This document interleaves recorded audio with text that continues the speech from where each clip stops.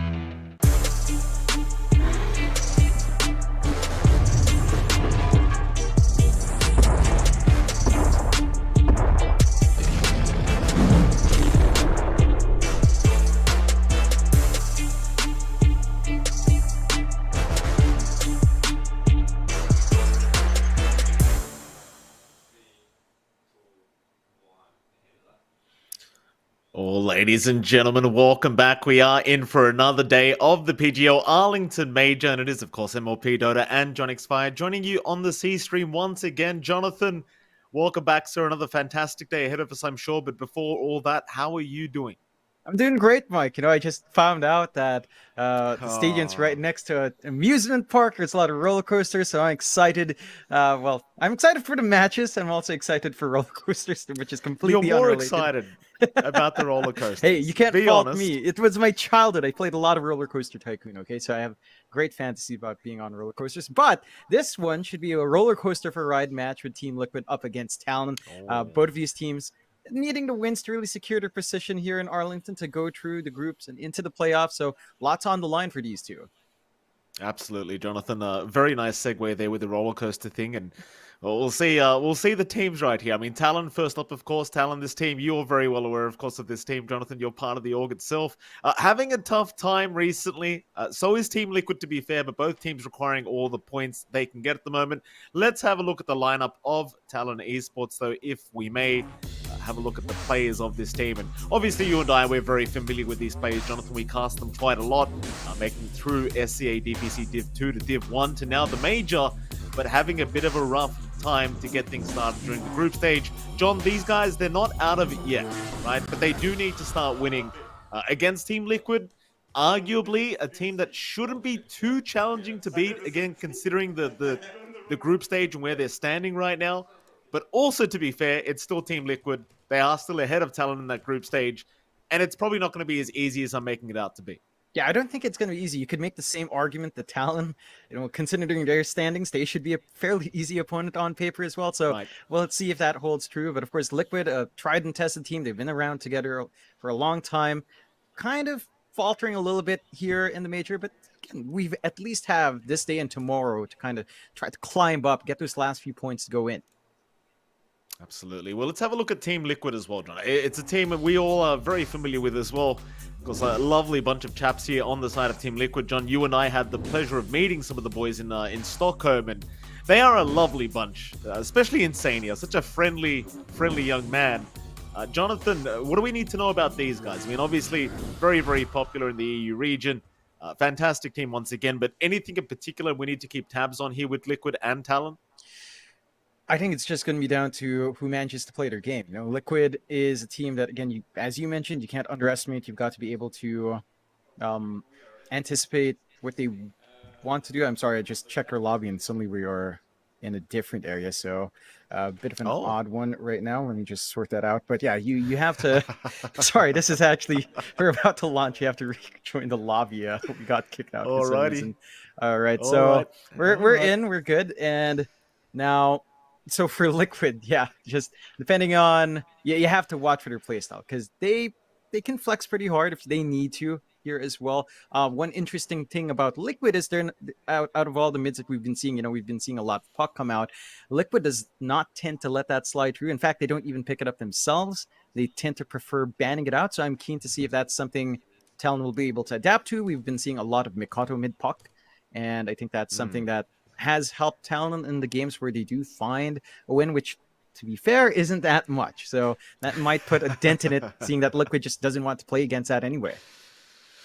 I find it kind of hilarious as well, Jonathan. You looked so panicked when we got switched to a different lobby. I mean, I know how you get if we can't cast those Talon games, Jonathan. You get very antsy straight off the bat. Just like, we got to get back to the lobby, Mike. Get back into that damn lobby. Yeah, Don't let them start the game. I was tabbed away. I don't generally stare at the lobby when we're all on camp. So I was like, I wonder how it's going. And it's like, this isn't what we're casting. And I was like, oops, have to switch out. But yeah, we should be getting into that game shortly. But this again should be a really good matchup. And I just go back to that point you said, Mike. Talon might be thinking Liquid's an easy opponent considering the standings. Liquid probably thinking the same thing with how Talon's standing, but I'm sure both sides not going to underestimate their opponents here. Well, again, these are high stakes games at this point, right? Like, you're on day 4 of the group stage, and no team so far has been knocked out. Like, there's no surefire knockout happening yet. So anyone is still in the running to make it through to the playoffs. Maybe you don't really have the greatest chance at upper bracket anymore, but you can still make it through to the lower bracket at the least. And I believe we are having a draft underway as we speak, so we should head over to that, see what the hell's going on here between these two teams. And we will, I'm sure, very, very, very soon. There we go. Draft is up. Team Liquid, they'll get started with the Brewmaster band straight away. Surprise, surprise against KP. They'll already get rid of the Dawnbreaker as well. And Talon, they'll go back for the Lone Druid and Winter Wyvern ban-outs. Yeah, just preventing some of those pocket picks coming out from Liquid. The Winter Wyvern in general just has been very popular as well.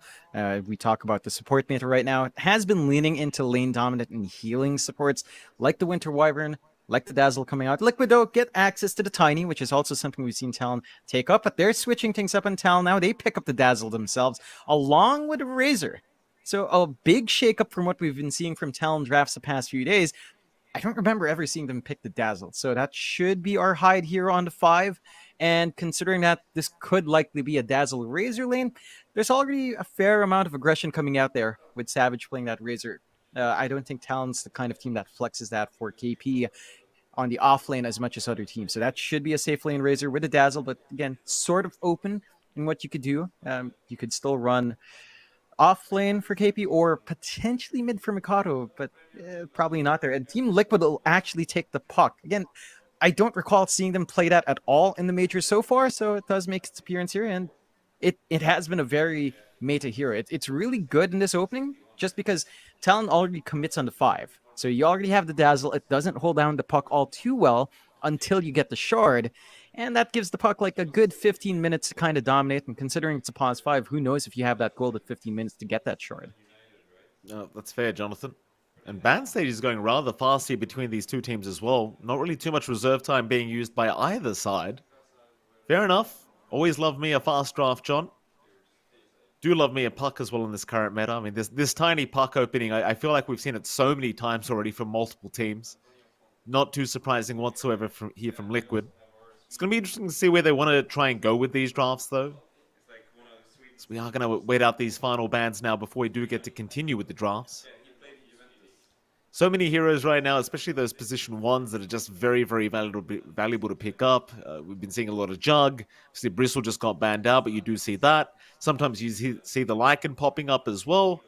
It really depends on what you can kind of get away with here with these drafts, as we are going to see the Ember also being removed here from Team Liquid.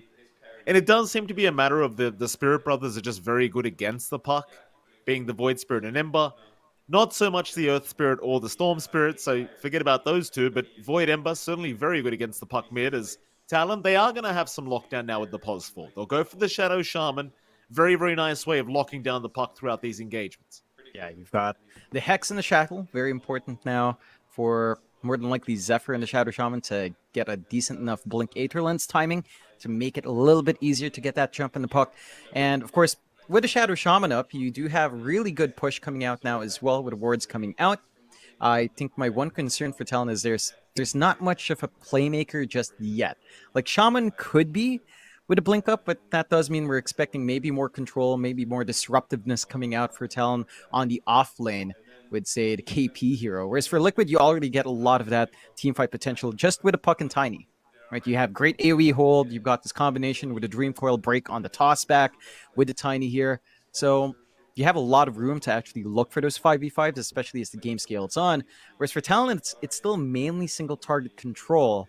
And that is still something Liquid can exploit. And they will kind of exploit it now with the Nature's Prophet pickup as well. So they've got a lot of presence of their own. Early teleportation shenanigans are online. And even the Phoenix coming out. Well, so you have that additional sustain with the Sunray. You've got that team fight combo with Dream Coil Egg. And if you manage to position that just right, it might be really awkward for Talon to find a way to break that Phoenix Egg. Certainly so. Not really much in the way of dealing with the egg whatsoever here this game for Talon. Not quite yet anyway. Fourth pickup though, they might be able to change that right here and now. Talon will finally start using some reserve time for this fourth pickup.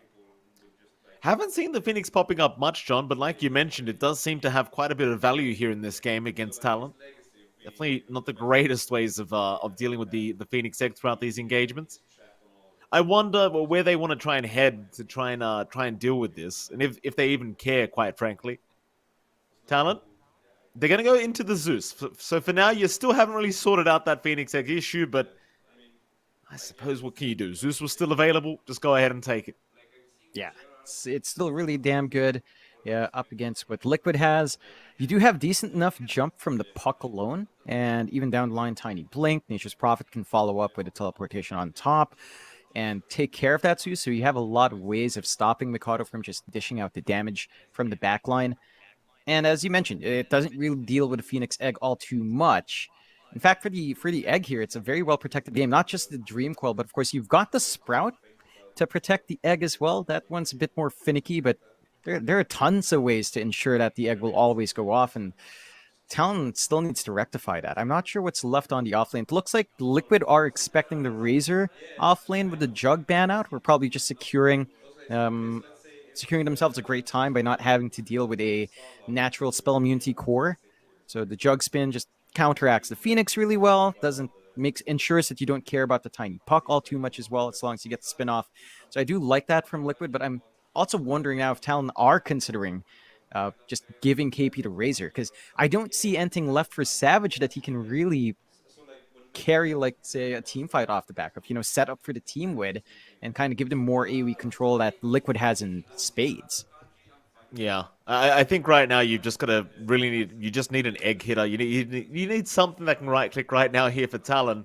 I was going to kind of say Jug's probably the way to go here for Talon, but it was banned out by Liquid. Liquid final pickup here now. They will have a think about it. Their own position 1 yet to be picked up here from Matumba. Unless they want to go like Parfoot, which is also still there if you do. We'll see what Liquid do want to do here. They are going to go into the Lycan. All right, so looking for a fast game here against Talon. And that's a great Lycan pick, John. There's really not much in the way of wave clear here for the side of Talon, and it feels like there's just too much to focus on now. Like, do you focus on the egg? Do you worry about the Prophet? Do you worry about the Puck? Or do you worry about the Lycan? Like, there's just too many things going on throughout this team fight. And Talon, they don't have the lockdown for this Lycan at all. They don't have the wave clear. It's looking like a rough game already. Mars. They have access to Mars here for KP if they want, and that is a great way to get everything. Wave clear out with the Spear and God's Rebuke. Arena to kind of hold the Lycan from running around. And it does give some much-needed team fight, at least pinning 2 heroes down with the Spear with the Ag shard up. So you do have room for a KP Mars coming out. It lanes pretty damn well with a Shadow Shaman here as well. Chaclet's the setup, Hex to follow up. You can find some early kills. They will go with the 23 Savage Bloodseeker, so they will give it a Razor to KP.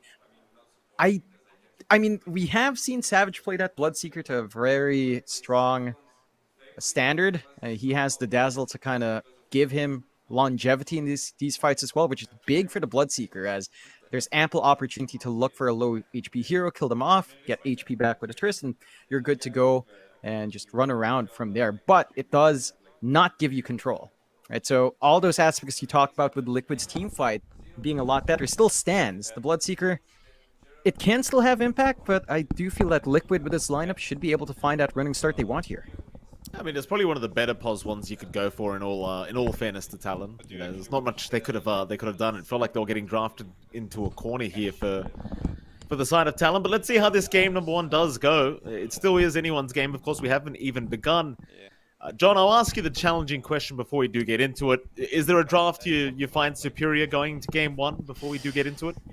I'd actually say Liquid does have the slightly better draft. It's much easier to execute. It comes online a hell lot quicker in comparison to Talon. They've got a lot of ways of dealing with that pesky Zeus of Mikoto. Really good jump from the puck. Even a Phoenix can dive in. The NP can teleport on top from Matumba. So you have tons of way to ensure the Zeus doesn't have a game. And it feels like for Talon, if the Zeus doesn't have a game, you can't really expect much from a Razor Bloodseeker in the first 15 minutes to set the plays out, right? Like, it's a Razor. It needs a BKB. Even with the BKB, there's still enough damage on Liquid to just eat right through him. You have pretty good physical damage from at least 2 of your cores, so Static Link 1, the other one is free to hit. And the Bloodseeker takes a ton of items to really get online. Talking Maelstrom, BKB, Shard Up. So the early timing for Liquid just feels a lot better. And I think if they can find a strong start from their lanes, it shouldn't take them too much to take objectives and really shut down the map from Talon. I mean, I do agree with you on that, John. I feel like Liquid came out with a substantially better draft this game number 1 here, but we'll see how it all does pan out. That Lycan does scare me here for Talon. I mean, it really doesn't feel like they have the greatest ways of dealing with it, especially once you've got the Helm of the Overlord up. Sure, you can rupture the Lycan, but that's only one kind of solution to one problem, and even then, he might just stand there and man-fight through it. Let's see how it all pans out. Game 1, again, both teams do need the points quite desperately here in these group stages before they come to an end, as both teams are in the danger zone of the group stages, currently in the red. Certainly looking for those points to try and move their way up while they still can. Otherwise, they might have to be making a very early trip to the airport, John, and that's never fun. Still, Talon, they'll group up as 5. Liquid, pretty split up here, not looking for a level 1 team fight. It seems like Talon maybe just want to make sure they don't get caught out here by Liquid. Doesn't seem like they're going to smoke up and try to make any form of a play, just try to secure their own bounty runes here on the bottom side. So I highly doubt there's a level 1 team fight to break out, at the least. 30 seconds.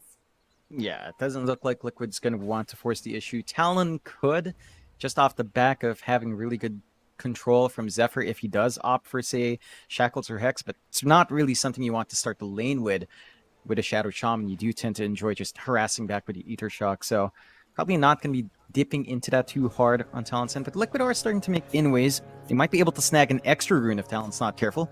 See what they can get done. Okay, Jax, battle start. Keep an eye Talon, out for an easy mark. they will zone them out, so it should be a 2-for-2 trade here. A nice even start between the two teams. We'll get started with that top lane as well. You're going to have the Prophet there by Matumba Man, the POS 1 Prophet, along with Boxy. And that support Tiny, and they'll be against KP. That offlane Razor. And of course, you're going to have the support of Zephyr coming in as well. John, it's not the easiest lane in the world here for Talon, right? Like, you want to go for static links on the Prophet, but, you know, generally speaking, chances are you probably aren't going to be able to get within range. Maybe if Zephyr can lock them down nicely with a Shackles or a Hex setup, you could probably go after Boxy. But chances are Liquid, I feel like, should have the advantage going into this top lane. Yeah, they're going to have a pretty good time. It's going to take maybe level 3 for Talon to have some playback, and you can just see Matumba being very effective with the zoning from the Treants, ensuring that they chase Zephyr away, not give him an opportunity to trade right clicks where the Shadow Shaman will shine. And Matumba is just free to CS. He's just free to farm up. He's got that early Blightstone on Nature's Prophet to get some really good harass on. Razor not a high armor here to start off with. So every single time, Matumba should just be able to find more. Zephyr just going for the pull, but Boxy's also not making that easy, just intercepting, and the creep wave just meets down the jungle side anyway. It does.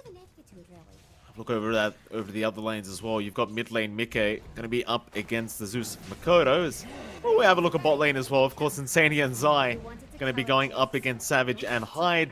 The Bloodseeker shouldn't really struggle too much here, John. What I could get concerned about here is whether Zai is going to be able to farm too quickly on the Lycan. Again, that Helm of the Overlord timing, it is quite devastating to have to try and go up against, and I highly doubt they're able to slow Zai down too much either. Yeah, it should be a fairly even farming lane, and that does feel better for Liquid overall. Sure, you will enjoy a fast timing on Savage, but the Lycan with it early, even just the Dominator in this game, is going to be substantial. You just have nothing to eat through that creep, as you do in some other drafts up top, though. Yeah, Zephyr copping a fair bit of damage here as Boxy does successfully land the tree throw, but Zephyr, TP out, Boxy's not going to be able to find him. Doesn't try to look through the tree line. It's just a bit too late, so the TP is successful. He's going to leave KP alone up at this top lane, and he's still doing just fine on the Razor anyway. No real stress for him. Yeah, just getting that build up, and so far no first blood early on. Gonna take a peek at that mid as well, which you do have Mikado on the Zeus and Mike on that Puck going a little bit back and forth. Mike is having a much better time. He's actually going way into the Waning Rift, of course. Every single time he has an angle to jump onto Mikado, you do get a lot of harassment off. Like the Zeus, Heavenly Jump in the laning phase, pretty long cooldown. Mika has a lot of room to just get aggressive there. And Mikado does have really good right click, but Mika has been very disciplined in staying back. So much more even start, but also somewhat favoring Mika just by a slight amount.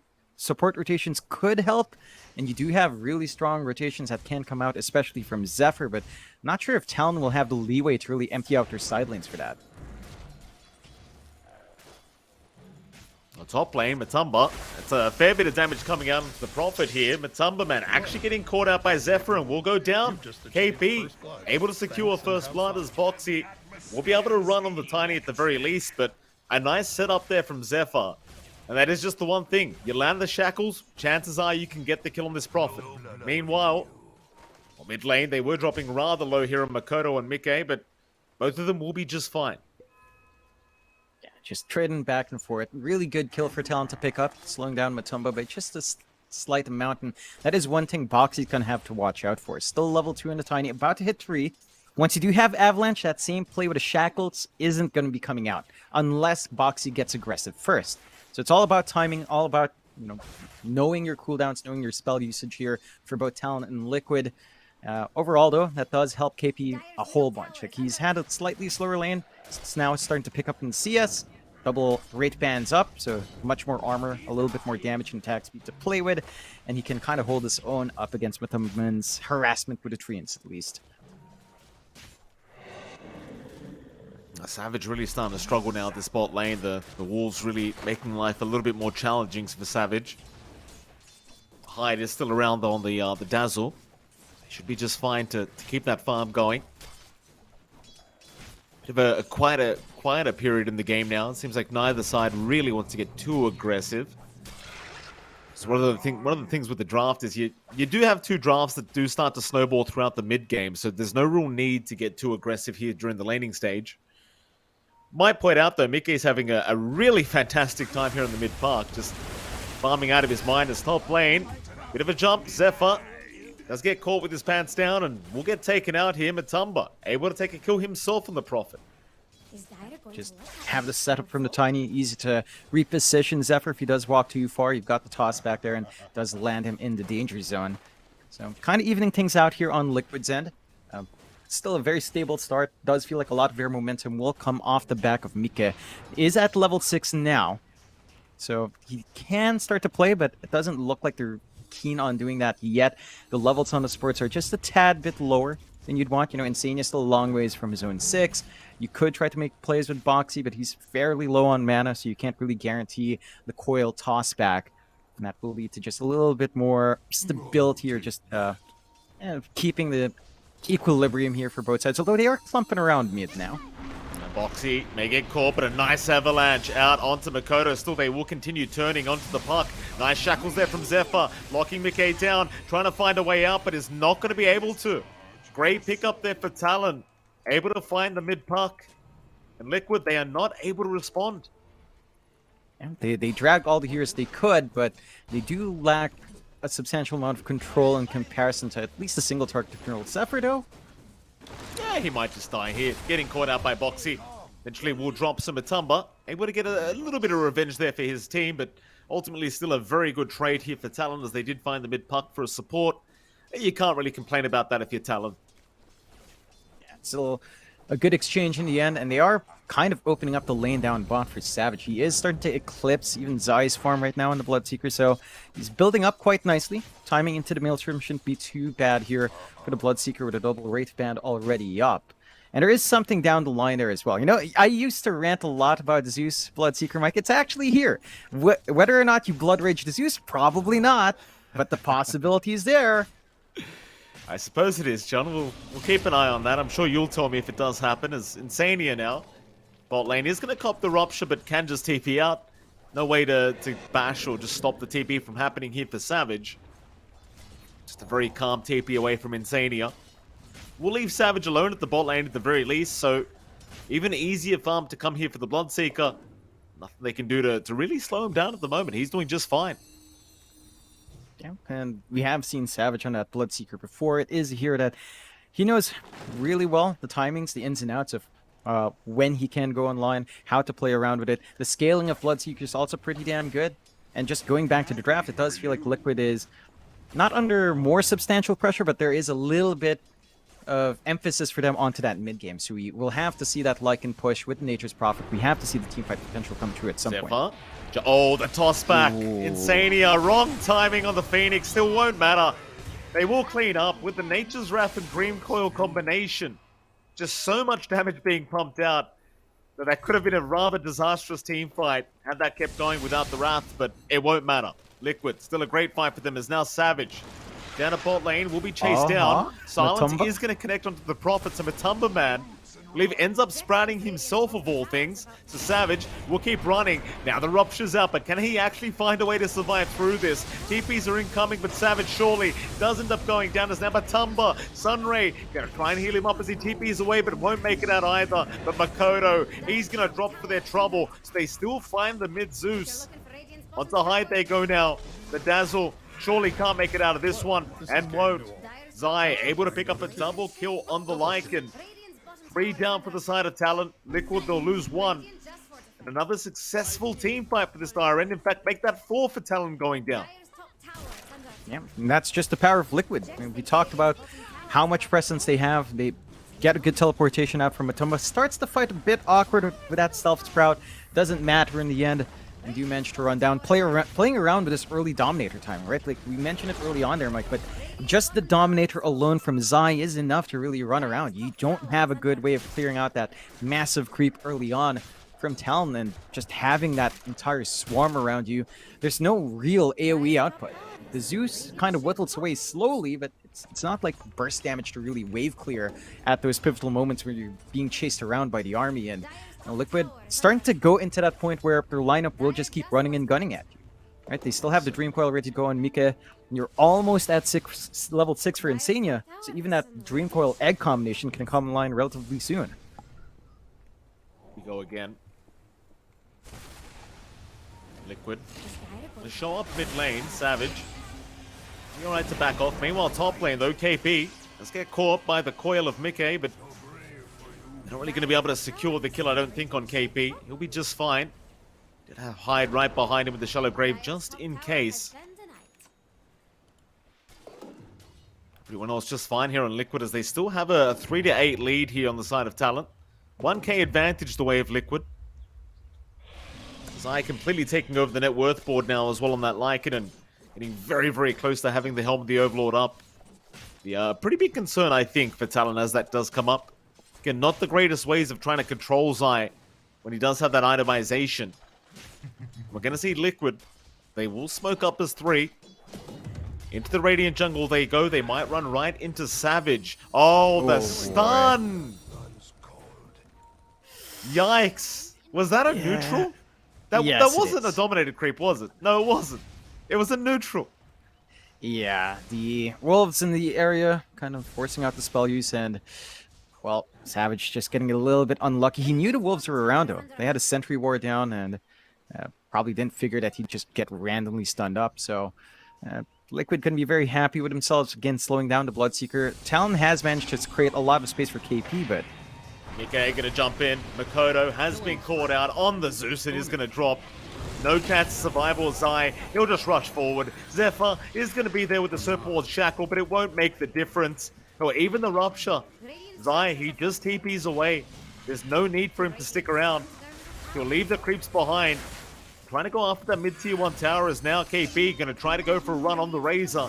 Mickey will be there to follow him down. Bloodbright might help him out a little bit, but KP still in massive, massive trouble as Mickey not backing off.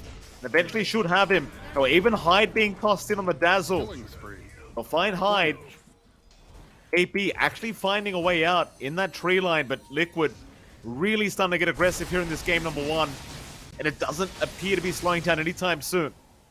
No, Talon just has no bite back here. I mean, they have 2 supports that aren't the most aggressive, at least until you get that Shadow Shaman blink up, and Zephyr's still a long way from it, and you don't really have any big playmakers on your cores. So you're just going to have to play passively here on Talon, try to get the farm up.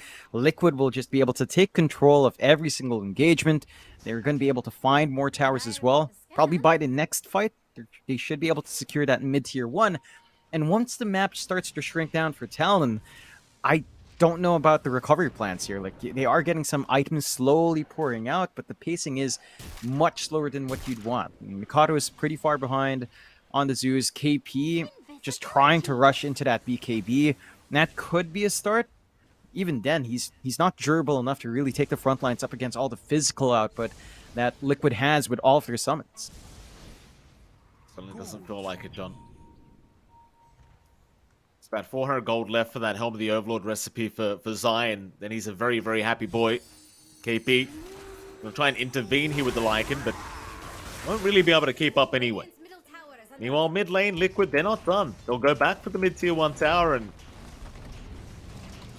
Talon, they aren't going to be able to defend. All they can do is throw the blood right down and hope for the best, but Liquid, they will just stick by, secure the tier 1, and now just smoke up towards the top lane through the river.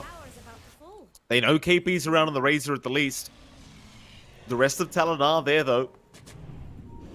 Apart from Makoto, who's hanging around mid lane, Liquid, they'll have their smoke broken by Hyde, but they will catch out the Dazzle eventually.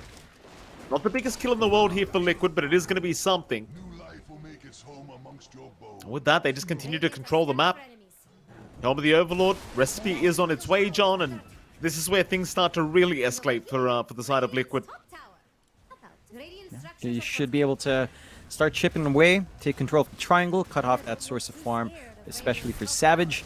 And Talon, the map is just shrinking. They don't have the tools to fight back yet. I mean, this Maelstrom coming out for Savage is going to be nice for some wave clear on hand, but he's going to need a BKB. KP, still 2 parts away from BKB as well, very far off. And Mikado is not even able to play around the burst potential he has. Like, he's got the Kaio up. They haven't been able to play aggressive off the back of the Zeus, because really, what are you playing aggressive off the back of? Liquid, straight into the Roche, not going to take them too long with her lineup to clear out that objective. And with the Aegis up and running for Liquid's end, it shouldn't be a problem to start finding these tier 2s. Absolutely not. A very nice, easy time here for Liquid. Aegis up on Mickey. Make sure the puck is going to remain just fine here in this game. A 6k advantage now the way of Liquid. But nothing really in the way of stopping them right now. They're just onto a very nice pace, and it's up to Talon to find a way to slow down the tempo of Liquid now, but it just starts to feel like it's getting a little bit too late for that. It doesn't feel like they're ready to really fight back either. Just a huge problem here for Talon. Liquid, 4-man smoke up. Into the Radiant jungle they go. Zephyr really the only one showing down a bot lane in just a moment, so not the greatest kill Liquid can go for, but they might just take the Zephyr kill and move into that bottom tier 2 tower. That they will. Boxy is going to show up. They know Zephyr's in the tree line somewhere. Avalanche, though, is off the mark, so Zephyr still running. Hex is out on Mickey now as well. They'll still make the jump in, however, and eventually they should be able to get him. No problem. Zephyr is going to drop. That tier 2 tower into the outpost is now upon us for Liquid. Should be a straightforward push. Siege creep up here for Liquid as well. Talon just trying to get what they can elsewhere on the map. Mikado shoving in top, and KP just kind of playing that triangle, trying to work for those initial items. It's still a long ways off though. Like, again, these intermediate items are good, but without the BKBs, there's just no play here. Oh, Savage. Oh boy, they'll surround Savage, they'll try to find the coil, and they do. Just barely on the mark is there from Mickey, as they do silence him up as well. Shallow Grave gonna buy a bit of time. Can they cancel the TP? Yeah, they certainly can. Boxy was there with the Avalanche. Absolutely no problem here for Liquid. It's now an 8k advantage, and the golds, I mean, it just keeps going up, this net worth advantage. It's not going to be slowing down anytime soon, as Liquid, they might start pressuring the mid-tier 2 tower. There's just nothing to stop them. They've got everything they could ask for. Talon just aren't ready to fight. They have wave clear, of course, but again, it's slow chipping away sort of wave clear. It's not instant burst down on a creep wave. Forced to use the Fortify on the tier 2. Gonna open a path onto the high ground if Liquid feels adventurous enough. They will moderate their pace though. They could find a nice pick off onto Zephyr. Here we go again, Zephyr. He's gonna try for a TP play out, but no, it won't make it. Nature's Wrath is there. This little all there from Matumba to pop the ulti. Oh, even Makoto topside isn't really safe. Boxy's on the hunt here on the Tiny. He's hoping that Makoto shows up on the Zeus. He won't though. That's eventually, but it's all too late. Boxy's already committed the combo, though Matumba is going to TP in. Again, no way to cancel the TP, however. Even if they saw him, he didn't really have Avalanche available, so Makoto going to be just fine to get himself out of there.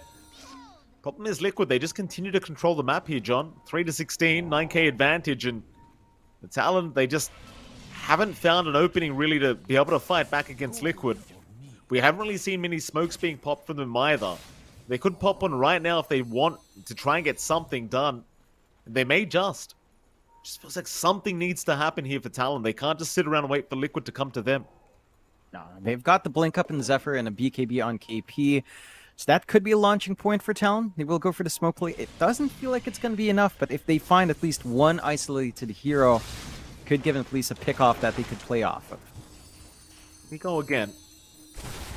Treants are going to be spawned up here by Matumba, and that'll be the mid-tier 2 tower to go down for free, basically, as well, TPs are there from Savage, but again, you just don't have anyone to really initiate. No lockdown. You're so reliant on Zephyr to be able to make it happen on the Shaman. Rupture is there now. They have found Boxy on the Tiny. Sunray is going to protect him, however.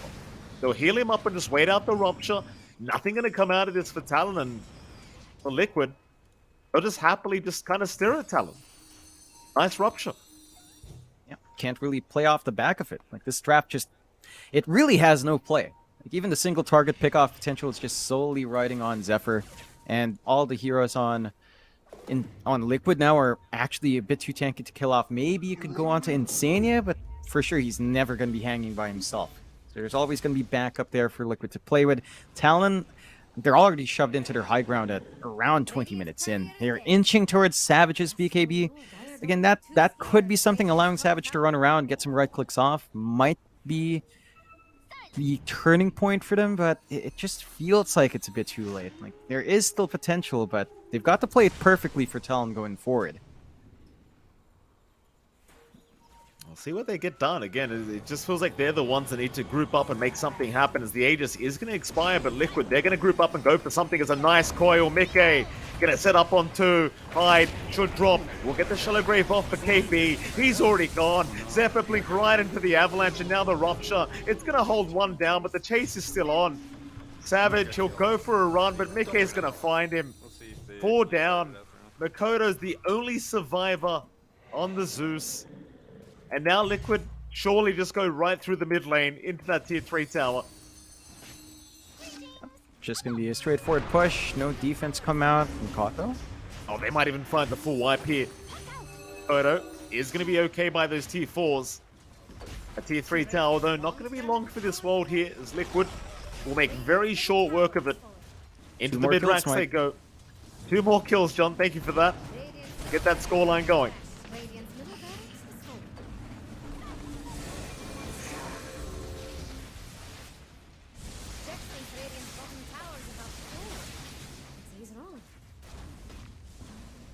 Play it safe on Liquid. Take the mid, back off. They've got a massive lead. They don't really need to overcommit on their side anymore. BKB for Savage still a million miles away, feels like. BKB and KP hasn't really done them too many favors here as well. even Mikado hasn't had too much impact. Like, he tends to be the player that does set momentum for Talon, but what momentum can you really set with a Zeus without any sort of play backup? Unless, again, Zephyr just goes insane, gets a good Shackled's Hex off, and then you just kind of pick off with Thunder God's Wrath from there, but Liquid are just not giving any openings. They just control the map, keep farming up. They've got really good wards watching anywhere Talon might want to go to farm, and they've got a million sentries to watch around as well. Whereas Talon, they don't have vision, they don't have map control, they're just being starved out. So we'll see if their high ground hold can go any smoother with a full lineup there, but Liquid could just wait out next Roche, take the Aegis, and then just rinse and repeat. I mean, Talon backs against the wall, just trying to find a line at the end of the tunnel, but even Dota Plus has almost given up here, John. Only 2% for Talon in terms of win probability here against Liquid. I'm kind of thinking maybe 100% at this rate, but it is Dota 2, you never know. AC up now on Zai, so you've got even more attack speed and armor going on here for Liquid, and things get even more challenging in the way of trying to take anyone down from this dire team. Even the pipe coming out now from Insania, it just feels like nobody's going to die here for Liquid, and Talon, they're just stuck in their base right now. Just feels very lost from them. It's a matter of what they can get done on the map, but they don't feel safe to go low ground at the moment. It's a very tough position. You certainly can't make a comeback if you can't find any farm, that's for sure. It's incredibly difficult. Yeah, at this point, you're kind of just hoping Liquid missteps somehow. But considering how they've been playing this entire game, I don't see Talon finding that opportunity. Still holding on, trying to build up. BKB up on Savage. So with the BKB on Savage and KP, you at least have two heroes that can run in. But considering, again, just how durable Liquid is and how not durable Talon is, it's still not enough. Like, they are just going to outlast your damage here. Okay, gonna move in. Savage. Bit of damage there, but just a bit of a warning shot here by Mickey is now gonna back off. AP. Chop there for a moment. Just not feeling confident. And the puck just very, very confident to keep moving around. Just understanding they can't actually catch him without Zephyr. Zephyr has not been very successful this game at catching anyone. It's Liquid. Yeah, it just seemed to be working onto the Eye of Scarly from a Tumber Man. I suppose once you have that up, you just kind of go as a team again. Not really much in the way of stopping him. He's got complete free farm right now. Liquid, they're just going to take their time. There's just no need to rush this. They've borderline got this one in the bag. They just don't need to, just don't make any mistakes. Pretty much. And again, they've been playing really well, so they're not giving any openings to Talon. They're not getting too aggressive. They're not going in one by one. They're going for a smoke play now. Oh, right into the high ground. They are going to find the Tiny. They find something. Nikkei, they're going to jump in with a nice stream coil on Boxy. He gets the avalanche off. Finally tying though, but the egg is down. Still Savage is going to be able to take care of it. Rupture is there as well on the Tumberman to try and stop the fight from ongoing. As Zai just going to rush them down the Lycan. Nikkei, meanwhile, finds KP on the Razor. Still a decent fight for Talon, all things being said and done, but it's not over yet. Mickey's back in. Onto height he goes. He'll even find Zephyr. Triple kill for the puck. Onto the T3 top tower they go. A great start for the fight, John, but eventually this puck just cleans up. Yeah, they really just lack hard lockdown. It's all down to Zephyr, and once Zephyr's out of the picture, you have free reign on everyone on Liquid to just run around. GG. They call the GG on Talon's end. Liquid play a very clean game, and Talon, well, their chances of staying in Major are starting to grow grim. Liquid just one win away of probably eclipsing them and just staying in. And Talon going to have to put everything they have into that second game. But Liquid, just phenomenal plays, really good draft coming out. They had a great idea of what they wanted to do in this game. They go with the Lycan and the Nature's Prophet. Really strong push, great team fight, along with a Phoenix pickup in the puck. All their lanes went pretty damn well. And Talon, in the draft, like I thought they'd go with a Savage Razor and just pick like a Mars for KP. If they had something that could play, if they had more control outside of just Zephyr's Shadow Shaman, maybe you could do something. Right. And it certainly felt like they were locked down. Yeah, they just couldn't do anything. And I know it's like I don't know. It's a pretty messy draft. Liquid again play extremely well. Talon, they're gonna have to go back to the drawing board. Goodness me, about to sneeze. Anyway, with that, Jonathan, we are going to head off to a very short break. And right after that break, we'll be back with Game 2's draft here between Talon and Team Liquid. We'll see you then.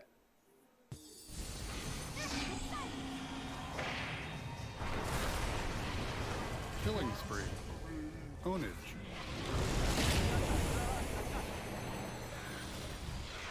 Onage.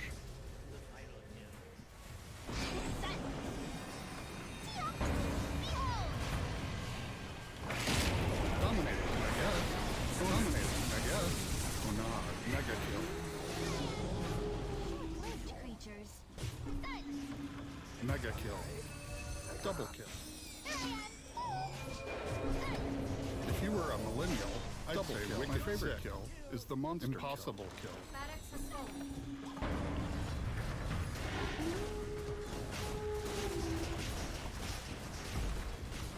Goodbye, Radiant.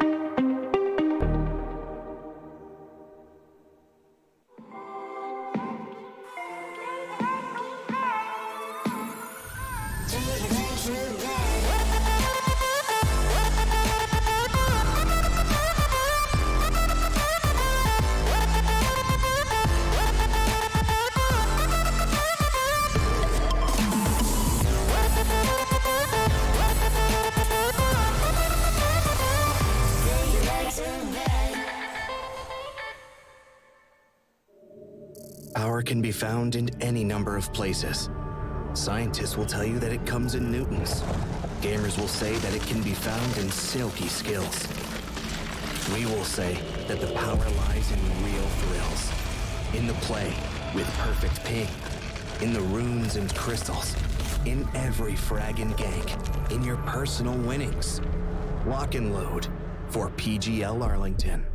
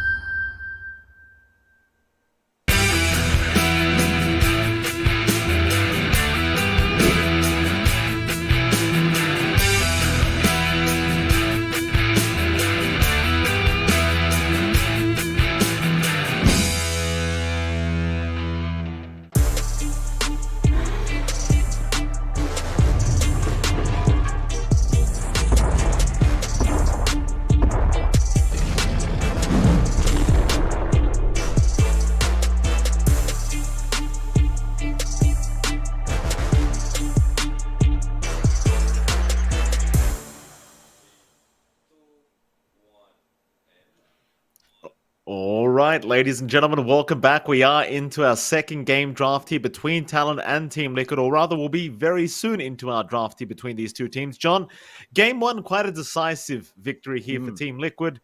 Didn't really seem like they struggled. I think you and I both agree that perhaps the drafts is kind of what got Talon in a little bit of trouble there for game number one. What do you think they need to do differently going into game number two to put up a bit more of a fight here against Liquid? Yeah, I think they need to have a little bit more play. They start off strong, they first pick the Razor, and then they end up just giving it to KP, giving Savage his Bloodseeker, which, again, in theory was a decent game for it. You had Bloodseeker Dazzle combo. Theoretically, you could Shallow Grave and just live through any engagements. Didn't quite happen. Talon just lost out so much in the laning phase. Liquid play a near-perfect game, just executing from the laning phase into their mid-game timings, into that early game timing of their lineup, and Talon didn't have much ways of punishing. If it's looking at the draft, it's really just down to the fact that you only had Zephyr that you could play with. Like Mikado couldn't play. He's playing a Zeus. He's just supposed to sit back and do damage. You had a Bloodseeker that needs a lot of items to be sustainable in the front line.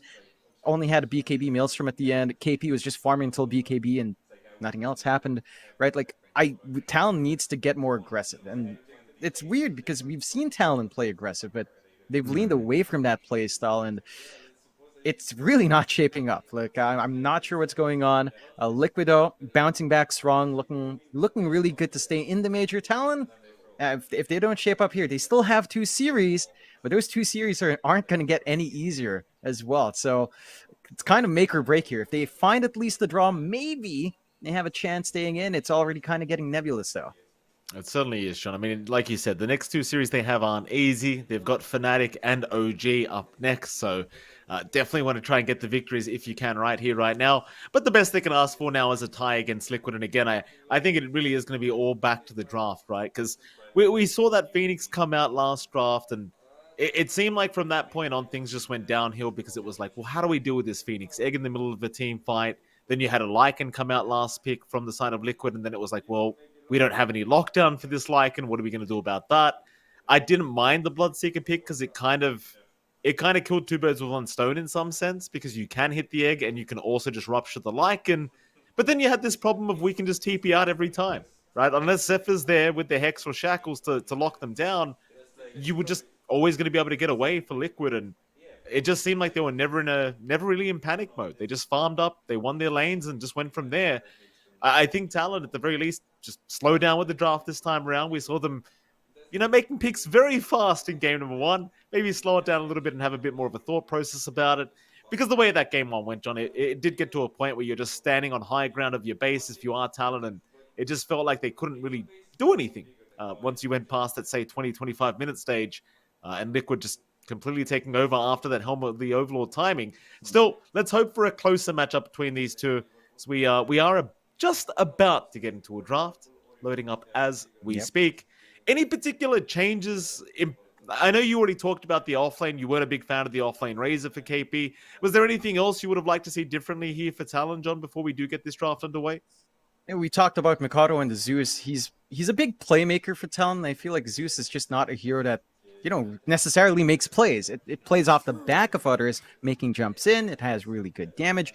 Mikado held his lane fairly well against Mika, but it just didn't give him opportunities to try to turn that game. And I think having a more active hero for Mikado might be one change necessary here for Talon. We'll see if they adjust. Liquid again, same bans. Feels like up against Talon, you just ban the same heroes anyway. It's just Dawnbreaker, Brewmaster, or Brewmaster and Death Prophet for KP. And once you eliminate that, the offlane is almost sort of managed here as well. We'll see if it is going to be an issue for Talon. Again, they first phase pick KP's here really fast. Like that Razor came out. Again, probably trying to flex it, but ended up just giving it to the offlane.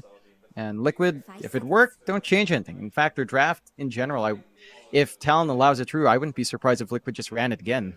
Tiny once more for Boxy, had a great lane, had a lot of impact. He was just all over the place on that hero. Absolutely. Well, there's your puck out from Talon this time around. So giving Makota the puck into the Chen pickup. All right. So maybe giving Hyde that Chen, see how that ends up going for Talon. Something a little bit different. We have seen Chen being picked up here and there, John, and it does prove to be very potent in the right hands, but also one of those heroes where if you get off to a bad start, it kind of just doesn't do anything. So we'll have to wait and see if they can kind of snowball with this Chen going into this game number 2. Team Liquid, how do they want to respond? I mean, you have heroes like the Razor, like the Viper still in the pool. If you wanted to go down those kind of routes here for Liquid. Yeah, still available. Chen can be annoying. I'm keen to see what Talon plan with it. Again, as you mentioned, that should be the Hyde hero on the 5. For Liquid, I mean, the sustain, the creep armor can be annoying. The Tiny kind of punishes that decently enough. Not amazingly, but even on the support, you do have some good damage to deal with creep army.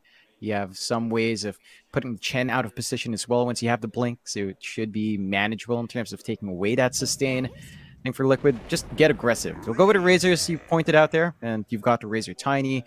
Can work really strong in a dual lane. You have some flex here, giving it to Zai or onto Matumba as well, so it's fairly open as to what you want to achieve with it. And for Talon, that does cut off a lot of Savage heroes. The Bloodseeker is not going to feel great into Razor.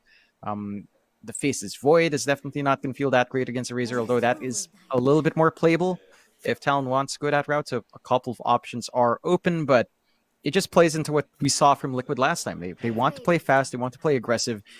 Razor, especially from Pause 1, doesn't take too much to get online. We did see KP play it last game, but he had a really slow BKB timing. If Liquid secures that early start, you get the BKB, you're not going to have a problem here.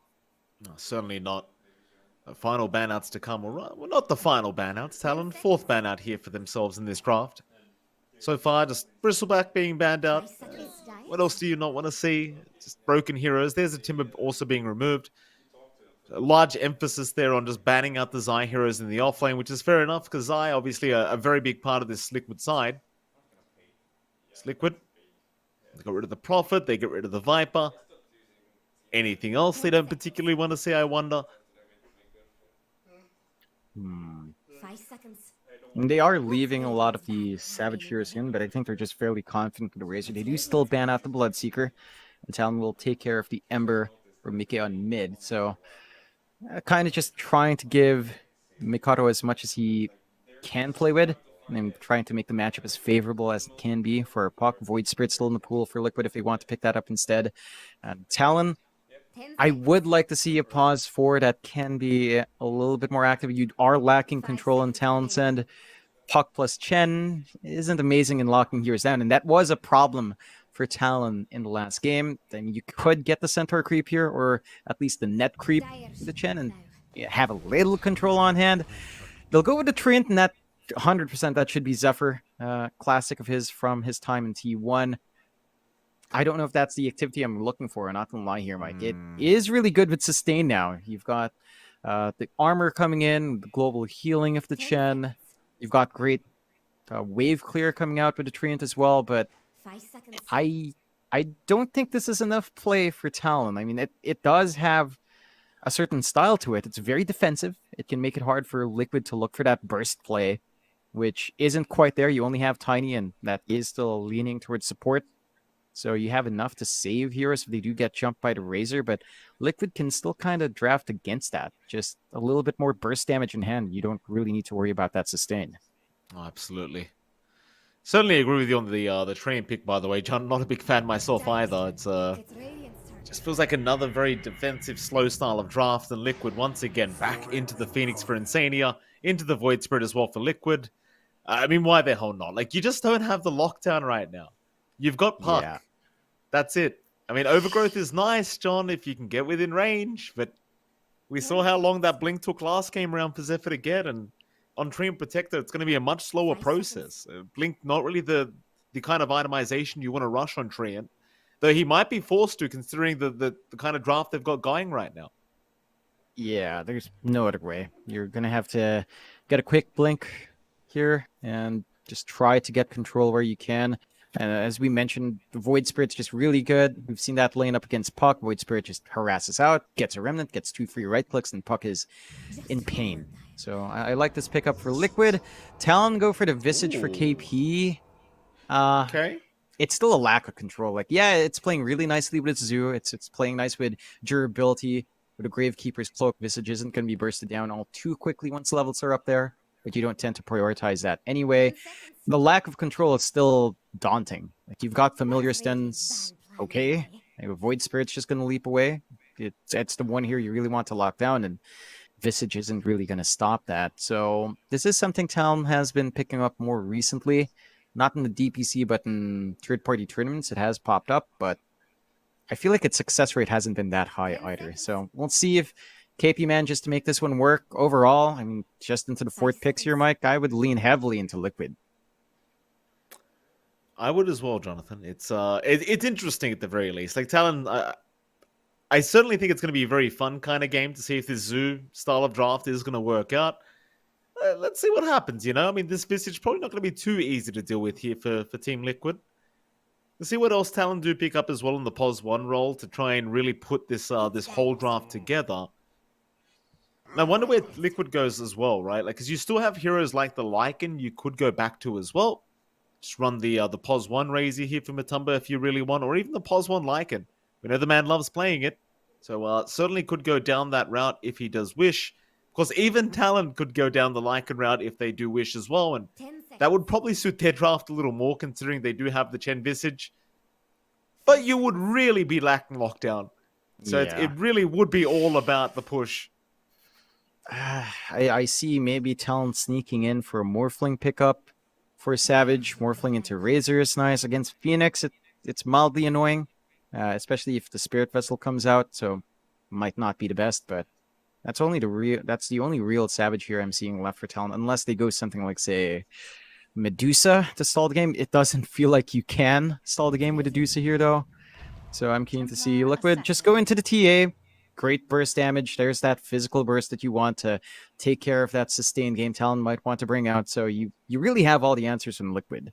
Your team fight's pretty good. They don't have the best hard lockdown.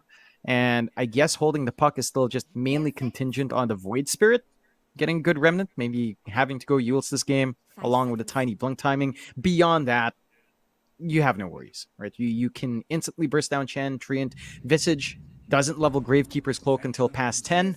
And Talon will go to the PL, so you do have a pretty hard to lock down core once more, which is where some of that lack of control can come through.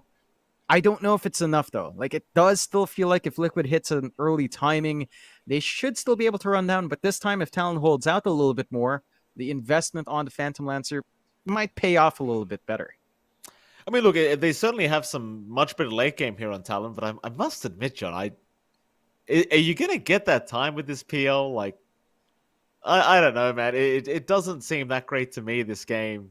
Like, Liquid still seem like they should be able to make the jump in and find Savage every single time. Let's see what happens. I mean, maybe I'm assuming too quickly here. Of course, Talon going for a very, very different style of draft, which I think is the right way to go.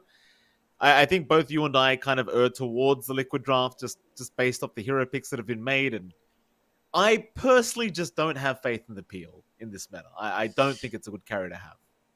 It's been picked up a little bit more in Arlington, to be fair, and it has found a little success, but not that much. In certain games, though, where you don't have illusion clear, it can be great. Right now, your illusion clear is mainly Mika.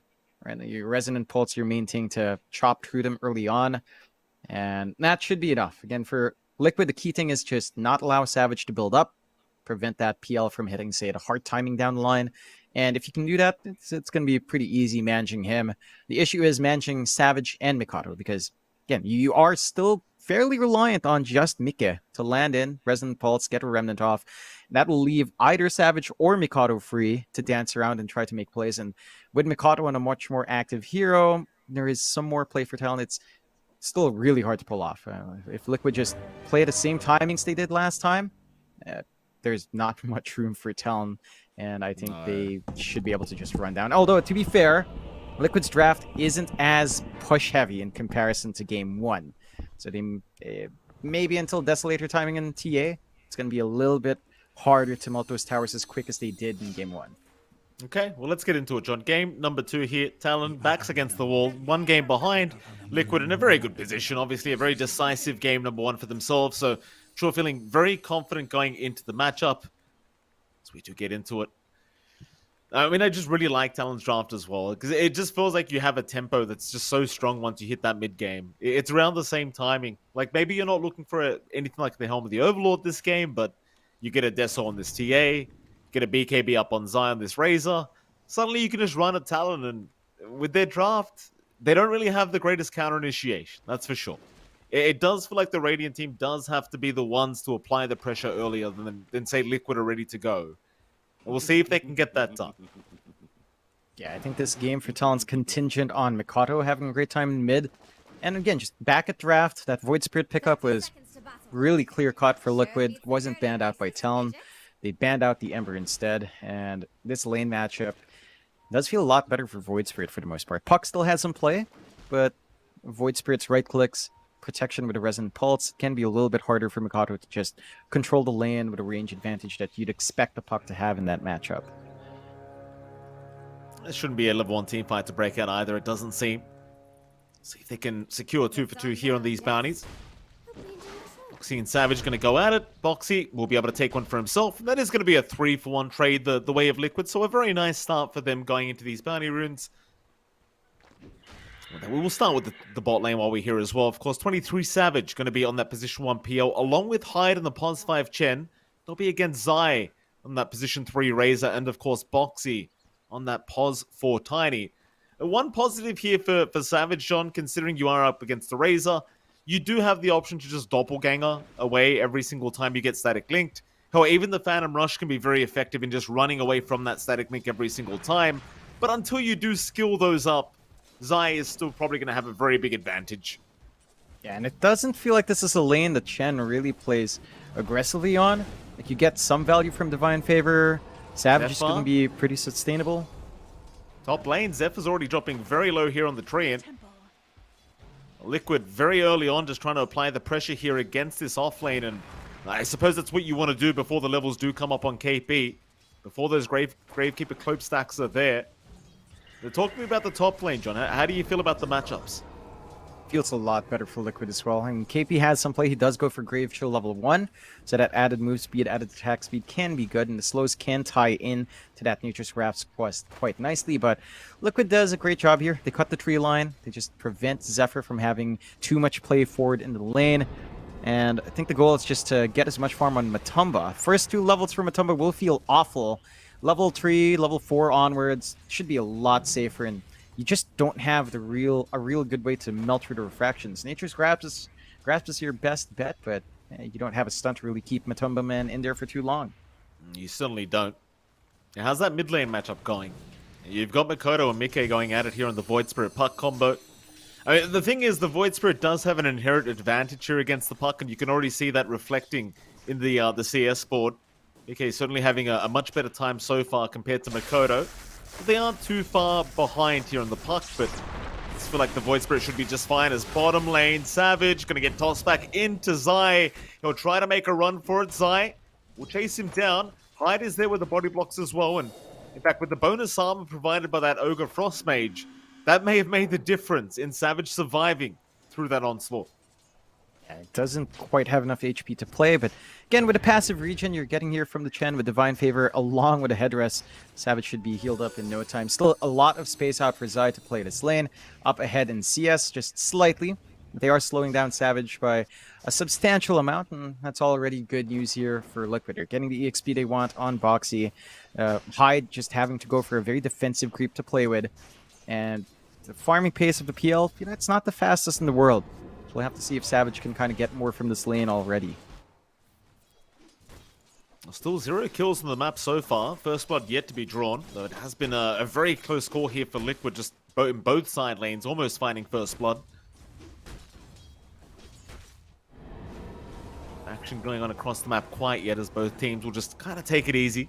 No rush necessary here from either side. And I do question how much impact this Chen's going to have this game, and I know you were kind of thinking the same thing throughout this drafting phase, and or Hyde. Maybe get caught out here by Boxy. Toss is available, but it doesn't seem like Boxy found the angle. In fact, yeah, just no angle. Too much of a creep wave around. They won't bother trying. Instead, Savage will now try to rush onto Zai. Get a bit of harassment out, but ultimately Liquid, again, going to be just fine. Not really flinching whatsoever.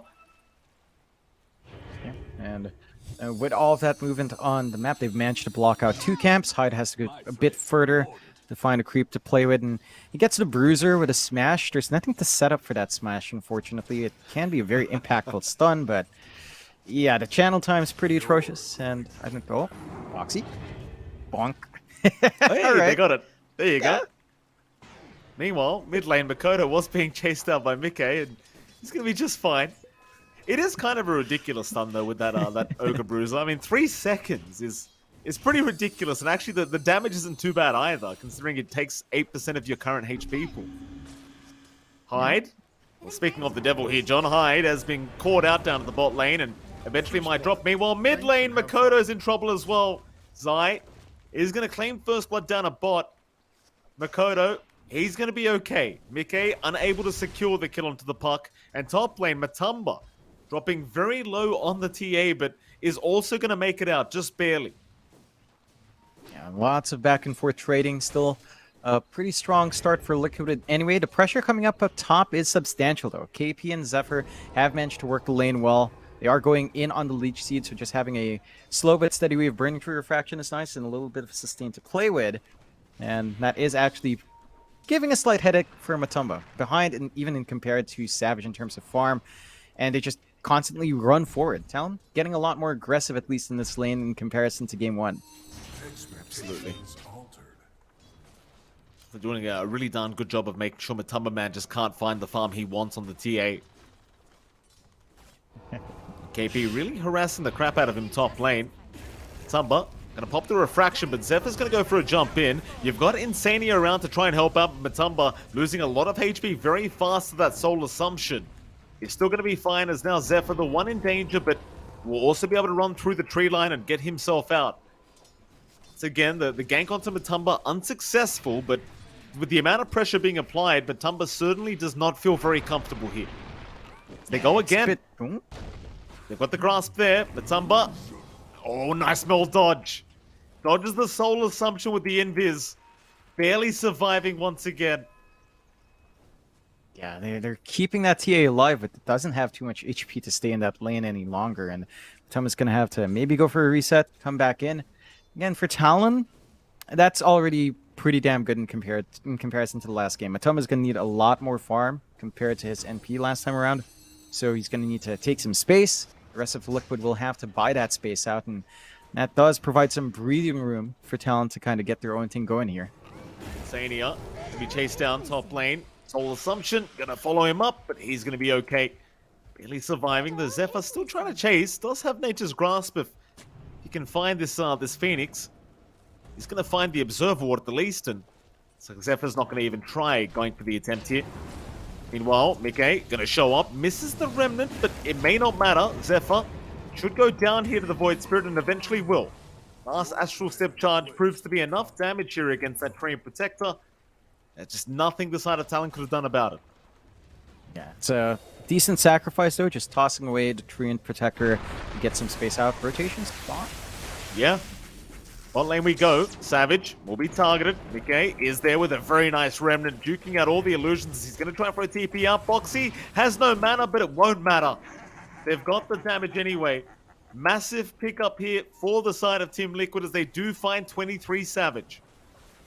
Yeah, and that's the kill they need. Savage was getting a little bit too much free space down bot. He's trying to go for the Midas here on the PL instead of rushing that defusal. And with that kill, that slows it down by a good amount. And Mikado jumps away, but okay. you see how aggressive Mika is willing to be on this Void Spirit in comparison. Mikado's just been camping mid, just been farming, trying to work onto his power treads first, which isn't even up yet. And the impact of Mika is much more felt. In fact, he's just going again, looking to maybe make another play down bot. Zephyr is the one taking the lane. They aren't putting Savage in the firing line, so might not be the biggest kill in the world. And this is exactly where the Treant Protector shines, right? You just toss out the Nature's Grasp, get living armor on your tower, stall out the push, and sacrifice your life, buy space out, which is something Zephyr, again, very familiar with, considering how many Treant Protector games he's played in his lifetime. Absolutely. Trying to juke them out. The courier, they've gotten a bit of vision there on the train, but Zephyr's going to go to the right side, and he'll be okay. Just continues trying to protect the bot tier 1, but Zai not really going to back off. In fact, Zephyr, let's find a courier for himself while he's at as well. Gets the boxy courier. They still can't pick him off. He's fine. Yeah, they use that space well. They clear out the top tier 1 ahead of time here on Talon's end. So Liquid investing a lot of time and space down bot, but not quite finding anything. They might be able to find Hyde now. Well, they may. Okay.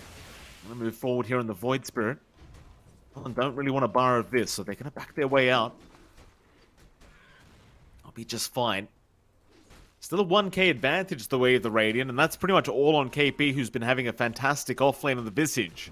So still happy days here for Talon, and a much more even game, I would argue, than say game 1 so far. Definitely good news for the Radiant side. My issue is that it does feel like Matumbaman is eventually going to be able to catch up on this TA and start to take over that farming game. He's already in the jungle getting that done as mid lane. Hyde will be chased down on the Chen and does drop as Mickey will get Dream called up. He does have Dissimulate available, but there's just so many heroes around him, and eventually he might just get taken down as Savage. Does move in and does get the job done. Boxy will go for a run as well. Insania will back him up, and they're going to be just fine to get the Tiny out, but a pretty decent fight breaking out here for Talon mid lane. Yeah, they find their first kill of the game. Takes a while to get that going, but they find it onto Mika. Probably one of the better heroes to get that on next to Matumba. And you are seeing a lot more impact from KP. Showing up on that Visage quite early on. He has his Vlad's offering up, so there's a little bit more damage and sustain coming out there as well. And for Liquid, this is boiling back to their own control issues. Like, outside of Mika initiating, until you get this blink on Boxy, Mikado is going to be able to dance around you, and he's always going to be able to back them up. It's not going to be easy to hold people down and get that damage off from Liquid's end until Mika is a little bit more protected or until Boxy has that blink, which is still a long ways off here for a Tiny. Oh, that it absolutely is. Boxy, a long way to go for that. The Talon will just keep that farm game going. No rush. They've got Savage on the PL. They want as much time as possible. And Savage actually went for the Midas build-up as well here on that Phantom Lancer, so really just trying to escalate in that net worth game as when out Talon. Group up, smoke is there. They'll head into that dire jungle. Even just checking the Roshan pit just in case. To the mid lane they go. Boxy, gonna break the smoke. Makoto should be able to find him. TPs are immediate from the side of Liquid, but it's only 3 versus 4. Boxy gonna get called up. They should be able to take him down, and will do so as now the Void Spirit also trapped up, and that's gonna force the egg out from Insania. Talon once again finding a nice pickoff for themselves as they will try to chip away into that mid-tier 1 tower. Liquid slowly defend. Without the coil, you don't have the greatest way of locking anyone down here on Liquid. But they'll continue the push, at least for now. Eventually, though, it's about time for them to back off, and that they will do. So Talon still should be pretty happy with that, I think. Yeah, they find something, not the biggest kill in the world. And Liquid actually still confident enough to go for their own smoke play with Boxy and Mike. They know where Savage is at. Zai's done a good job of just tracking Savage here. Although the juke... He's fine. For now, Zai still smells something as he is. Savage gonna double to the left side, but does get caught out. The Aether Remnant from Mike right on target. Nice game sense there from Zai to check the tree line, and obviously it pays off dividends here for the side of Liquid. Zai, top of the net worth board here for Liquid. And Talon, they're very focused on this mid-tier 1 tower once again. See, against the TA, it's very important you get this mid-tier 1 tower down. Makoto, he'll make the jump in on Insania. Does have a double damage rune, so it's going to take quite easy to get the kill on the Phoenix. Zai. What's up? They found the Gen hide. He is going to drop. Liquid still finding something for their trouble. But the chase is still going here for Zai on that Razor, but he's also going to be able to just make it out. They cannot take him down quite yet. KP's fine. They don't really have an angle for the toss back here, so Liquid seems like all they want to do is make sure this tier 1 mid tower does remain protected and continue buying Matumba as much space as possible. But now they're doing a good job of it. Talon, they just can't get close anymore. Nah, they've chipped away at it, still fairly healthy, less than half HP, but at a good point. And they've managed to buy Matumba so much space. Like, the TA is just not participating. Talon's not ganking the TA either. So Matumba is slowly but surely catching up to Savage, who, again, had to divert for the Midas here. So the timings for the TA should still line up. And again, Liquid's movement has been a lot more solid. Even though they're always being aggressed on mid, they're still finding the room to go for the smoke plays, and they will go for a smoke play now. But they will. Liquid ripping up as 3. Through the river they go. Oh, they might run into KP. The Visage, not an easy target to take down. They miss the Remnant, but it may not matter. They'll get through the Shroud and eventually just get through the kill. So even the Familiars not going to be safe here from Liquid. That's a very nice kill for them to be able to pick up, as KP, he was worth a decent amount of gold. And with that, Liquid will feel much more comfortable to maybe get a bit of chip damage onto the mid-tier 1, but no, maybe even force a fight. Talon, they are around. Never mind though, Liquid. It does seem like they might go for the mid-tier 1 tower a little bit more. Zephyr's going to be there to slow this down, but they'll try to chip away the best they can. Yeah.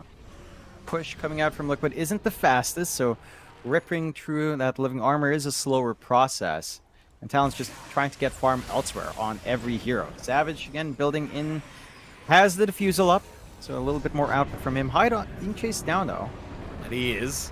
Meanwhile, Zephyr trying to go for the overgrowth. Not going to be able to get it off yet, but eventually does find it. Onto the Razor's Eye. He's worth a lot of gold, and he's going to drop. Savage cleaning up now as they find a second. Talon might even try to force Roshan here. And they will. And they've got the numbers for their own creep army coming out now.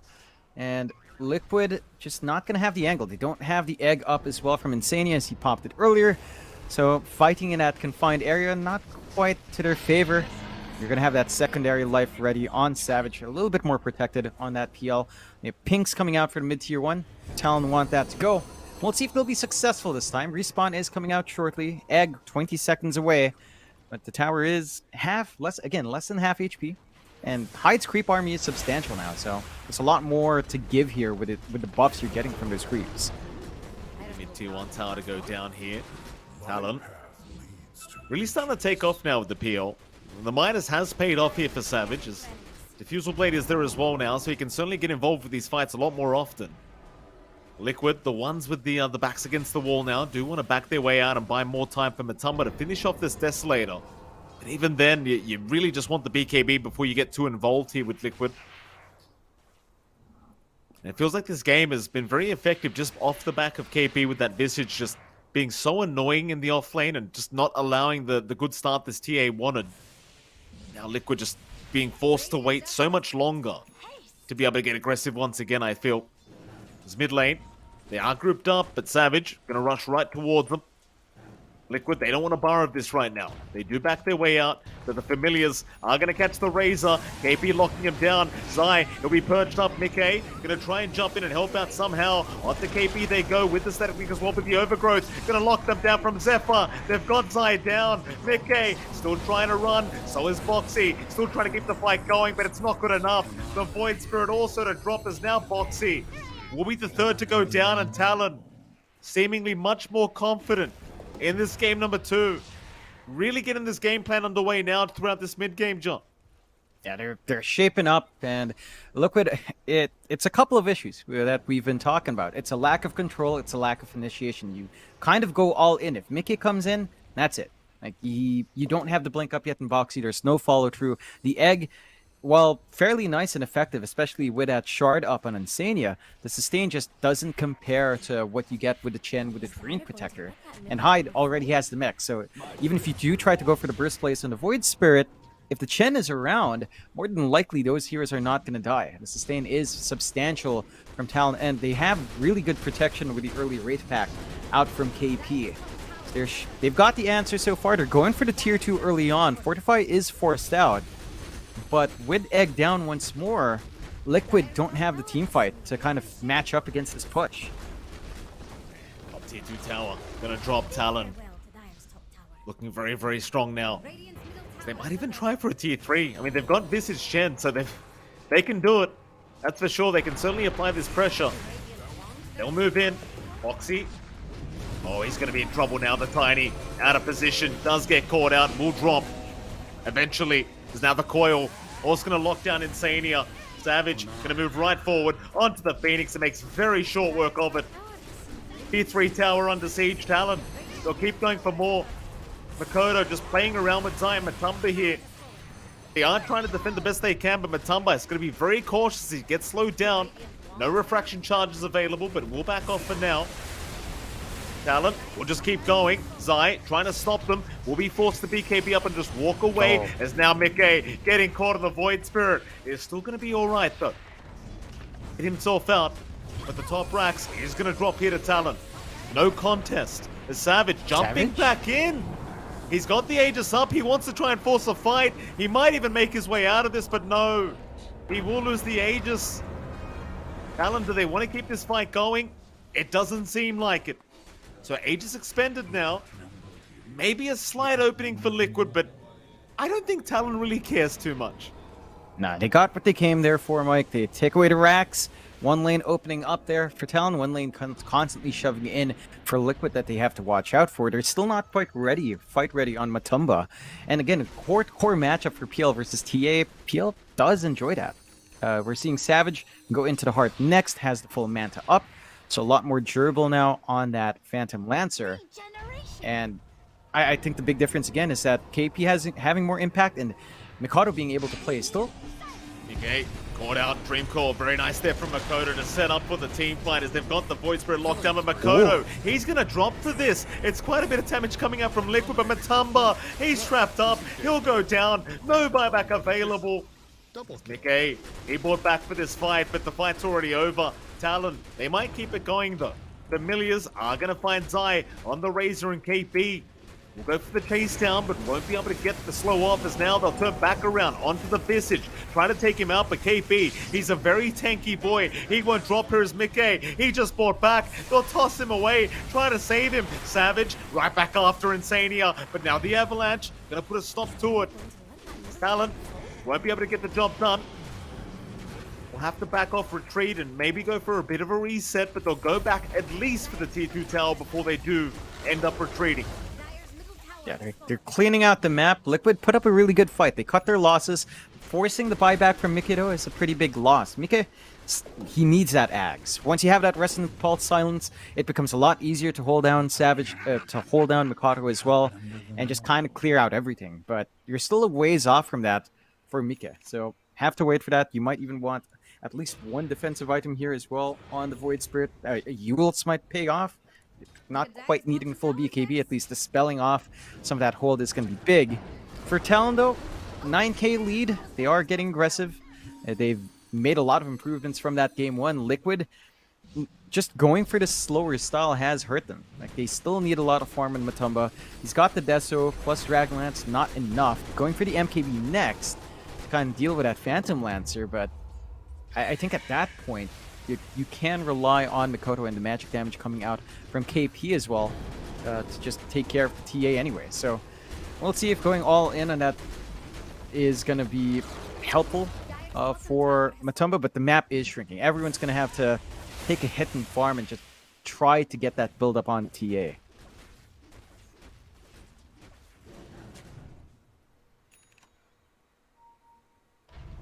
Talon, 9k advantage now. Liquid, Radiant are scanning for enemies. backs against the wall. They'll hide on the high ground for now. Radiant's top tower about to fall. Kind of hard to mess up this game now, especially with the PO, right? Because you're approaching that stage of the game with Savage. He's just kind of getting out of control.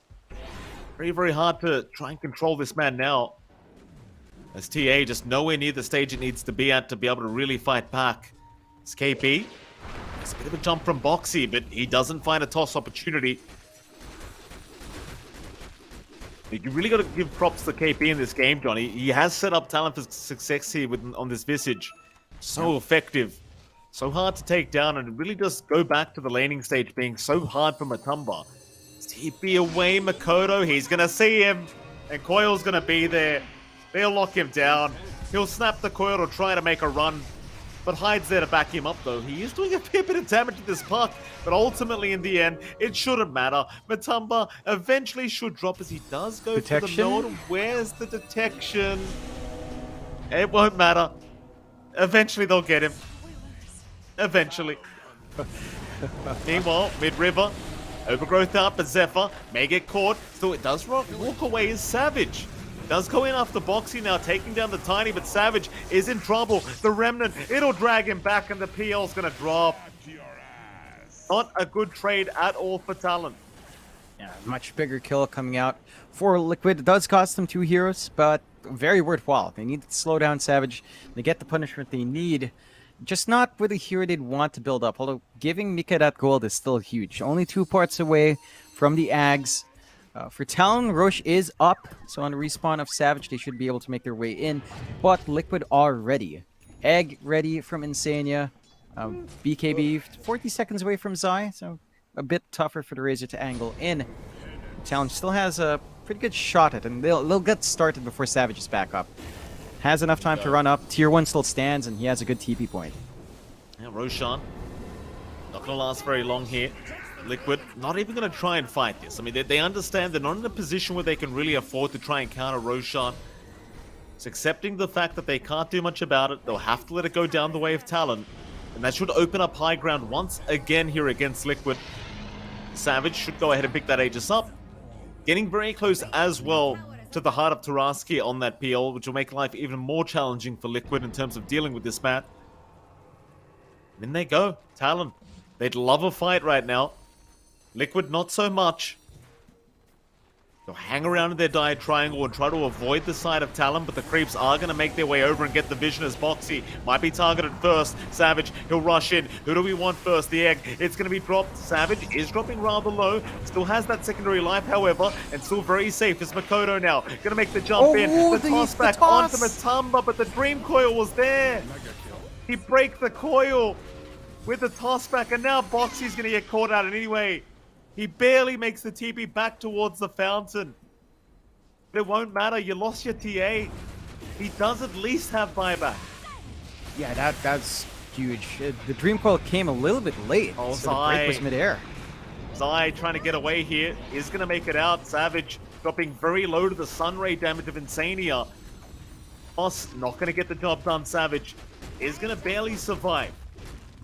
Very, very low at the moment, but will eventually heal himself up. And are they going to go for the tier 3? They are going to stick around for a little while longer. Yeah, I think you've got to force it while you can. If Liquid get their bearings right and just hit these items they want in Matumba, this game can still get pretty tough. Your scaling kind of drops off on that Visage, although with KP's build, he's pretty hard to kill off. AC up, going for the Shivas next. There is still room for Liquid to play as. They will go for a smoke play, looking to punish Talon for the D clump. Liquid, they will move in. Foxy, Avalanche is there to start. Savage is around, however, it's a great fight already for Talon. As Zephyr's there with the overgrowth, holding two of them down. No chances of success here for Liquid. They'll keep trying to run their way back towards the base. And Talon, they'll go right back into the mid lane, onto the T3 tower. Nothing to stop them. Yep. They've got the damage, still Aegis up for around 2 minutes 40. A lot of time to get this done here for Savage. And just, there's no team fight. Without that egg, it's a few seconds away for Insania. They don't have play. Once that's up, maybe. But it's a pretty big maybe at this point, Mike.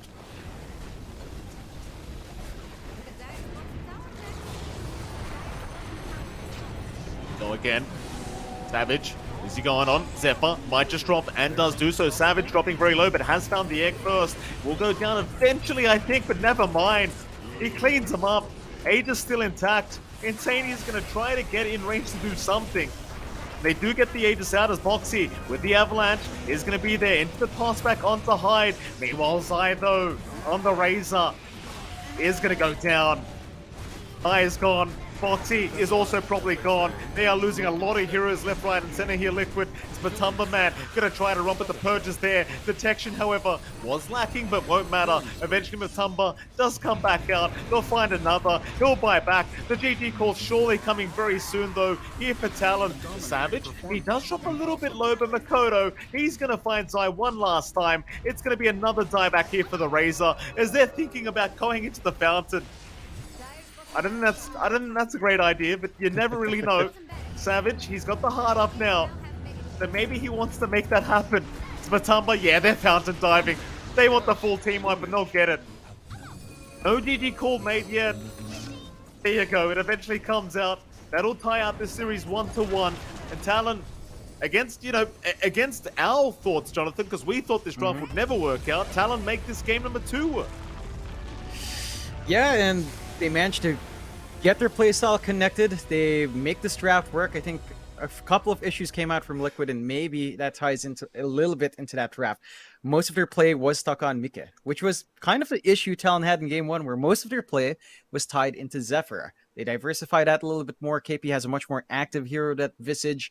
They sustained Savage True really well with that Chen from Hyde, and they managed to buy him that space. And maybe just having this comfort pick as well for Zephyr, right? Back into his Treant Protector, which again, he played a lot of on his previous team. He did know what to do. Like, he held off in the pushes. Liquid lacked that early push lineup that they had in game 1, so they didn't manage to take these objectives as quick. And with the map opened up a little bit more for Talon past laning phase, there was much more room for Savage to find farm, and Liquid just, again, they were kind of stuck. Like, you only really had Mike who could jump in. Boxy didn't get his blink until much later on. And that just put so much pressure on Mike to run around in its Void Spirit. And he was trying to get those ganks. He was trying to look for those kills. But there's only so much one player can really do in a match to get your conditions going. Absolutely, John. Well, with that is going to be it for this series. Of course, we do have much more Dota coming up on the C stream, so don't go anywhere. Till then, though, it's MLP Dota on Dronix Fire. We'll catch you all again next time.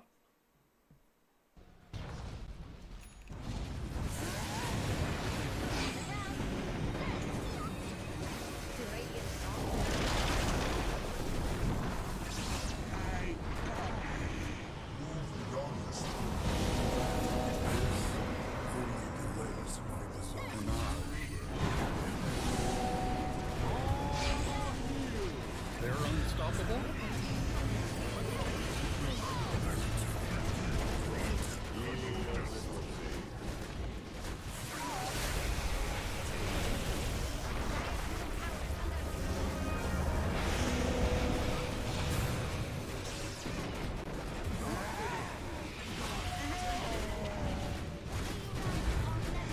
That was, as they say, wicked sick. Killing spree. Double kill. Killing spree.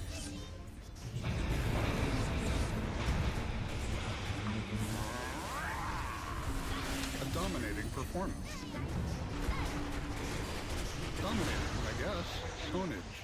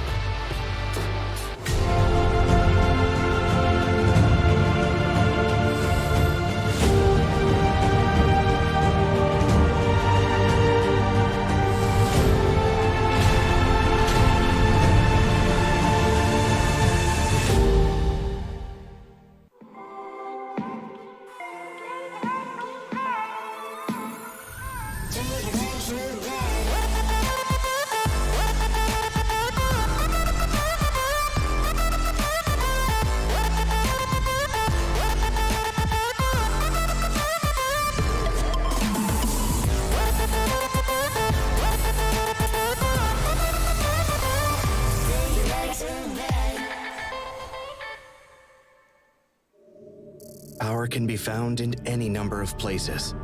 Scientists will tell you that it comes in newtons. Gamers will say that it can be found in silky skills. We will say that the power lies in real thrills.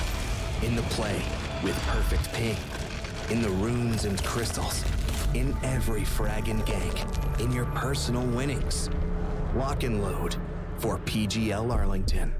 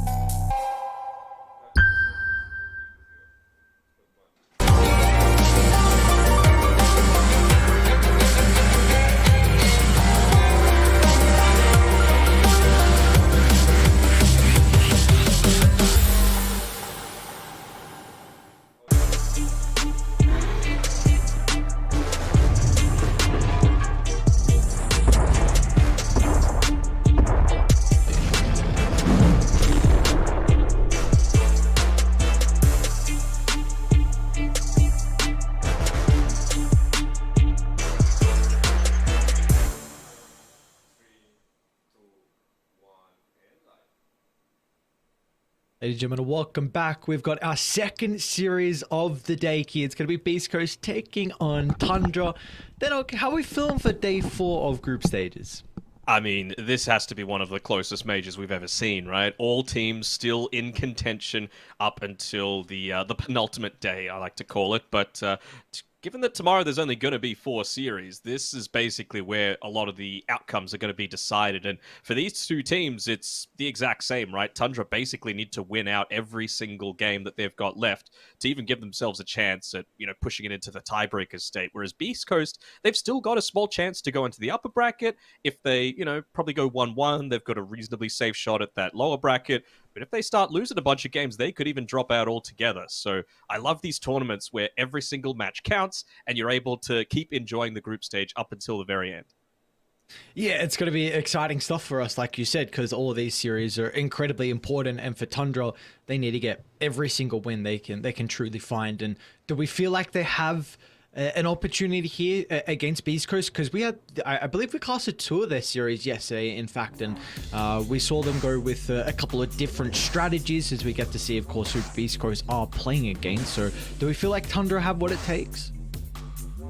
It depends, right? Because Tundra, they're a bit of an enigma, right? It's just like they were this dominant force that go off meta for a lot of their picks. They don't really... Well, they like to be the innovators of the meta, right? We saw the Winter Wyvern come to prominence because of 9 in the mid lane. We saw the Keeper of the Light do the same thing. We saw 33 do a bunch of stuff in that off lane. Like, he was one of the first Alchemist players in the off lane. He was like the prototypical pushing off laner, but teams seem to have figured it out a little bit. I think they need to go down a little bit of a different route, because if you play the exact same way for long enough, teams are going to understand how to beat it. It's exactly what happened in Western Europe to Gaming Gladiators this season, which is why they're not at the major, even though they're reasonably comfortably locked for TI. Yeah. And of course, Tundra, their opposition, Beast Coast, get to go through the plays and get a little bit more familiar with them. Of course, they looked incredible yesterday and so far as well. They've had some rocky games, but really leading the charge, Gojira, have been incredibly impressed with him and his performance as the position 4. And I'm excited to see if we get some similar strategies to what they pulled out yesterday, because often we see a little bit more intensive kind of carry for K1, but yesterday we saw them really push the tempo with some of the Chen strats. I mean, that's the thing. You always have to have this pocket Chen strat available at this major, it seems. We just saw in that previous series, right? They were able to bring it out. It had a lot of success, at least in game number 2, where they were able to put so much pressure on Talon, onto Team Liquid, that they just weren't able to deal with it. Like, I don't think I've seen a faster series throughout the entire tournament. But we are into the draft, and Beast Coast, I mean, you just got to pick up this tiny, right? It's got a great level of flexibility. And the thing is, as well, I like that Beast Coast haven't gone ahead and banned the puck, because that's one of the other things that I feel is holding Tundra back a little bit. 9 really doesn't play that much of the puck hero. He's played it like once in the last 3 months, I think, per game. Well, it's going to get picked up. We'll see if they are trying to change things up, because this is what I was saying before, right? They can either do the exact same thing that they've done all this time without too much success, or they can try and change things up. I mean, what's the worst that's going to happen? They're basically locked in for TI, so there's essentially no downside to this. Just try something new, try something that you haven't really done in pro games all that much, and see if it works out. Why pick the puck here into the Tiny, which is a counter pick, and also it's not like Beast Coast. Whisper can play the puck in the offlane, but Chris Luck doesn't really play the puck that often, so it's not like it's a really high priority hero for Beast Coast that they're trying to block pick it here.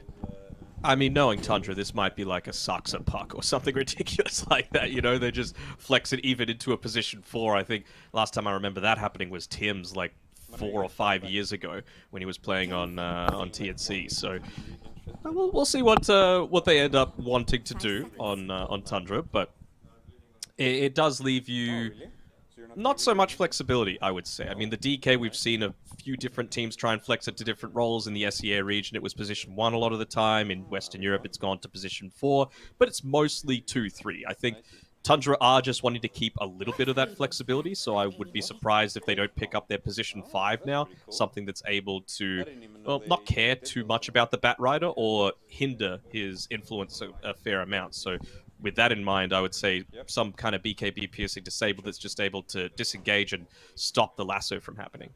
10 seconds. We do see as well in a lot of Beast Coast games, the Bat Rider has been getting banned out in the first phase, but Tundra this time decided for the Chen and the Dawnbreaker, so that means the Bat Rider can be let through, and there's a lot of flex here with this hero. See, Smile has an incredible Bat Rider, Whisper has an incredible Bat Rider as well. Yeah, for sure. That's the thing. Like, they say, okay, you want to try and keep us in the dark with what you're wanting to go. I mean, this could very well just be a mid puck and a 3DK, right? But I'm just saying, if there's any team outside of South America that's going to go for this crazy flex style, it's probably Tundra. And they've got nothing to lose. Like I said, they've got to, like, win out. They've got to try something really unique if they want to get it into those playoffs, because what they've been doing so far hasn't worked out too well.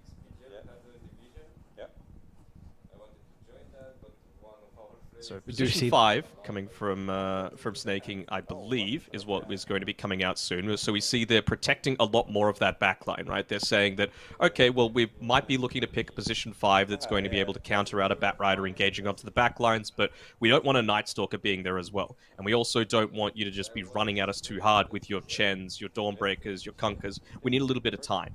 So maybe something that's able to scale a little bit better into the late game, maybe something that doesn't want to buy a Ghost Scepter or something along those lines. Warlock, an Abaddon even. Yeah, and they ban out the Abaddon. I like that from Beast Coast. Yeah, are there any other supports? Maybe you feel like they go down the defensive route of just having someone with a Dispel to really deal with the Bat Rider in the lane, and then maybe a game counter as well with the Lasso? I don't really want to see an Oracle. I think that's the thing. That's the only other real Dispel outside of the Omni Knight that you've got, right? So Omni's not really going to enable anything against a Bat Rider with all his magic damage. Same sort of thing with a Tiny. So it's really just around the Heavenly Grace, and yeah, I don't think that's going to be good enough. So Snaking's heroes, Wyvern, Dazzle, Phoenix, what he goes for. They're going to Zeus. I mean, this is still some flex, but I would say this is probably most likely to be that mid lane coming through from Tundra. Like, Zeus doesn't mind laning into the Bat Rider. You can't kill the Zeus anymore because of that stupid Heavenly jump. Yeah.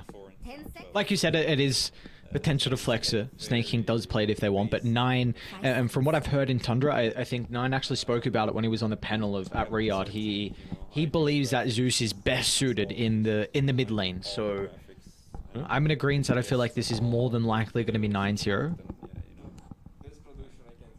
I mean, again, they have the potential to flex, right? This could be a 5. Like, we just don't know what they've got coming through. I mean, we obviously haven't had a chance to watch the other streams because we've been casting a lot of the time. Have they played the puck in one of the other roles so far this tournament? Something seems to make me think that they might have. I mean, in the first game of the entire tournament, 9 played it, and that was one of the games that Tundra won, and he was the MVP of the game, and then they haven't played it since. So I'm I'm not really sure. And then, of course, we get to see an Ember Spirit. So again, it's just this mind game battle of the flex, right? Beast Coast, they're very happy to put this mid if the puck ends up being mid, but it's Beast Coast. They can play a position for Ember Spirit if they feel like that's the way that they want to go. So the car has to have like a transponder. Yeah, they can get crazy with the Beast Coast. We've seen them in the past run some wild stuff, so both sides have a lot of flexibility heading into it, but it can also get to a stage where maybe you go too far down the line of flex and all of a sudden you get to your last pick and you don't know where to put the heroes. I mean, Beast Coast are going for a little bit of the role play as well. They want the fire synergy coming through from Ember Spirit and Bat Rider. Any other fire heroes we can get? Maybe an Ogre, a Jakiro, Timbersaw with the Shard? What are we thinking? Oh boy. Wow. That's not a hero I was expecting at all.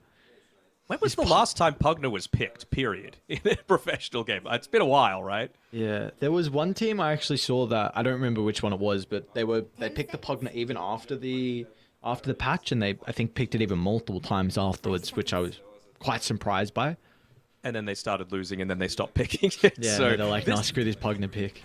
This game is pretty good, though, right? Up against the Zeus and the Puck. Obviously, two heroes that rely almost exclusively on right clicks, at least until the Witchblade on the Puck to be able to do anything. But like I said, this is most likely not going to be a mid-lane Puck, just because, well, has the potential to not be a mid-lane Puck. So you might not have the flexibility to be able to get that Witchblade. That's why something like this Lifestealer has the Dispel for himself against the Bat Rider to protect if it's off lane.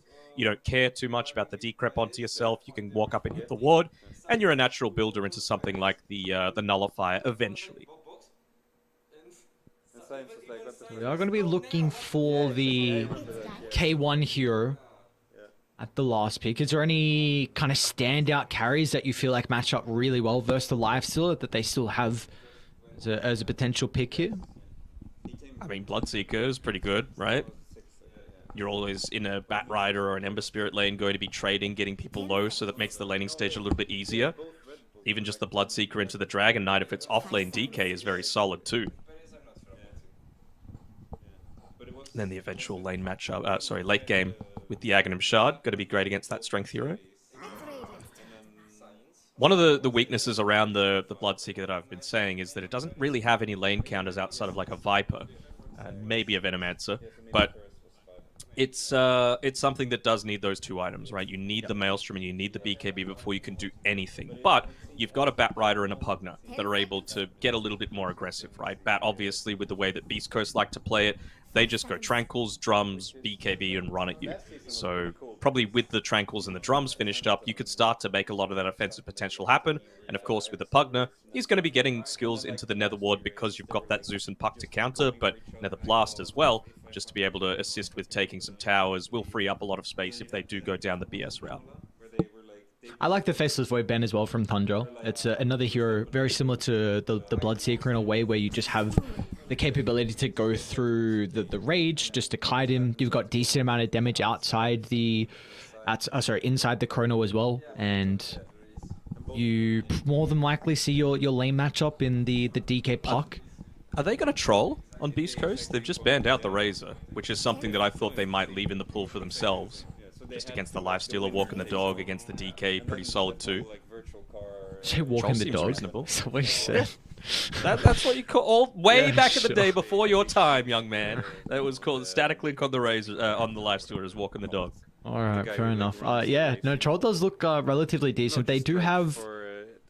Yeah, they got some control that can be nice. Into the Puck, but... Some control? Oh my god. Dude, I hate you so much. It's a really strong lane as well. PA is the other option, right? PA is that Hector-style hero. It's a great matchup against the Lifestealer. It lets you burst the Puck and the Zeus before they're able to get their defensives off. They do go down the troll route. Nice. So good. So, can you flex this on Tundra? Can you go for a better lane or... I mean, DK's going to have a fine lane into the troll. Like, you're really sustainable and a bunch of the chip damage isn't going to be an issue. But do you want to beat the troll in the lane or are you happy with just going even? I'm still kind of trying to decide what these lanes are. Even, like, how are they going to position things on Tundra? They've got a lot of time to make their decision. I guess you kind of want the Zeus to follow the Bat Rider wherever he ends up going. So... Where do they think that is? I'm lost. I'm well, it really should be lost. It should Go be on. bad offlane, right? You bad offlane, Ember mid, troll safe. But you're not gonna. Do you want the Zeus as a 5? Yeah. So like you do need a position 5 that's going to be good against the bat. But I mean, Zeus into bat is really good. You just buy a stick and then you can harass him out in lane. You know he's going to be spamming the napalms to be able to last hit. Oh. Bane's a potential to deal with a troll. Alright, they're gonna go for a core instead. I told you, like you just don't know what Tundra are gonna do. My thought process It is a bit with fucked. my thought process with saying the Bane is just I felt like they were gonna try and identify the troll issue and have someone with a BKB piercing stun. And it's also a very strong laner with the lifesteal and a save, but they go down the Visage route and we get a crazy amount of flex coming out. There's going to be snaking playing the Zeus. We get Saxa as well on the Dragonite, so a position 4 Dragonite coming out, and then 33 is going to be picking up the Visage. So this is the thing I was talking about, right? You always need to give to take something, right? Because the Zeus would have been a better matchup against the Ember Spirit than the Puck. We all know that Ember just demolishes Puck because of that low armor, but Zeus is also very good against the Batrider, and really part of your win condition is making sure that this Lifestealer is able to fight up into, not necessarily the Troll Warlord, but withstand and get a decent amount of farm so that you can assist with the push and the death ball that they're going for, or at least being able to respond to, to the Beast Coast death ball. So I think... like what would it have been a 5 Puck wouldn't have been able to do that quite so much, whereas a Zeus can. Zeus can put on the pressure against the Batrider. Do we think Tundra have gotten a bit too crazy with this draft, or do you see ways they can execute it to be able to take this game 1? Oh, I don't even know, dude. Okay, let me try and break it down lane by lane. Because of what I said, I think Tundra's safe lane is going to be fine. Again, into the Batrider, Tiny. It's all right, you know? You shouldn't be getting tossed back. You just need to be playing around the rage. You might be forced to put a couple of extra points into it just for the lower cooldown, longer duration period. Saxa is a good body for the Visage to be able to prevent a lot of the harass coming out from the Troll and the Pugna. Mid should be favored towards Beast Coast, though. So I'm favoring Beast Coast right now because they have that Troll into the Lifestealer matchup, which is fine in my eyes. You've also got this winning mid matchup, and I feel like they've just gone a little bit too flex heavy for their own good on Tundra's side.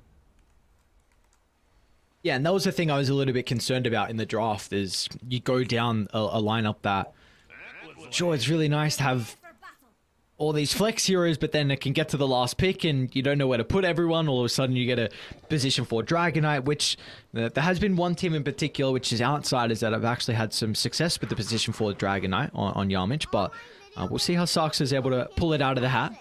But Tundra... At Riyadh, Tiger was playing it as well for OG, and they had some good success with that. They would draft a Viper DK and then flex it depending on what would actually be a decent enough lane. If it was a lane that was going to crush a Viper, they just make the DK the POS 3 and vice versa. Mm-hmm.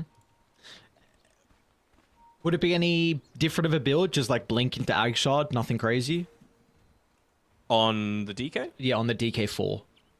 I don't think you can Agshard. I think that's a little bit too greedy. I think you just need to itemize for, you know, like you said, things like that Blink Dagger there. But what after the blink? Probably the BKB, to be honest. Like, just to be able to stand your ground and be a little bit more tanky.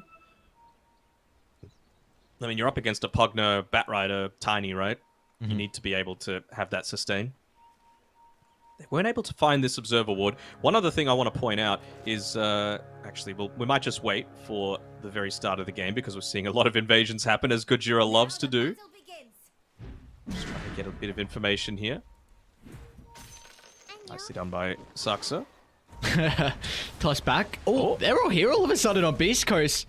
Oh, Gojira, not like this. My guy. Nicely done. You just mentioned he likes to get aggressive early, toss back into the body blocks. All of Beast Coast surround Saxa on the Dragonite, and that's first blood now picked up for Whisper. Now, what is 33 doing here? He's walking around, TPing top. Okay. Maybe just feeling like this lane is really not going to go too well. What is happening? They last picked the Visage, right? So you want the Visage going to the Troll, and you want the Lifestealer into the into the Batrider. Batrider. So Yeah, as soon as true, they true, saw true. them, as soon as they saw the troll TP top, 33 was able to follow and TP as well. Sorry, Gojira was nearly able to toss back 33 again, which would have been pretty horrendous if they were able to get that one off. But yeah, this is the more suitable lane matchup. Still haven't been able to get rid of that Observer ward, so Whisper was the first one to know about all this. There we go, they finally do remove the Observer, but that means Zeus is out of mana, at least until he walks back towards this lane, and you'll see, he'll just start to build up a bunch of these stick charges and make his life, or rather the lifestealer's life, a lot more comfortable. It's kind of big that 33 lost his core. He's not going to have a sell for a little bit of time. If they're able to put some pressure on with this tri-lane, Gojira, if he can cut through the trees and get the toss back, then 33 could be in a bit of a scary position. You see instantly... Keeping this tri-lane going. Yeah, toss, not onto the troll instead, but still K1. Should be able to get a decent amount of damage into the Visage. Found the Pugner a little bit on Saxa. Again, he's doing a decent job at trying to disrupt this, and the important thing is 33 is going to be able to get this solo experience, so it's nice for him to just be able to sit back here, get up onto that level 3 if he can. Saxa's levels don't matter right now. Right now, he's just that body, blocking, trying to slow down the Tiny as he makes his way towards to be able to disrupt. Take a look at some of the other lanes real quick. Got mid, C-Smile, up against 9. A pretty good start for the Puck at the moment. Of course, this lane's going to get a little bit more difficult once C-Smile is able to find more points in the Slight, and of course, the Blight into the Orb of Corrosion. 9 even just using that water rune to assist with getting some of those free last hits inside the small camp. Going to build up that lane, which of course, again, is just going to get harder and harder as Top soon lane as you get evens. to your odd Snaking's levels. actually going to rotate. With the Soul Assumption damage from 33, they're able to secure a pretty big kill onto Gojira. Of course, it is traded though with K1. Able to provide that damage thanks to the Whirling Axis. So it's a 1-for-1, but rotation coming out from Tundra. And, well, it looks like they want to battle up top with the tri-lane.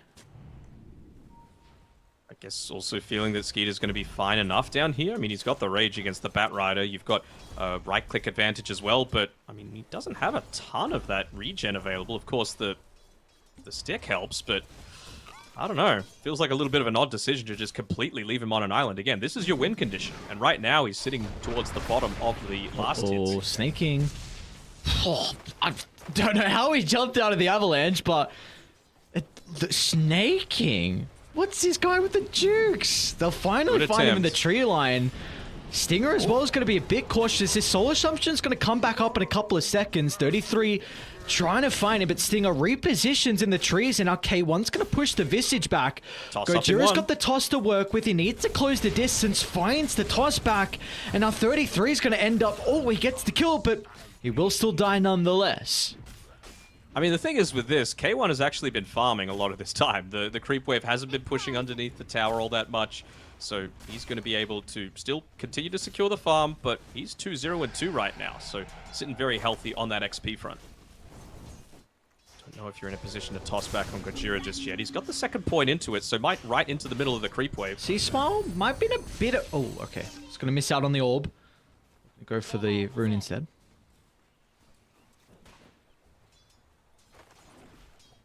So much action. Yeah.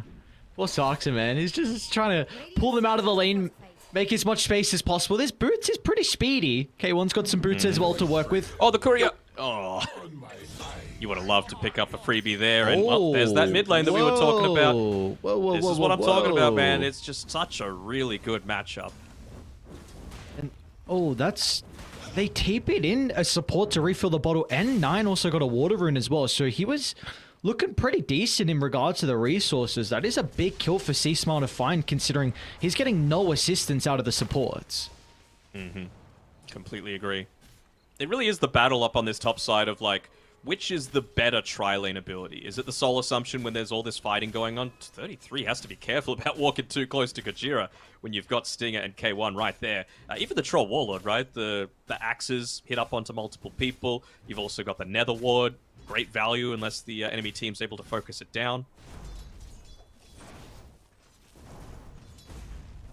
Gojira? Zero He's got the armor. raindrops Might be a to little bit of play trouble with. here. Gonna toss Saxa out to the left side.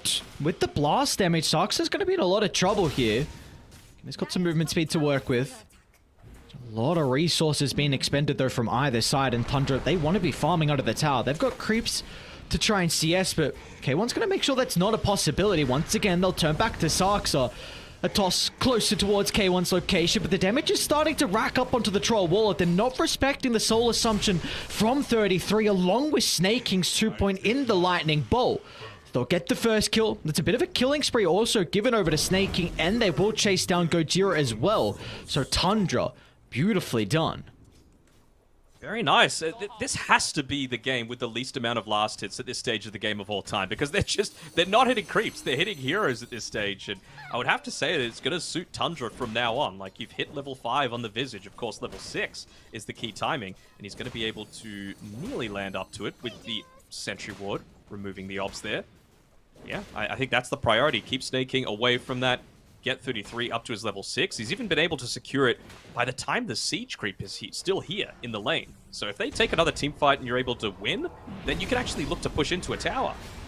They're going to be quick. They should be able to get the kill into the Pugna. Meanwhile, bottom lane, though, Skeeter's going to be in trouble. Whisper's already used the lasso. Gojira with his rotation as well will further this great start that Whisper's been able to find, and you cannot give Whisper a good start on the bat rider. He will completely take over a game. C-Smile's low-ish on mana, so I'm not even sure if he can come up to this top side and try and stop the push from happening.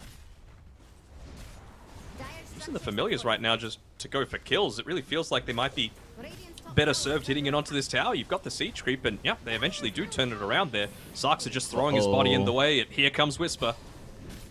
He got big issues with wherever the Batrider is. He's had an incredible lane, just free farming over the Lifestealer. There's 1,000 net worth difference. Just goes to show how incredibly talented Whisper is as a player, and also just how comfortable he is on that hero in 1v1 matchups. And Sarksa, he will be chased down. 3 heroes from Beast Coast surrounding the Dragon Knight. Oh, he's got some stick charges. Coil's gonna hold them back. Sarksa, no, wait. Look at the Sustain coming up for the Dragon's Blood. One more right click. They'll finally get him. Stinger will trade his life for that kill, however. They get the DD. Oh, see, Smile. Well, that's pretty good, actually. He doesn't have mana. Gojira's going to be nearby as well to hold them back with the Avalanche. In fact, they're going to look to turn it around.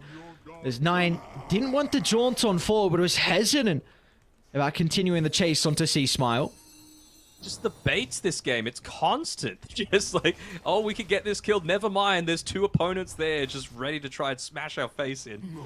Oh, non-stop action. I mean, these are 2 teams that feel desperate to be able to eke out a win with some kind of clever strategy, or feeling like they could just lean on their mechanics a little bit. It's a bit messy though, I have to say. They could get this going to Whisper though, it would be huge. Sarksa's gonna lead. They'll have the chain control coming out afterwards with the familiars. So an easy kill onto Whisper. Meanwhile, bottom lane though, Skeeter, he also will go down. He used the rage very prematurely when Gojira was just contesting the hard stack. So as soon as the rest of the team were able to step in, they knew the rage was on cooldown and they could capitalize on that. It is that case of give and take though, right? Because you get a kill onto the Batrider who is having a phenomenal game up to that state, and you do get a tower as well out of it. So I think it's generally okay. They're going to give a little bit more of this farm and experience over to Snaking as well. Of course, Zeus, one of those heroes that doesn't need too much to be able to have a high amount of impact, even from that position 5 role. Like, no points in the Arc Lightning, you just get the Lightning Bolt, become a de-warding bot, and of course your ultimate's still very effective.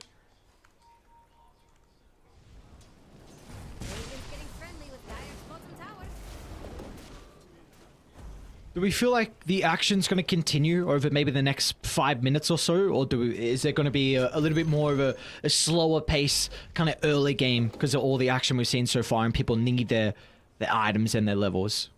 I would be very surprised if Tundra don't look to play at this 10-minute around some kind of tower. Mid lane, 9? Coil's going to be out, 33. Will not be able to connect with that, so just a defensive coil, so 9 can get back to the high ground. I believe he actually, on 9, purchased up the plate mail first as his component towards the Witchblade, so I like that a lot. You know, he's already using his spells to be able to secure a lot of these last hits. He's got a decent amount of power runes for himself, as well as bottle refills, but it was just important for him to be able to withstand the pressure coming through from C-Smile, and with that, he's actually recovered his lane. He's overtaken him on net worth. Oh, wow. Very impressive. You also take a look at Beast Coast and their carry on Hector on Mr. K1. Javelin completed and almost the Maelstrom completed as well. Snaking has the Thunder Gods. Stinger's going to TP in, make sure he can keep K1 relatively healthy. I love Medic Pugner. It's one of my favorite things. You just get the tranquils, you decrep yourself, and then... What? Sorry? You heard me. Can you do it again? I cannot. It was a one-time offer. Bot side, you do have the tower pushing in, and you've got that DK level 6, so they're going to need to respond to this. Even though it's only a position 4, you can't just sit back on your laurels and look to farm away. Sucks at not even wanting to commit the full body, just keeping that damage over time, ticking onto the tower.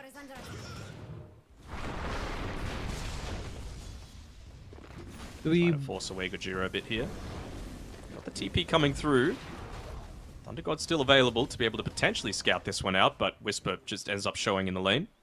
But there's that drums that we were talking about, Yes. right? They are primed to be able to run at you. The thing is, they don't really have anyone else that truly takes advantage of it, right? You've got the Tiny, of course, but still going to be a little bit until he gets to his Blink Dagger. The extra movement speed is nice. Maybe if he had the Tumbler's Toy, it would have been phenomenal. In fact, the one lucking out on that was Saxa on his DK, just to provide a little bit of that extra unexpected catch. Does feel like both sides are looking to fight. Yeah, and 9 might be acting as bait right now. He's the one that's not smoked in this mid lane. They want to go on him a little bit, but sucks. I was thinking he might try and play behind him, get that surprise catch, but he's just going to go back towards bot. It's really about opening up the map more and more so that Skeeter has safer places to be able to farm, because he doesn't feel safe against this Troll Warlord or the Bat Rider. Yeah, Midas completed. Working on the armlet next, although bottom lane Soxy, he's going to be in some trouble. Poker's over the trees, and okay. And now Tundra, they actually want to take the fight. 9 and snaking down the bottom. They're going to need more numbers, I believe, to get the kills. See if 33 wants to join them as well, though this Visage can put a lot of damage onto the tower if they don't respect the hero. 9's going to be able to double damage rune. The Ember Spirit's going to be cautious, but meanwhile Whisper enters the fight with the last, so the chain control to 9 should be enough. They'll kill off the puck, and Asaxa as well. He'll be chased down with ease. Look at the damage that Whisper's pumping out. Very, very nicely done. I really want to see a replay of that fight if we've got the opportunity to, because that is MVP Gojira coming through there. They had a good amount of damage coming through onto the backlines, but the thing that really prevented them from getting anything out of that engagement was the Avatos combination onto Snake King and his Zeus. He was charging up the Thunder God's Wrath, would have killed the Ember Spirit, but instead they just get nothing. I guess Tundra at least across the map though, like I was mentioning before the start of the fight, like if you don't address 33, he will take your towers and T1 mid's going to end up going down. Soxer is going to try and close the distance onto K1, but a little bit too slow, unfortunately. Looks like he is ending up going towards the Aghanim Shard just so that he can enable a little bit of his own scaling on Saxa. I mean, I don't hate it, but you've already got a Lifestealer that's going to be soaking up a good amount of the farm. Puck's going to be pushing out lanes, so I guess it means you could go into the jungle. No one else really loves to do that on Tundra right now. Skeeter's capable, but certainly not the Visage. They're considering about going on Whisper bottom, but they've got to be really quick with the move because Beast Coast, they're smoking down. If Whisper can stay alive long enough, the Thunder God should give them the information they're moving down to protect the Bat Rider, but it doesn't matter. Tundra, they've stuck around too long. You'll get the Bat kill. Nine's in the tree line. They should be able to catch him out, though. A Remnant with the blast. He smiles out of mana. No way. No way. Oh, my lord. Okay. They're trying to refill his mana with Stinger, but just not going to be able to land it. Might toss out one more Slider Fist into the trees. Not so lucky. He's already out of there. That is a gigantic kill. Whisper was off to an incredible start, second in net worth. We were speaking about 9. He had a pretty good time in the lane, was actually higher in net worth than the Ember Spirit, but off the back of those previous rotations, Bottom has really struggled to keep up. Radiant's courier has been killed. Has he just been dying back to back? I swear he was closer towards his Blink Dagger than he was right now. You want to continue fighting down bottom? Whisper is ready to rock and roll here. Same with C Smile. Slide and chains at the ready. They don't have TPs to move down bottom, so they're going to look to target 33 first and plenty of damage over time to deal with the Gravekeeper's Cloak. The rest of Tundra, the duo supports, will be able to get back to the safety of the tower, so it's just the position 3 that goes down. They're just not quite ready to go yet on Tundra. They're doing as much as they can to be able to stall out this game, allow Skeeter to get his real items that are going to influence these team fights, but he needs the phase boots in addition to the armlet that he's just picked up. Yeah. He's going to get kited around too much if he doesn't have it. He doesn't want to pop the rage preemptively if he gets decrypt, for example, and it's just going to mean that you've got these... Coil's going to be out on the Ember. They've got 33's familiars as well for the chain control after the coil expires, and they won't even need it as 9 gets the damage coming out of the waning rift. Another big kill for Tundra. Yeah, for sure. Looks like Saxa wants to go into the Blink Dagger now first before that Ag Shard, considering he's having a reasonable game. Like, obviously 0, 5, and 7, but that's been his role so far, right? Put his body in the way, make sure that the Visage isn't dying so much, make sure that the puck isn't quite so vulnerable. So it's going to give them an extra layer of initiation, and it's going to be around the same time that of what I was talking about before, right? Skeeter having those phase boots in addition to a puck and a DK Blink Dagger. It's a lot to have to deal with.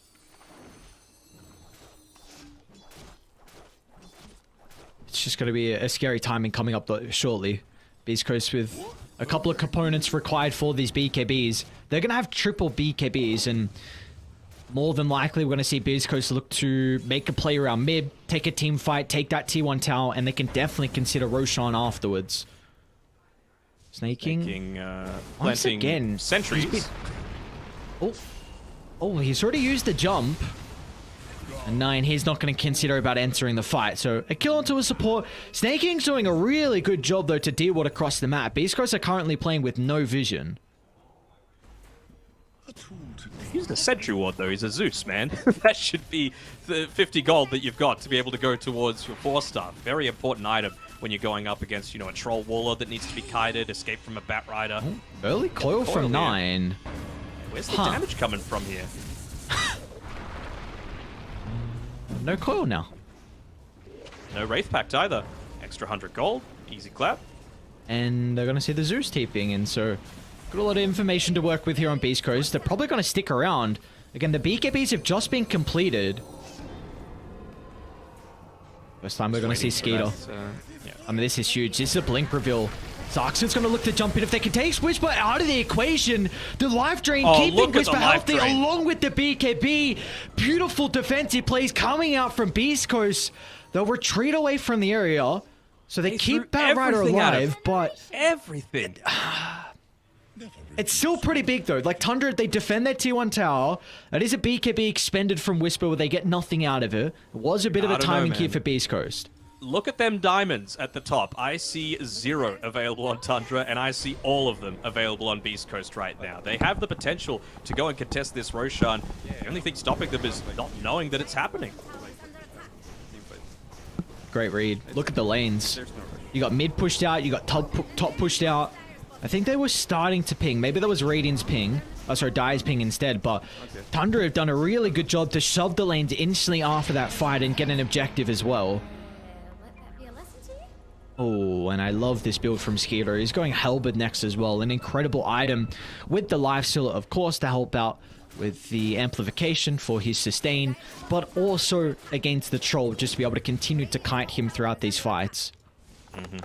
Going to be very important. That's always the name of a game with a Troll Warlord, right? Movement, movement, movement. And, well, you've got a little bit with the Zeus already, with a Heavenly Jump, of course. Puck, plenty. Blink Daggers on the DK as well. Going into drums of their own on 33. So just all this stuff that's going to be able to counter the enemy's position 1.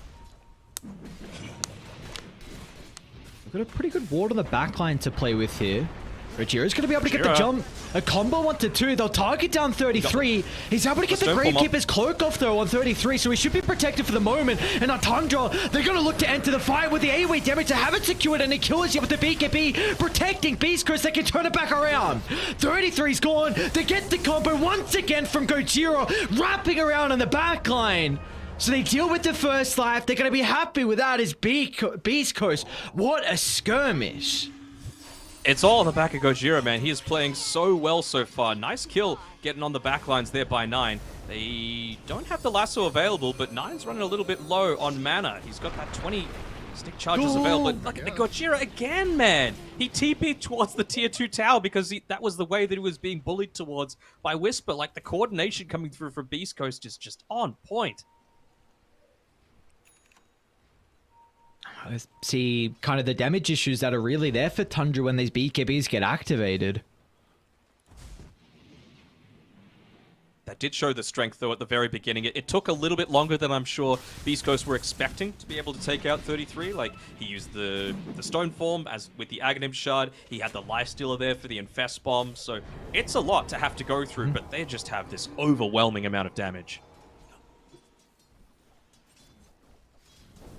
See how they're able to set themselves up. They've got to be cautious top lane as Gojira once again. I mean, this guy is everywhere. Been a part of 15 kills, soon to be a 16th as well, with the tree. That's enough to secure. Saxa? It's going to see Gojira. He's got the Infest. They're going to need more heroes here if they want to defend the tower. They're going to try and target down Stinger. An easy pick off for them. And are they going to stick around though? Visage is starting to path his way top along with 9. Saxa might be able to get some distance thanks to the Dragon Talon. The rest of Tundra have now connected to top, so Whisper and BKB looking to fly into the tree line. It's actually going to go for the lasso, TP out the damage. It is there. They get the kill, lasso expended as well, so an ultimate on cooldown now that Tundra could look to capitalize on. And look at this, an instant smoke. They've got a great ward to play with on the triangle. And they've got Saxa leading the way. K1, a blink forward. C-Smile's going to be nearby, but the rest of Tundra again veering their attention, joining in forces hand by hand. They'll go to K1, but he has the BKB to be able to TP out. C-Smile also popped his own BKB, so that will enable him to escape. I want to see how quickly Skeeter queues up a basher now. After that, I'm sure he's getting a little bit tired of this. There we go. The BKB TPs away, yeah, immediately. I mean, it's very effective. Plus, I think after that, you don't necessarily need to go into the Abyssal, although wouldn't be too bad, right? All that Troll Warlord damage coming through, just to have that Vanguard to be able to reduce a little bit of it. But like I was saying before, the Nullifier does feel like a great item too. He's getting really farmed. This Midas being able to keep up. Look at this, Tundra again. And they've got a fresh drums too. Again, this ward, it sees K1. BKB still on cooldown. An easy pick off another Thunder Gods. Scouts out the rest of Beast Coast positioning. A perfect maneuver coming out from Tundra. This is the Tundra I was expecting to see. You know, sir. They're just all on the same page. They have a little bit of that draft flexibility that you weren't quite expecting. And it goes away from their like, okay, we're going to go our one strat that we've done over and over again. This is a little bit different. Again, Saxa? Trying to poke and force some reactions. Whisper trying to stack up the sticky napalm. He doesn't have the lasso to play with for the moment, but the BKB will secure the kill, and he's going to look to use the remaining duration to escape. It's just a pause 4 though, right? Like, does it really matter all that much? I don't think they're going to be hurting on Tundra's side. They're like, all right, well, no BKB to deal with on bat. That means we can just continue to move on forward. Another free kill. Gojira goes down. What do we... You didn't need to expend anything for that. What do we want Tundra to be doing in these team fights in regards to their target prioritization? Is there like one person in particular that just has to be taken out to start? Depends what their vision's like, right? If the Troll Warlord's on his own, by all means, go onto him. But if it's a team fight scenario, it's more important that you take out the Pugner. We've seen a couple of times now Stinger able to get off that Glimmer Cape, the Decrep, the Life Drain, and even just being able to lay down that Healing Rod, right? It's still a situation where you've got a Soul Assumption, a Zeus, and a Puck, dealing a crap ton of magical damage. So if he could just lay that one down, suddenly you're much more sustainable in a lot of these team fights. Tundra might consider about defending top. They've got a pretty good ward to play with again. Feels like the entirety of this game, they've had the vision advantage. Of course, this was a big bonus when you have a Zeus to play with. This is a really important... Though. Yeah.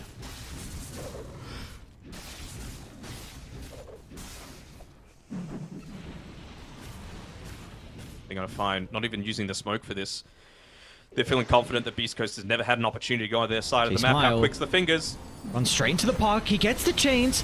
The bonus health coming up from the Infest. It might be enough to keep him alive. The lasso drop down from Whisper. A 1-for-1 to start the fight. But Beast Coast, they're running down the numbers at Tundra. They've got to be cautious, so you need to respect the damage coming up from Skeeter. Meanwhile, Sarksa as well controls up K1. He doesn't have an opportunity to pop the battle trance. They'll turn out a Whisper as Tundra, they lose 9 to start the fight. But there's no issues there for the Dire boys.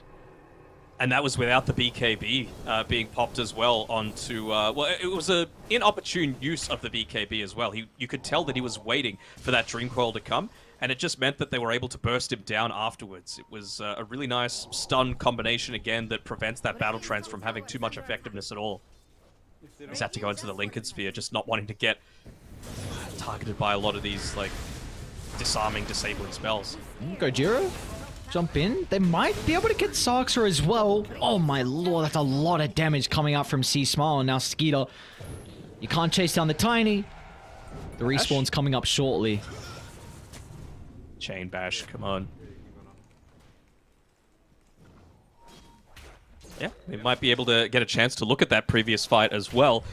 With, yeah, just that initiation coming through. It was those targets that I was talking about before, right? You see what the difference is. They're not able to get onto Stinger immediately, and it means that the fight doesn't go too well for them. They get picked off, but as soon as they're able to find the key targets, they immediately change their target prioritization. They're like, okay, who actually needs to die here? It's Stinger. He dies, that leads to K1 dying, and then the whole fight just explodes around it. We are seeing how difficult it is to kill off 33 in these fights. Like this very early Aghanim Shard, and if you have the Wraith Pack moving around in the fights as well, they're trying to turn towards getting rid of the Visage, but if you can get that Gravekeeper's Cloak active off, and all of a sudden now you put all your attention on trying to kill this hero, and now you're stuck in the middle of the fight. Too true. Well, into the AC next on 33. Just buying the buckler component and the recipe first. Obviously, good amount of value coming through there as Tier 1 tower somehow still up on this top side of the map with all that brawling that was going on. See if Radiant look to use this cliff ward. They know it's there though. Snaking was able to bolt it down. They see Stinger. Okay. He's only first going to show. Big pick off. Gojira's going to enter the river as well. Bye-bye Pugna. Found the target. And they'll turn to another easy kill as Tiny is assassinated with this fellow support. And now you've got the scaling up on Snaking as well. Nimbus with that kill. So you now have to essentially deal with... Like, this is a 5-core draft, you know? Everyone likes to make those memes, but this is the reality of the situation. If you don't roll over them and have a good amount of effectiveness early on, they will scale into you, and they will win the late game. Now that scaling truly showing in fine fashion, which means Tundra can start to move forward, get a little bit of damage in the tier 2 tower. Skeeter level 22, top of the net worth. You know exactly what K1 is. And they're going to chase him down. K1, Lincoln's pop. He's able to get the BKB off, but instant Halberd before means that this will only be used to keep his life instead of going on the aggressive front. That's one of the benefits of playing with the Zeus, right? Such an easy way to be able to pop that Lincoln's without committing anything. The Arc Lightning, long-ish range, doesn't have any cast range items or neutrals just yet, but still just able to do it. Roche, it's really on both teams' minds here. It'd be great for Lifestealer, you know, just even more of that sustain in team fights. A lot of people always look at the pure damage that's coming through. Not the pure damage, but the damage that comes through from the open wounds. Might be in trouble here. Gojira, they'll get the first stun. Oh no, the toss wasn't there. Oh no. 9 gets out, and now the rest of Tundra, they're instantly moving to top. 9 might be able to get the kill. Sarksa should be able to connect to Breathe Fire. Rips him apart. And now Beast Coast, they've got to get out. And with the BKB on cooldown, and without the Pugna, there should be Roche for free. Yeah, they committed the coil just to make sure that Pugna died. That's how important he was. He was on 40 HP, and they're just like, you know what? He's got to go, because we know that this Roshan is about to respawn. We're going to be using our drum charges to be able to do it. They've now got the AC available, and one thing that I love about how 33 plays the game is he's always efficient. He doesn't want to go straight into those Boots of Bearing, even though it's a great item. He makes sure he uses every single one of the drum charges before he actually finishes up that item. What have we here? 9 gets a glimpse of Gojira. Thundergods as well is going to scout out C Smile. They're starting to TP into the lane. Gojira coils on cooldown. Rest of the team will not be nearby to be able to capitalize on that opportunity. And also C Smile is out. So nicely done. beastcoast slowing down the push. They will have a catapult they have to deal with. So this backdoor protection. Oh, they're just going through it. Okay, never. Jesus. This is that level, that AC plus level 15 talent, man. Yeah. This is what we were always looking at. Just makes Visage such a busted hero. You could go through onto the back lines. I don't think he has a Desolator as well on Lifestealer. No, he doesn't. Radiant are scanning for enemies. You love seeing this sort of aggression from Tundra. This is the one that let them top the Western European DPC League. What a great target Whisper would be if they're able to find him. They see the Firefly trail. Can't walk through it. Looks like he might be able to get away. Oh, he's not going to be here, B. Ooh, okay. And we fire there, Mr. Whisper. Fire.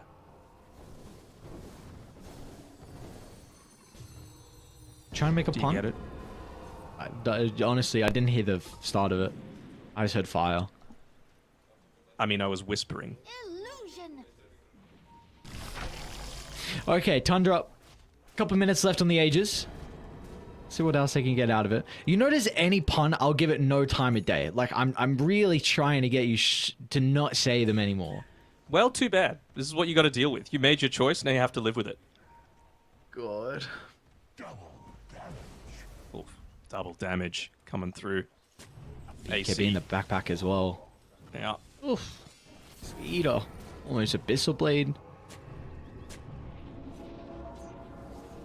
He's going to reveal the fact that he's got that DD onto him, though, with this outpost being taken by him. So, might cause a little bit more of a defensive response to come out from Gojira. Means he'll be abandoning that one little bastion of information that they have on the map with that high ground. Their Observer Ward next to the river just ended up expiring, so yeah, might be retreating all the way back onto into their base, excuse me. Do you have a freshly completed Aghanim Scepter, however, on the Ember? CEO is able to utilize this to get the backline. Gojira is going to be able to find the toss. A drag back with the lasso as well is going to be so far away from any reinforcements. But can they even get the kill to Skeeter? He's in the familiar. Oh, beautifully done. 33 brings the familiars in to try and protect Skeeter. Another call is going to hold them together. Skeeter still not continuing to right click. So beastcoast, they're going to charge on forward to get the first life. Can they stick around for round 2 though as K1? The battle trance changes its direction, dealing with Sarkska's support. But K1's going to be in trouble for the moment. Will attempt to TP out. They need a bash and they won't find it. K1's out of danger. See, Smile's going to be in trouble. However, Sarkska with the buyback gets in range, holds him down with the Dragon Tail, and a Tundra. Considering about walking up the high ground, they will respect beastcoast in their buybacks though. They'll protect their high ground, more importantly. It costs them a couple of buybacks there out of Gojira as well as Stinger, but I feel like you're generally okay with that. Sarkska? Another Off with toss. the Avalanche, but The rest of Tundra, they moved away from Sarkska's location, so 90 seconds without the Dragon Knight. Whisper doesn't have the lasso, so you're not going to be able to get this. He's going into the They're refresher, smoking up. though. They want to jump. Just avoid the life stealer. Deal with everyone else. This hero, incredibly difficult to kill. And they see they won't even have an opportunity to make that attempt. Still, though, high ground defended. Getting into the refresher orb. Coming through shortly for Whisper, so that is going to give them some more of that outplay potential, which would be fantastic. They're going back in on Whisper. Got the Nimbus as well, but Whisper is chilling. Lasso's up in a couple seconds if Radiant can connect. So is Dream Coil, Whisper's though. gonna stalk, but they've... Yeah, Knight dropping the Dream Coil. Stinger's nearby. Medic Pugner at the ready. The rest of beastcoast as well, beelining to bottom. That's his BKB. K1's going to be in with the combination. Battle Treads as well, stacking up the right click. Skeeter, though, should be able to reposition. See, Smile's back alive as well, so the Ember will look to TP into the outpost. 9 has to be a bit cautious here, Chains. Silence going to be able to prevent Gojira from finding the combo. They get the last little tick of the Avalanche. Oh, no. 9 hung around for a little bit too long, and see Smile off the back of the respawn gave them that first control they needed to get rid of the puck. Whisper, oh, look at him here now. He's making sure not to reveal himself on the lane. He wants this refresher orb to be an unknown coming through here. They would have seen previously that he had a couple of those perseverances available, but it's going to be very important that they try and keep going for this surprise factor. That's such an awesome itemization pickup from Whisper. Because it felt like with how far behind they were, Lifesteal is just going to siege the higher ground, and the play from Beast Coast would have been like a toss back into lasso, into double lasso, into the fountain. Like we saw how far previously they could get the Lifesteal under the tier 4 towers. Well, imagine an extra lasso onto that. So that's just those little things where people are, you have to think about your only win condition you can really find, and that would have been that high ground defense from Beast Coast. Yeah, for sure. I have to wonder that what's coming next. Yeah, it's Lotus Orbs or Lincoln's coming through, and it looks like Saksa is going into that Lotus for not only himself and his, again, frontline beef ability, but just to be able to toss it onto whatever target Batrider's going for. It might jump Saksa.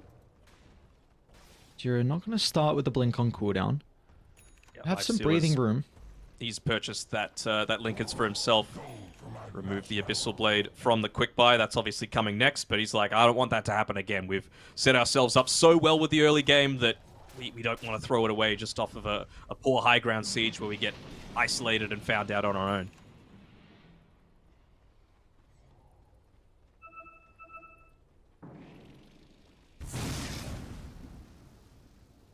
Again, a lot of stakes here for this series. Tundra currently at the bottom of the groups, and Beast Coast, well, they're tied second place.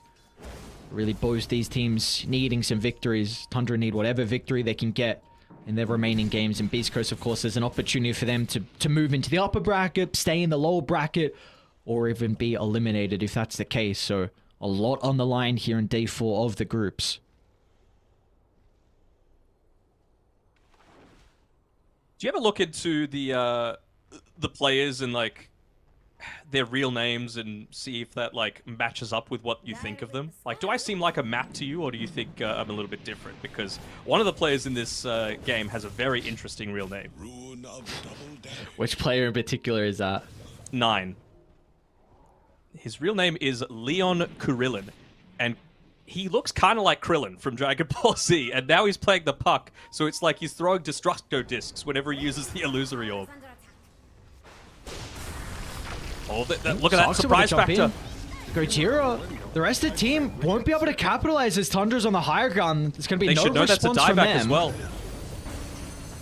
How can they hold this now 4v5 on Beast Coast? I mean, they're not worried about any kind of tossback anymore. A defensive BKB usage out from Whisper. Just a little late. The coil's going to hold them back. That's a level 25 coil as well, so Whisper's not going to get much distance. Refresher pop, second BKB. They need the lasso target. They need to hold someone down inside the base. They won't have the capability, though. As Tundra retreat back to the high ground, but Beast Coast chasing them down. Pursuing Tundra back towards the outpost as Whisper's in trouble, though. I'll deal with the Batrider, but they haven't addressed K1 on the Troll Warlord. Does he want to man fight the lifesteal, or does he want to go for the Visage instead? Operation get rid of 33, and now target down Skeeter on the lifesteal. The Halberd. No. That's the issue. They don't have a way to be able to right click afterwards. So it does look like 9, along with Skeeter, will escape. Doesn't look like the Familiars will be as lucky. That was really good kiting around coming from both teams, honestly. They might not have seen that the Lincolns was used onto the Dragon Knight just after. K1? Oh. K1, you got no boys nearby, brother. Oh, not like this. K1, no buyback as well. Oh. This is about knowing your opponent's personality, right? You know that K1 loves to farm. Where is he going to be? In the area that he feels that he's safe right now. In the area that isn't being sieged. That tower just one hit away. So it's just getting lulled into a false sense of security, unfortunately.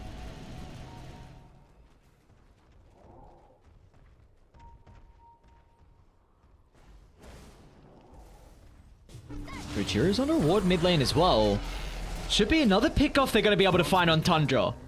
Both these heroes without buyback, that's a 60-second window. They're going for more. Hunting.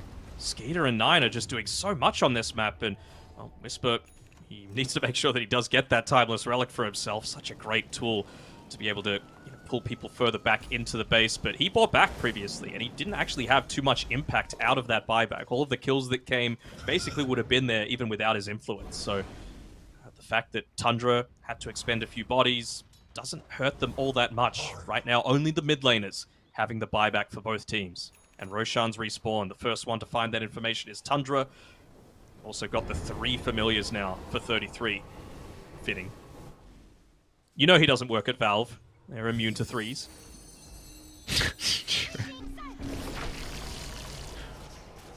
33 coming out in how many years you reckon? 3.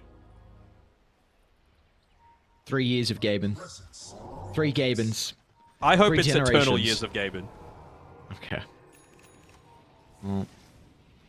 When's my next team sale? I need to spend more money. This tower's got 10 health.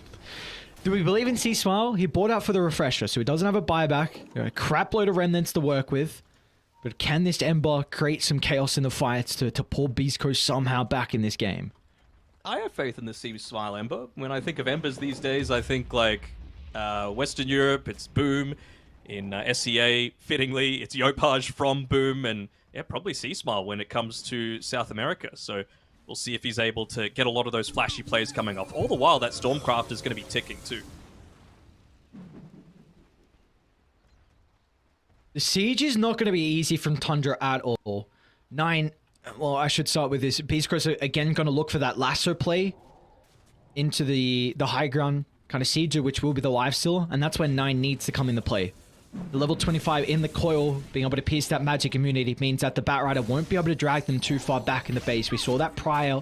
That was the answer to Whisper's jump and his initiation, so 9 has to be ready to defend the lifesteal when Skeeter feels like it's time to go high ground. They're just going to grow their net worth lead. Look at how Tundra are playing this map. All the lanes are heavily pushed in. Previously it was Snaking just dealing with them, but now that they're there, he can just sit on back. Like, you don't really do that much damage by being too far closer to the team fight. All he wants is that Nimbus and Thunder Gods, and you've done a lot. So yeah, they're just going to continue to scale. Win probability is going to grow even further. It's already at 3%.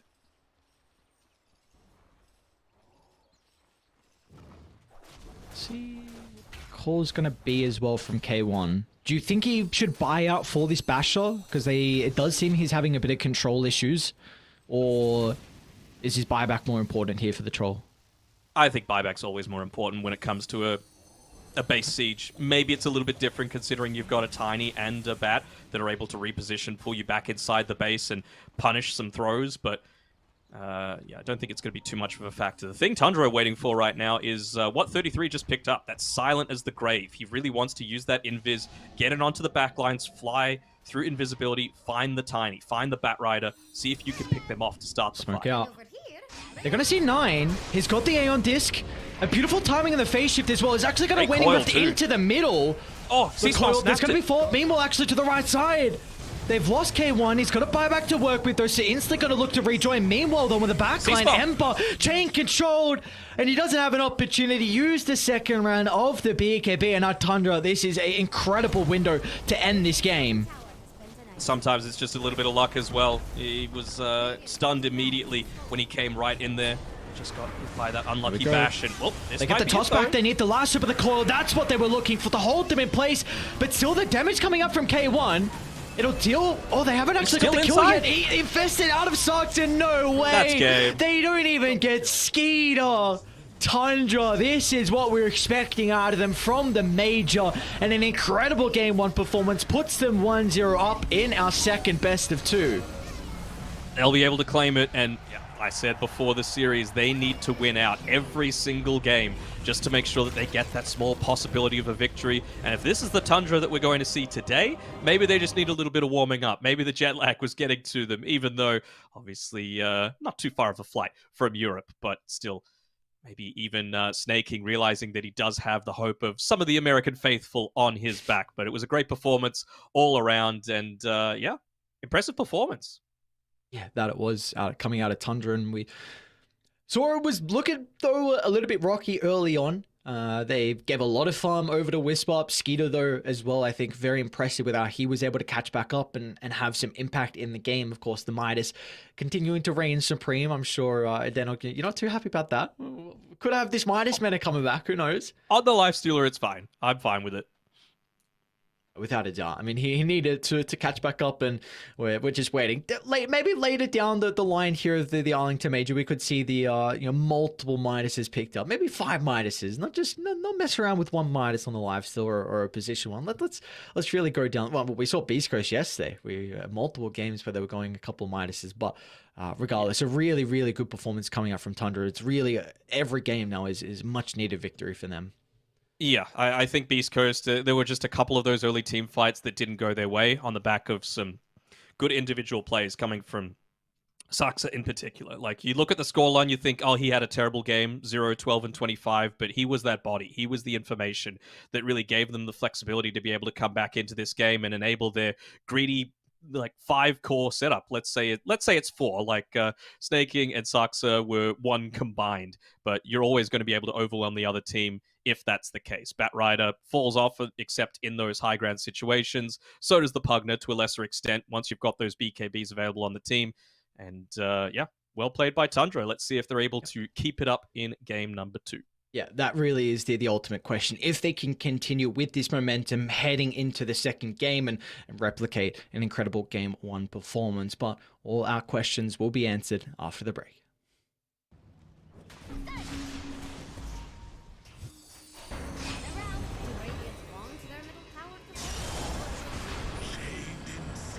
Killing spree.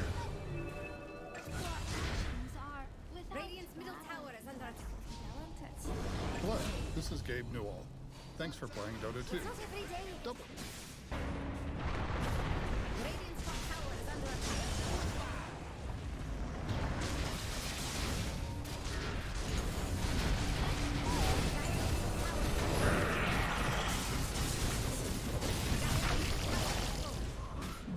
Killing spree.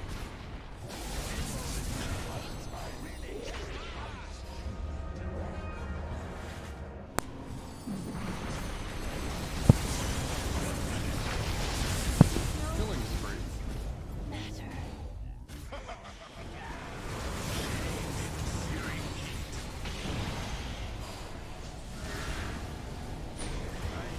Killing spree.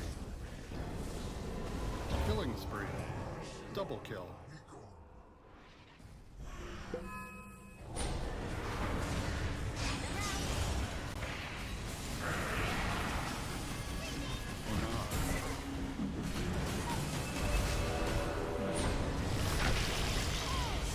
Killing spree. Double kill.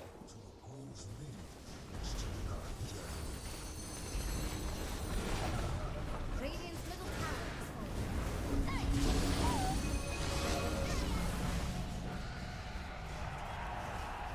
Dire victory!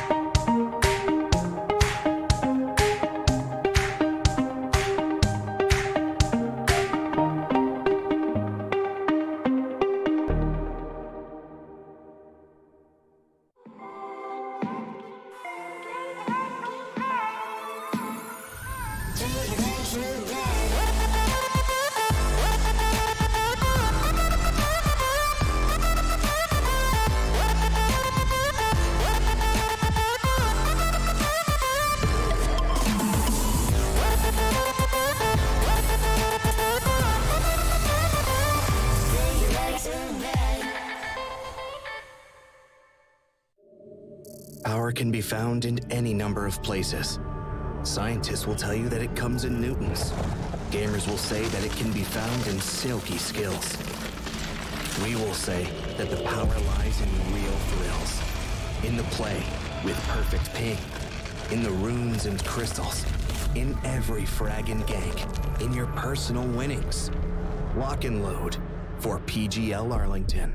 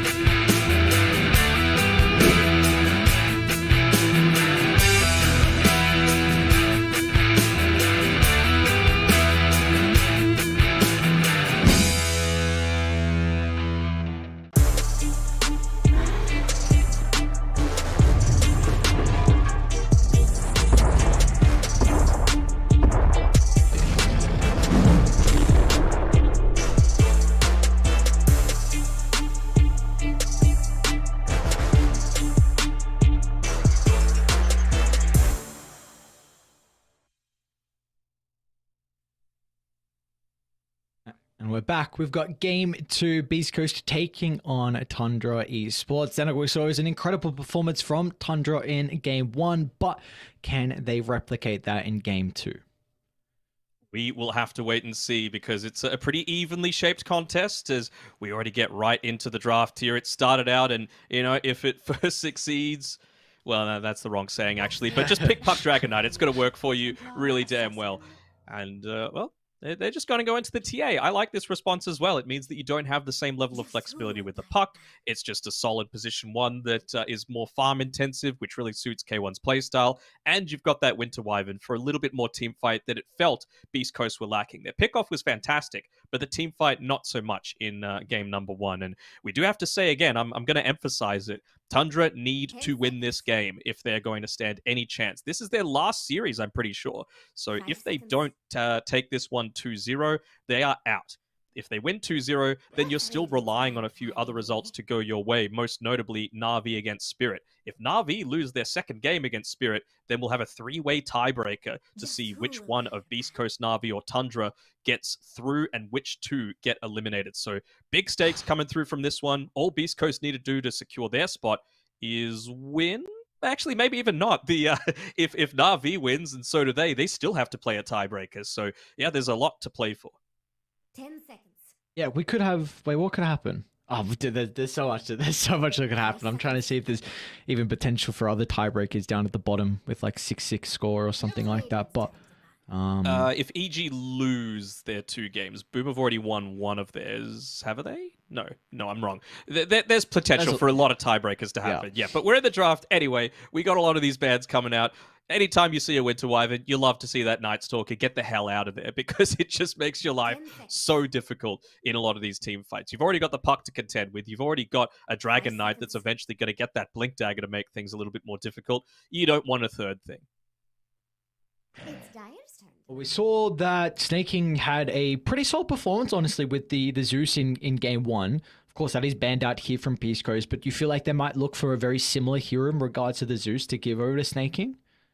I don't think there's any other position 5s that scale quite to the extent that a Zeus does, though. Like, maybe an Enigma, if the draft fits it down the line, but I don't think that you could be saving an Enigma this late into the draft. It's also not really something that they pick on Tundra all that often. Kind of surprising. It does really fit the style that 33 likes to play, but he just doesn't pick it. Or the only other option would be like an Alchemist. They did Alchemist position 5 on the first day of the entire tournament, and they won 1 game and lost 1 game, but they haven't picked it since. So it is still a potential option.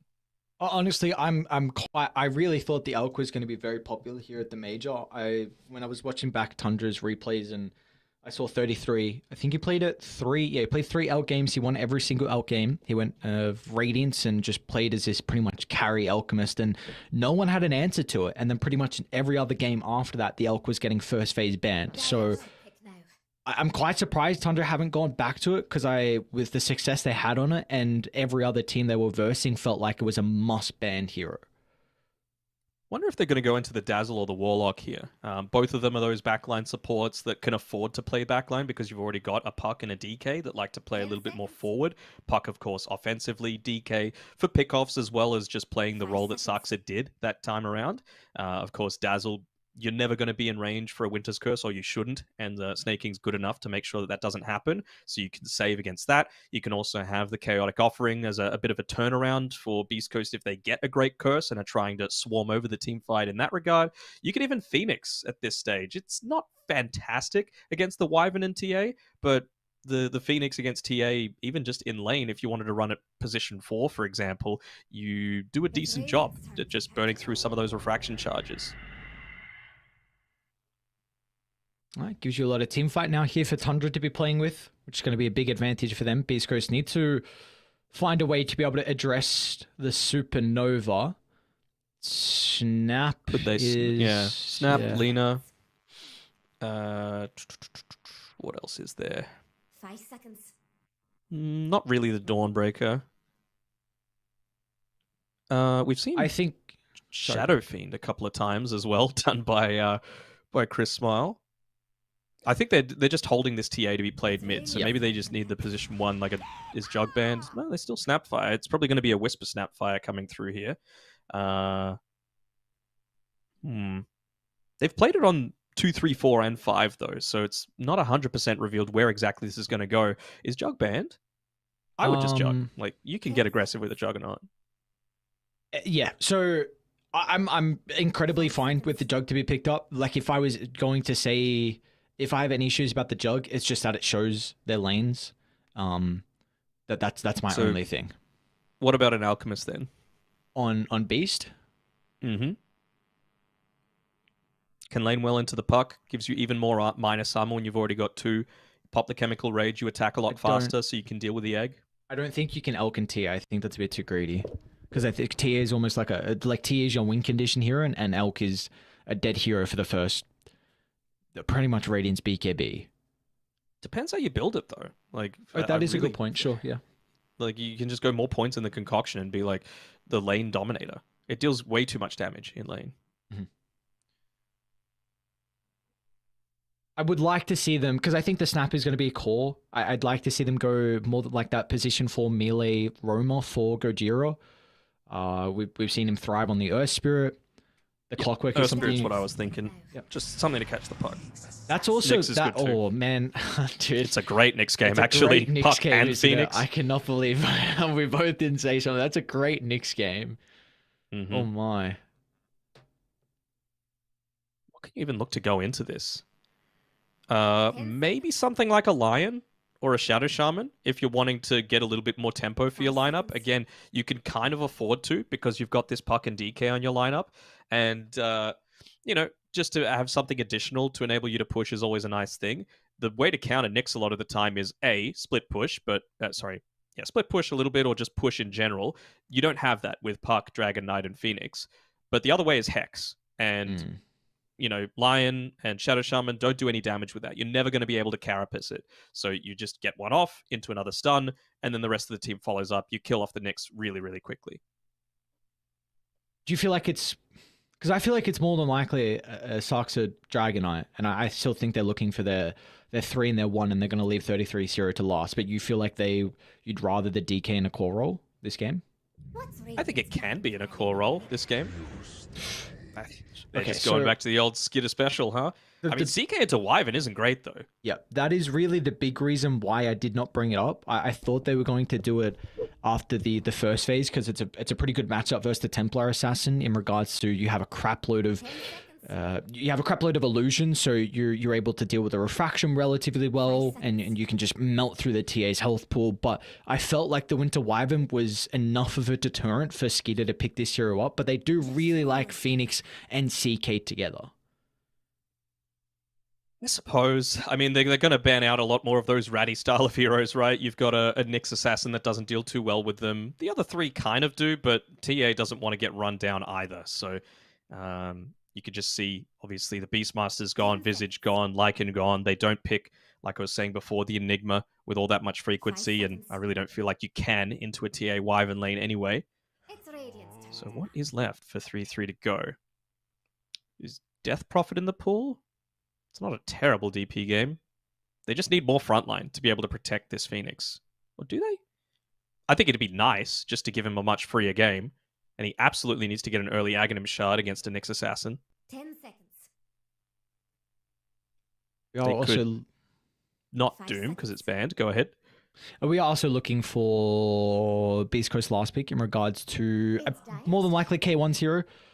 There's that DP ban like you were mentioning, but you're going to put the puck mid, so TA very happy with going into the puck in the middle lane. So we are looking for a hero for K1 to be able to play. He doesn't know his lane matchup, so do you feel like yep, just go for a hero that's pretty good into a lot of matchups? Got into a lot of matchups, some good damage to be able to deal with the CK illusions as well. I mean, if you get your Jingu up and then you Boundless Strike all those Phantasm, they take a lot more damage, so you heal for a lot more as well.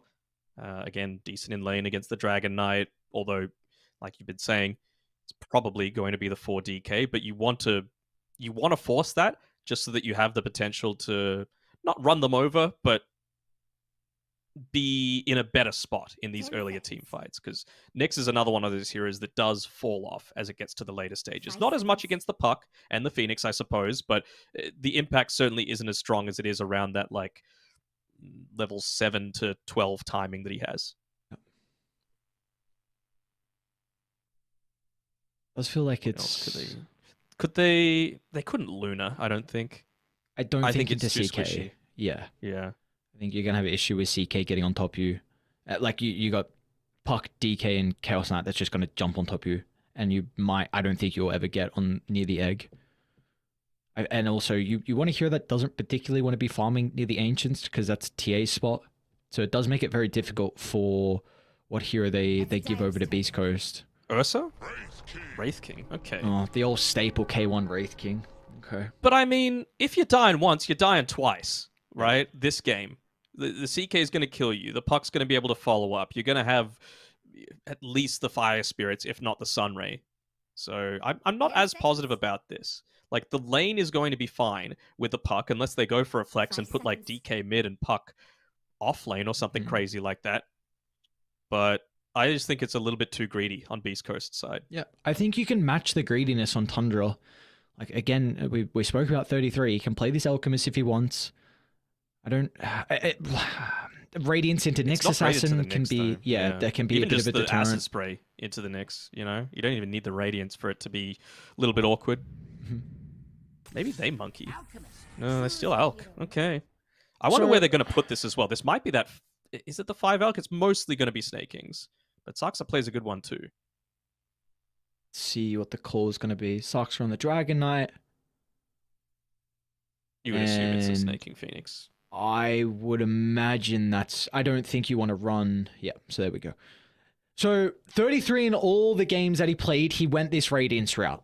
You mentioned, and I'm 100% in agreement, I think Radiance in general versus Nyx and also Acid Spray, but besides the point, just a Radiance item against Nyx can give you an opportunity to get that initial stun into the follow-up afterwards. But the offlane Alk is very versatile in his item build. He can definitely go down a different route if he feels that is required in a game like this. But you also mentioned that Beast Coast, they had a greedy lineup. Like this last pick Wraith King really shows how greedy their lineup is, and Tundra, they match that with the last pick Alchemist. So I feel like we're going to be in for a good game. Probably a long game here, though. Yes, that's right. But again, Alchemist is another one of those heroes that, I said it before, if Wraith King dies once, he's dying again. Like, you're still going to have the Acid Spray on the ground. You're probably going to have the Concoction up again, but you'll still be inside that Chemical Rage. Even just in the laning phase, like, I suppose the Wraith King, the Wyvern's never going to be right there in the lane, so you shouldn't be getting stunned on Stinger, but it leaves K1 a little bit on his own. But if anyone does get stunned inside of an Acid Spray, DK does a lot of damage. Like, you are going to actually just get bodied if that's the case. It might even just be one of those surprise early concoctions from the trees. Use that to combo into the Dragon Tail and the Acid Spray to be able to pick up some early kills. There might. Oh. I mean, of course, one other thing that I wanted to mention, sorry, with the Alchemist, with the Radiance, and the Acid Spray, good against the Refraction instances on the TA. Same sort of thing with the Phoenix, hell, even the Dragon Knight, right? With the Aghanim Shard, Puck, Witchblade, it's more stuff that's just going to be able to make that a non-factor until that BKB is available. And it really does emphasize the fact that it is a greedy lineup. Like, TA really does not want to fight until she has that BKB available. So it makes things a little bit awkward for Beast Coast. Back onto your point about kind of how the Alchemist and DK are going to look to play their lane. I actually think they have to avoid this lane. I don't...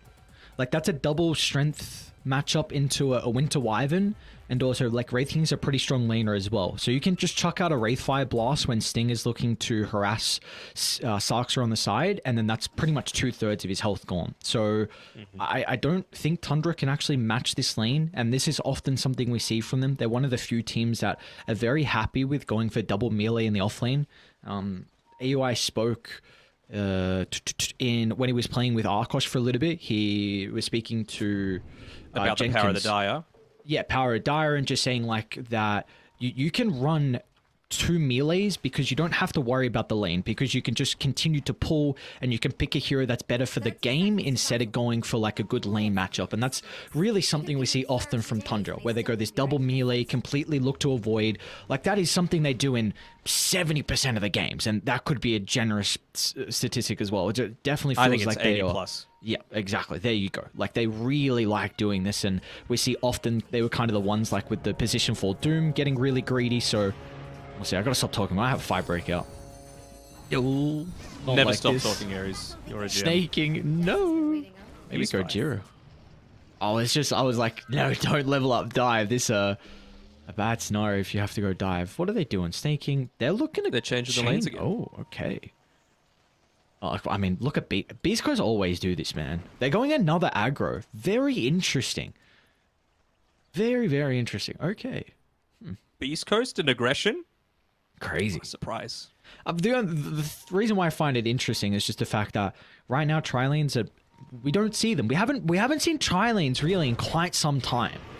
So the fact that whenever I do see a tri-lane come out, or even just a lane swap in general, like it's always interesting to see that the teams are looking to read on the matchups, as 33 is getting bodied by this Arctic Burn.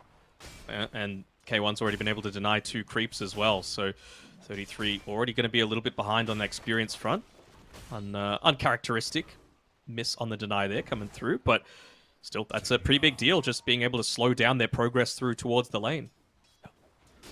They do have to get a lot out of top early, because I think level 2 bottom, Whisper's going to be in a bit of trouble from Tundra's combo. It does always look like Beast Coast are very comfortable with leaving Whisper in a solo matchup. He's got incredible lane mechanics, but I'm a bit concerned about how he can get out of this lane as soon as Tundra get level 2. Yeah, and Skid is making sure to deny as much away as well from that Snapfire. 30, he should be dead here. He's just going to look to get as many CS as possible, shove out the lane. Oh, he's got Tango run away now. There we go. Gets the stun. K1. Wraith Fire Blast is still on cooldown. They're doing a decent amount of damage into the Alchemist as well, but Hank, what's Sarkser? He finds first one. He's got the Dragon Tail as well. No way 33 lives. No chance. Okay. Gojira gets the kill. How did Tundra find a 2-for-1 trade in that? I am mind blown. I told you, bro. The DK hits like a truck in the early game. You had the Acid Spray, I believe, still on the Winter Wyvern, which is why Stinger had to go down there. He's only got the 3 armor, and the Acid Spray reduces that down to -1. It's a big increase in damage. I really just thought, 33 is like, all right, I'm dead here. I'm just going to look to shove the lane, get under the tower. Then when I respawn, it will be back towards my side. And like, no, we can continue right click here. We're Gucci. As expected, though, having a look at one of the other lanes, mid lane, C-Smile already opening up a little bit of a net worth lead against 9 on the puck. Of course, very, very hard to contest into this as the Fairy Dragon. 1 armor. Pretty pathetic, but, even the most broken heroes need to have their weaknesses, and That refraction just means that Nine's never going to be able to trade as effectively. Lane. Should be able to get Gojira. I should spray tick afterwards. Not going to be enough. Saxer is playing with the boots though, but he's not going to continue the chase. So decent amount of damage onto the next assassin. 33 does eat some right clicks as well. Oh, Whisper bot side. He's got him Reality Rift and stunned. No body blocks to be able to prevent him to get away, but still continuing to force him to be down towards the bottom of the net worth. At least he's getting a good amount of experience. Top lane's in trouble as well. They have just left the Alchemist alone. It looks like Zarks are playing off the back of the pull instead, so poor 33. He will have a lane that's shoved in though, so as soon as he respawns, it's going to have a lot of creeps and bottom lane Whisper will Tango. No, not enough snaking. That's a big kill to find. This Phoenix really plays off the back of levels. Tons of value coming through here. Even just, you've been speaking about levels, giving Skeeter that solo experience underneath the tower. He's got a double wave there. It's going to do a good job to deny away a lot of this experience from the Snapfire. They need to change up their plan a little bit, because I wouldn't feel confident in Snapfire coming back down bottom. He still is going to, because he has to, but it's not a place that he really wants to be. Nice rotation out of Gojira though. They're able to take away the water rune from 9. So he might have to, they won't have a bounty actually to play with as well for the POC, so he's not going to have too many resources to work with, and this is kind of a lane that he needs the resources. Snaking, he's looking for a solo kill on Gojira, but he's able to reposition.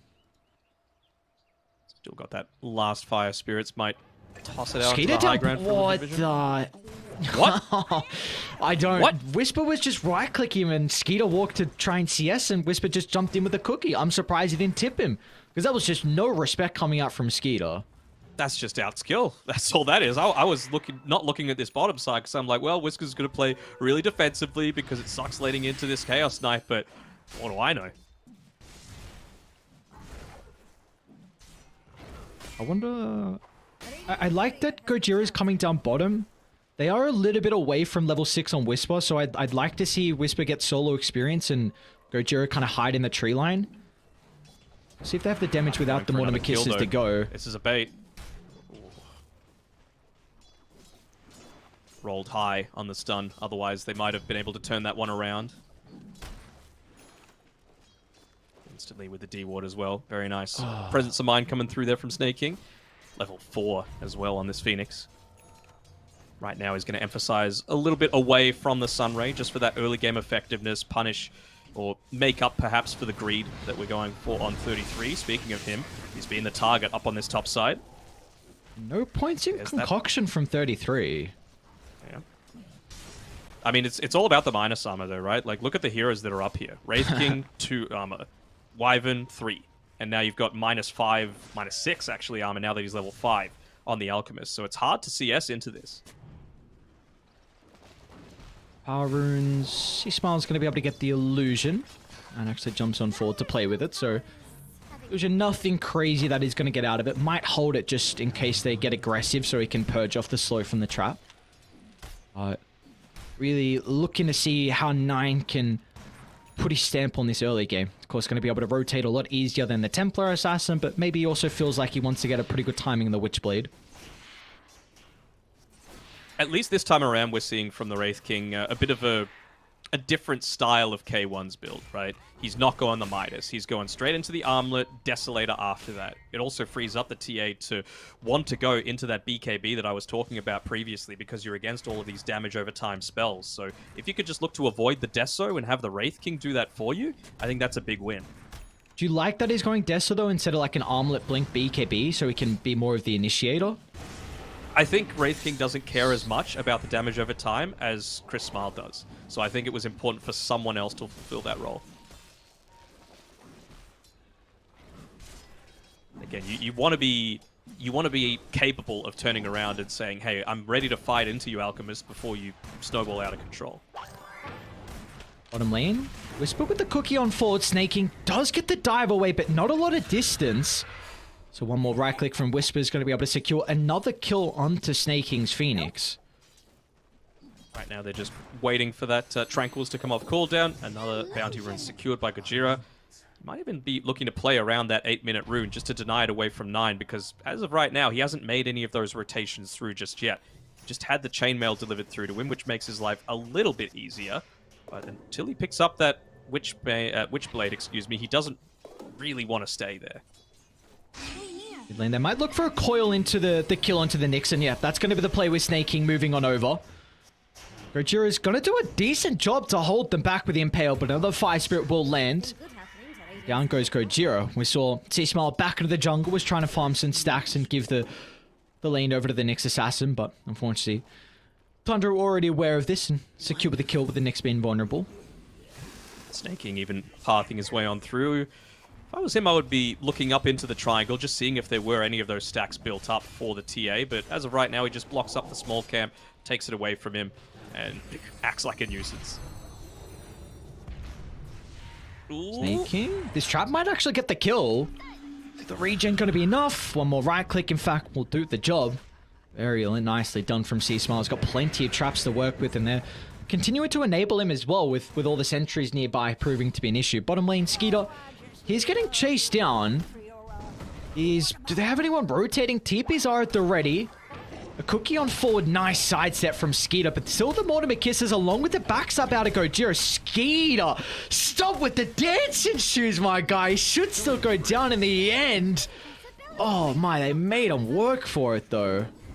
Phoenix is coming. He wants to get that solo kill onto Gojira. Brings him up to level 6. Obviously very important for a Phoenix. Has enough gold now for the Tranquils. So now I'm expecting to see a little bit more emphasis given over to the Sunray once he maxes out the Fire Spirits. He just wants to have that farming potential for himself. Rotate a little bit more through the jungle. Pick that up and ensure that he has the Aghanim Shard right at that 15-minute timing. Because like I said before, it's so important to have that. It's like a pseudo BKB against the heroes like the Nyx Assassin. You just Sunray, immediately go into the Supernova if you're in a good spot, and then suddenly the Spike Carapace isn't actually a counter to you. Radiant just fortified. Now, what do we feel like this game's going to shape up like around the 20-minute stage? Because with how I'm looking at it, Tundra, they're going Midas on Skeeter, and you've got this Alchemist. I feel like they're going to scale much better than Beast Coast, but I'll hold that thought because we do have a bit of a fight occurring in the river. Snake King's got the Supernova to play with, along with Coil as well, but 9 actually didn't jaunt on forward top lane though. 33, he's going to go down as well with the Chemical Rage on cooldown. He was looking to try and shove the lane out, but Whisper and K1 in combination together get a big kill. As for that 20-minute mark, I think it's just going to be how effective Tundra are at being able to stop C-Smile from continuing to farm. Because, you know, this is an Alchemist. He's still at the top of the net worth from that, I guess you can call it position 1 role, right? He's playing in the top lane. 33's a very greedy guy. But they've been able to secure a tower for themselves. They've been able to get this gigantic stack that wasn't scouted out previously by Snake King. And so you're going to have this Blink, BKB, Dragonlance timing on C-Smile, and you're going to have this Desolator, potentially BKB on K1. That seems like it's going to be too much for Tundra to handle, and it's a lot of pushing potential as well. Yeah, that's my big concern here, that I feel like the first Roche on Beast Coast with all these items being completed, you know, potentially playing with double BKBs is something that Tundra won't be able to deal with. And if they can get past that first Roche and be at a stage where they're not too far behind in net worth to be able to contest a second Roche, then I feel like they're in a great position. But it's just the early game when Beast Coast get their items that they have to be worried about. Is Snaking, a beautiful solo kill. He's having a really good game, man. A lot of experience. Level 7 on the Phoenix, and he's got a decent amount of net worth to play with as well. So that could help out with their late game with how the Phoenix can have a lot of control through these team fights. Yeah, like I was saying before, it's really important that he does secure that farm. He needs to make sure he gets into that Aghanim Shard right at the 15-minute mark so that he's able to take these key team fights around the Roche Pit, for example. Sure, it might not do too much against the Wraith King and the TA, but it's more about sustaining your team. I mean, you've got... Look at your frontliners that you've got. A CK, a DK, and a Alchemist. 3 strength heroes that are going to benefit massively from all of those levels. Radiant looking to smoke and invade the triangle. They know that Saxra is making some stacks. Should be able to get the kill onto the DK for the moment. Meanwhile, inside the mid lane, however, the Snapfire should be able to deal with the Supernova. Whisper's going to look to jump up as well, controlling 9.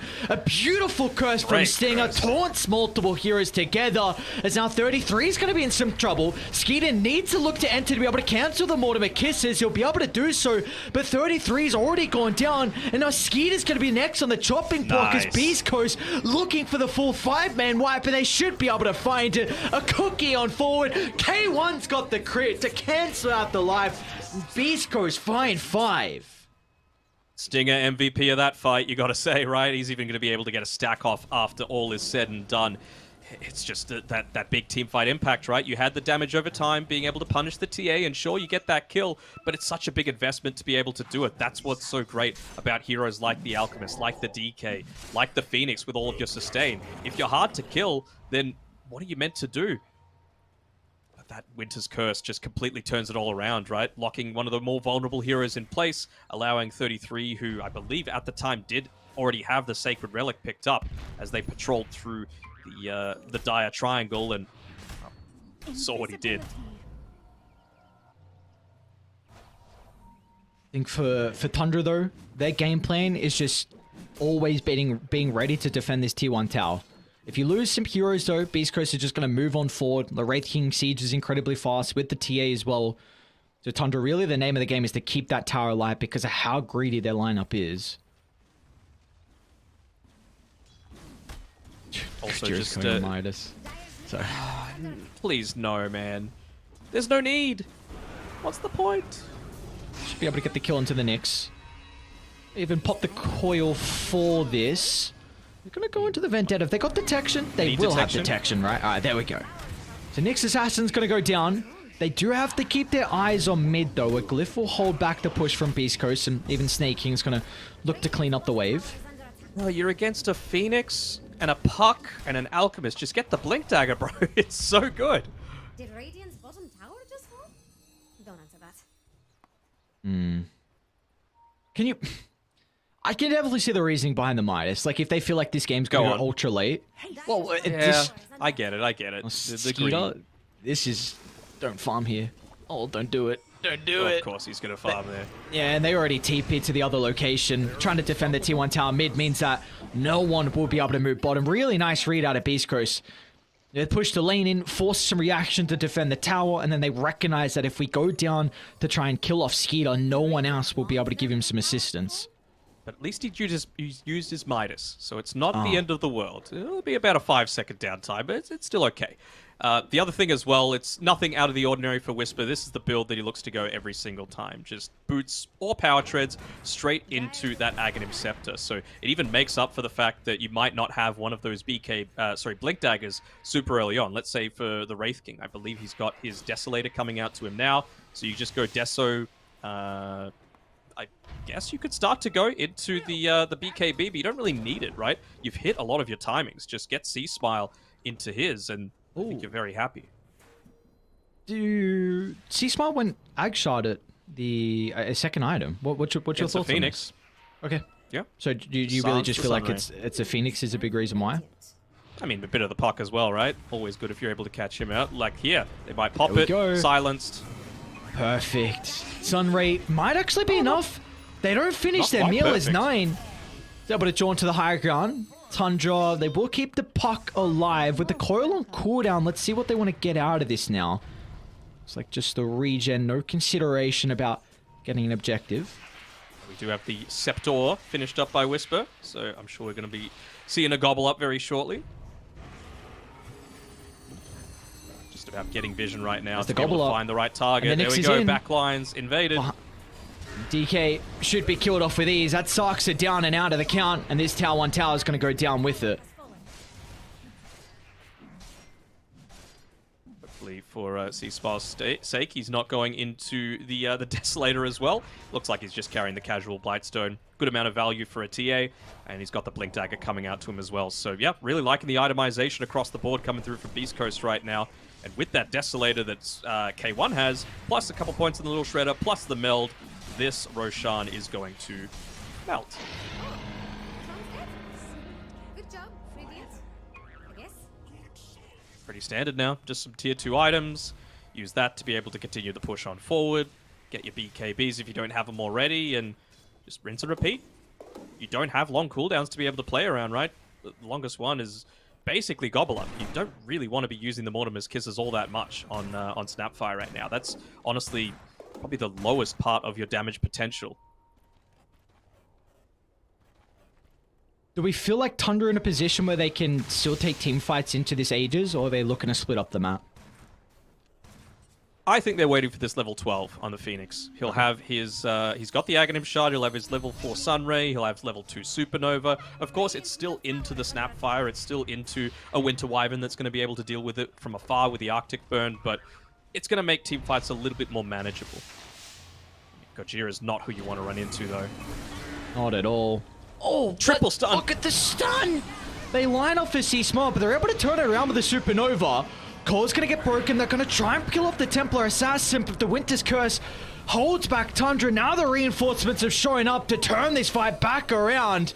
They're able to reset the position. 9 jaunts towards the Wraith King's location. Is gonna try and play around with the Fog of War. K1 has the Wraith Fire Blast coming up shortly, and the crit as well. He cuts away the life for the position 2 on Tundra. 708 damage that did to the puck, and keep in mind this is a puck holding that Witchblade, so he has a little bit of armor, but not enough apparently. A little bit surprised that Chris Luck was a little bit off the mark, sorry, excuse me, Whisper, with those Mortimer's Kisses. Wasn't even able to clean up Saxa, so the fact that they only got one hero out of that amazing setup coming through from the Spike Carapace is a little surprising, but still, you'll take it. Oh, that Observer Ward just out of range as well of this one. Unblocking the Ancient Stack. Even just getting the Philosopher's Stone, bringing Stinger closer to that Blink Dagger. It feels like Beast Coast are in the box seat to be able to take this game. They're hitting all of their timings. They're moving well as a team. There's not too much that Tundra could do about it until they pick up some BKBs of their own. And Blink Daggers in particular. Chaos Knight, Puck, they're getting close. So is the DK actually. Only about 300 to 500 left. But East Coast, they're in a state where, well, we've got our Aegis for the next 2.5 minutes. Let's just keep pushing on forward. Force them to defend, or you're going to be losing some of your map. You really don't want to be losing this this triangle if you're the Tundra greedy Alchemist farming lineup. Do Radiant want their middle tower to fall? It is scary still, though, from Beast Coast. Like, you are going into a lineup that has incredible team fight. We're still looking for that level 2 Supernova from Snaking. And if their positioning is not on point from the Snapfire, of course, his Blink, if he wants to go for it before the treads, is definitely going to help out with dealing with the egg, but Tundra just need to look to avoid and make sure they... Snaking. Oh, look at the toss in, man. 33. Oh, he's going to have to BKB as well. He wasn't able to find a unstable concoction target, so that is your first BKB usage of the game, and 33 gets nothing out of it. Just 960 damage through with that double damage on the PA onto the Phoenix. Just... sorry, the TA onto the Phoenix. They ended up taking the Tome for Saxa. I wonder if he's actually... I don't know if he used it. Maybe he put it back into the base. I think he might have, or it's sitting around somewhere because he was level 9 prior to it. Maybe just really wanting that level 10 for the Breathe Fire damage reduction as he is a position 4, but I still feel like it's so important for Snaking to reach up to that level 12. Oh. I didn't think they'd go high ground with his Aegis, but they feel like they're in a position where they can, and I don't blame him. This is a big kill on the Phoenix. They're going to dive the T4 towers. Tundra, they're not set up to react. A buyback's coming up, but they're going to capitalize on the deep attempt of the coil, holding 3 heroes into place, but where's the damage? A curse, only onto Skeeter, so they should be able to deal with the Nyx Assassin. And meanwhile, 33, he's looking for the +1 as well. Stinger's going to try and TP out. Really nice TP location from the Winter Wyvern. It cost them a buyback onto the Phoenix, and it does feel like that is the one hero that could potentially turn around this game for Tundra. It's still a little bit until you're going to be able to get into the AC on the Alchemist. He might, at this rate, even go into something like the Shivas. Probably not. I mean, you need to protect the rest of your team from just getting gimped by this TA. I do like this item choice from Snaking. He has the capability to win a fight for Tundra if he gets his abilities off. And he's priority #1 for Beast Coast. So the Antis picked up is going to give him that opportunity to at least get the egg off and Sunray before he's blown up. And they've almost reached that state where, again, they're going to be able to shove out these lanes really effectively. Saxa taking a lot more of the dangerous farm. Again, he is a position 4, so if you're making a heavy rotation for this, it's not going to feel all that great. Almost reaching up to that level 12, getting closer to the Aghanim Shard. And again, it's just all about delaying the game right now for Tundra. Beast Coast have the tools, though, to be able to punish this. Boots of Travel queued up for Whisper. Oh my lord. Ooh, sucks, sucks, What sucks, the? sucks. He didn't blink to TP somewhere. Oh no, Saxa. Oh, we'll make him work for You're it dead, at my least. guy. But you see instantly the read from Tundra. Just get the other lane shoved out. Snake King's going to push mid. They're going to be able to push top as well on 9. And the read is just continue to stall. Continue to play the split push game. Because 9, he's working into a boot to travel next. So, again, they are really just avoiding Beast Coast at all costs. I wonder if this is a game that C-Smile chooses to go into an early Aghanim Scepter, considering they are going for this split pushy style. Like, you've already got the boots of travel onto Whisper, and it is important so that you can keep up in farm somewhat, but to me it feels like they're trying to specifically counter the style that Tundra did in the previous game, where you just didn't have anywhere on the map to be able to farm because the supports did such a great job at pushing in. The traps. See this rainbow TP. They're not going to see the rotations, actually. He doesn't get a glimpse of them moving down bottom, and now C-Smile's in trouble. BKB into the TP out. Do they have the damage with 9's right clicks? They do not. But really nice read out of Tundra, recognizing that Beast Coast, they were only playing with one person behind the Templar Assassin. Was a lot of TPs expended for it, though, so we see K1 as well as Whisper move towards the top side of the map, trying to take as much of that away as possible. Gojira quick on the fingers there to make sure he's able to avoid the Blink Chaos Bolt from the CK. But it does give them some freedom to play up towards top if they were really wanting to, right? The tier 2 tower, it's going to be an important tool just to not have that TP location available for Tundra when this second Aegis is the main 9 priority. down bottom's in trouble. Gojira, oh, look at the damage. He almost solo kills 9. But Tundra, they're looking to come to take the team fight. Skeeter's going to be in with the damage for the moment. The Sunray buying some valuable times to get the damage out. They're dealing with the refraction as well. As C-Smile's down and out of the count, but K1 is looking to clean up. Will crit away the life of Skeeter. They're going to turn to deal with 9 next as well as Stinger finds the curse onto 2. Whisper's got the gobble up as well with the chain control, and that is perfect. The turnaround all off the back of Stinger's curse. They were just so... They're too far ahead on Beast Coast right now. I know it doesn't seem like it. It's only a 3k net worth lead, but you have to remember that this is an Alchemist that you're playing up into. And they're just doing a fantastic job that even, you know, a fully leveled up Sunray isn't enough to be able to just enable the survivability of this Chaos Knight. They've really... They had the AC, actually. You just need a little bit more armor on the CK itself, because right now, he's getting chunked down by TA and Wraith King. Dude, look at that, man. Gojira. He didn't even have the level 15 talent. So now he's going to have more mana burn. He almost just solo killed the puck to start that fight. Like, that is the permanent Sunray onto Skeeter, and he's still dying. Like, this is a really big deal that this is a factor in this game. You couldn't have done much better there on Snake King's side, to be honest. The positioning was on point, playing on the high ground. Maybe at the very end, that's a little bit more on 33 just to go a bit closer to him, but... yeah, it's looking grim if you're a Tundra fan. That was really the replay just highlighted how incredible of a positioning we saw out of Stinger on the Wyvern. And it's going to get easier. He's got Glimmer Cape. It looks like he's considering a Yule Scepter next as well. A little bit extra mobility. Gives him also almost a get out of jail free card if he has the opportunity to get it off. I mean, a Philosopher's Stone's really going to help out with him finding some of these defensive items, so... see, it does feel like Tundra have so many heroes that need to die first. Mm-hmm. Phoenix is #1 priority, by far. Who are they looking to kill, though, at the start of the fight for Tundra? Is it... because it feels like you have issues with everyone. Like, if you don't deal with the Nyx Assassin, then 9 doesn't feel safe in the fight. If you don't kill TA, then you see Smile's just going to obliterate your heroes. And if you don't kill off the Wyvern, then you got the cursed turnaround. Zaxa? Yeah. A jump? Nyx Assassins, see if they're able to get rid of him to start the fight. It's not the greatest curse as well to the right side.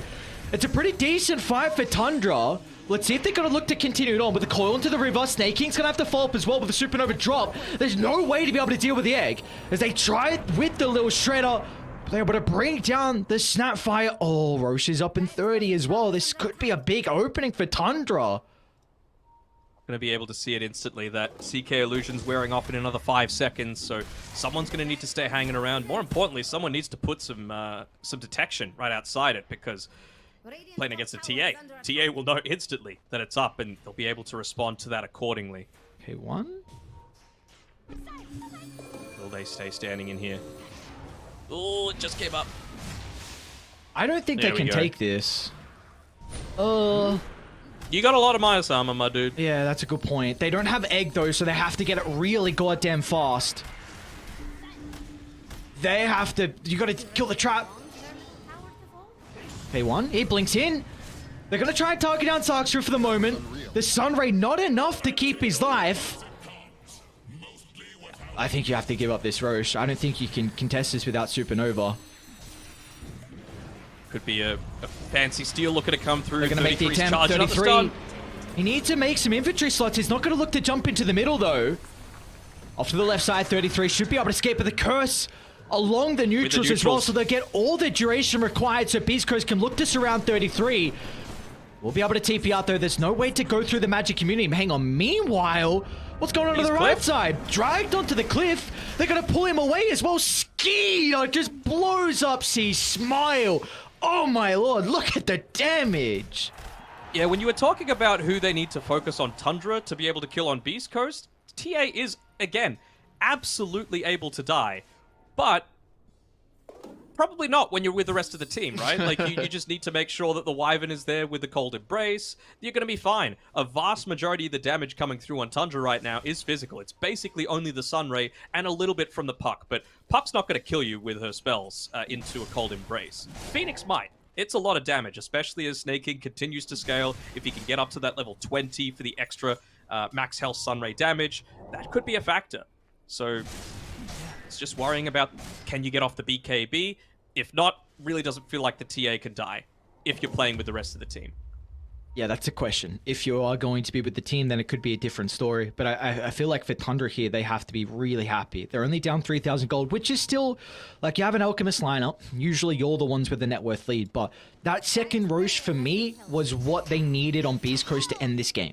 We already saw them try high ground before on the first stages, but really the second one was what they needed to close this game out. And every minute after this stage, I think Tundra will continue to grow in strength. They got a big courier snipe though. Snake King's Aeon Disc, 2 of the components were removed by Gojira. He always just seems to live inside the Dire Triangle whenever he's playing on this Radiant side, placing a ward up. Skeeter might be in 10 trouble. minutes. Who have they found here? Gojira's able to run into the Chaos Knight. They're going to gobble up and toss K1 into the middle. Skeeter, he's in trouble. The team's behind him, but it's not going to be enough to keep him alive. Meanwhile, inside the lane as well, Sarks, he's going to be in trouble. They'll get the kill, but the coil turnaround, the buyback as well. Double buyback from Tundra. They need to get something out of the team fight, but Beast Coast, the executive call, sound the retreat. Just look to avoid this team fight. You've already won it. You just can't bleed the numbers, and well, it looks like the top lane, they will just catch out Gojira, but that is not worth it for Tundra. It was a great delta split, everyone running in different directions so that you weren't going to be able to get more than one out of that double buyback commitment. Just more good team play coming out from Beast Coast. And, well, Wraith King, he's getting close to his level 25 as well. So it's just more of that damage that's coming through. I'm still going to go down and saying it. Like, Skeeter's item progression has been non-existent for the past, it feels, 5 to 7 minutes.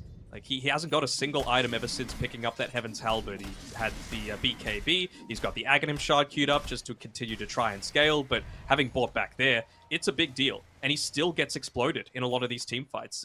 Do they have any armor neutral items that he could potentially hold on to? I mean, that blast rig almost feels like that's what Skeeter needs to hold. It doesn't help your farm, but you're dying so damn fast. They're going to look to smoke to the ward of the triangle. It will expire shortly, but they got a quick glimpse of Skeeter's positioning. They will see 33 afterwards as well. Go towards the Alchemist. 9's going to be the first one that they get a glimpse of. 9! Oh, hit the back line. Oh, he's on the... Oh. Skeeter's in trouble. He brought back Prior. K1. It's a big kill. They're going to be able to find it. They will. Skeeter's down and out of the count, and now 33. He'll be able to TP up. Meanwhile, in the river. So that's Elaine. It's Sarksa. Well, here's another person that brought back Prior. So Beast Coast, they find 2 incredibly valued pickoffs. See what they can do with this advantage now.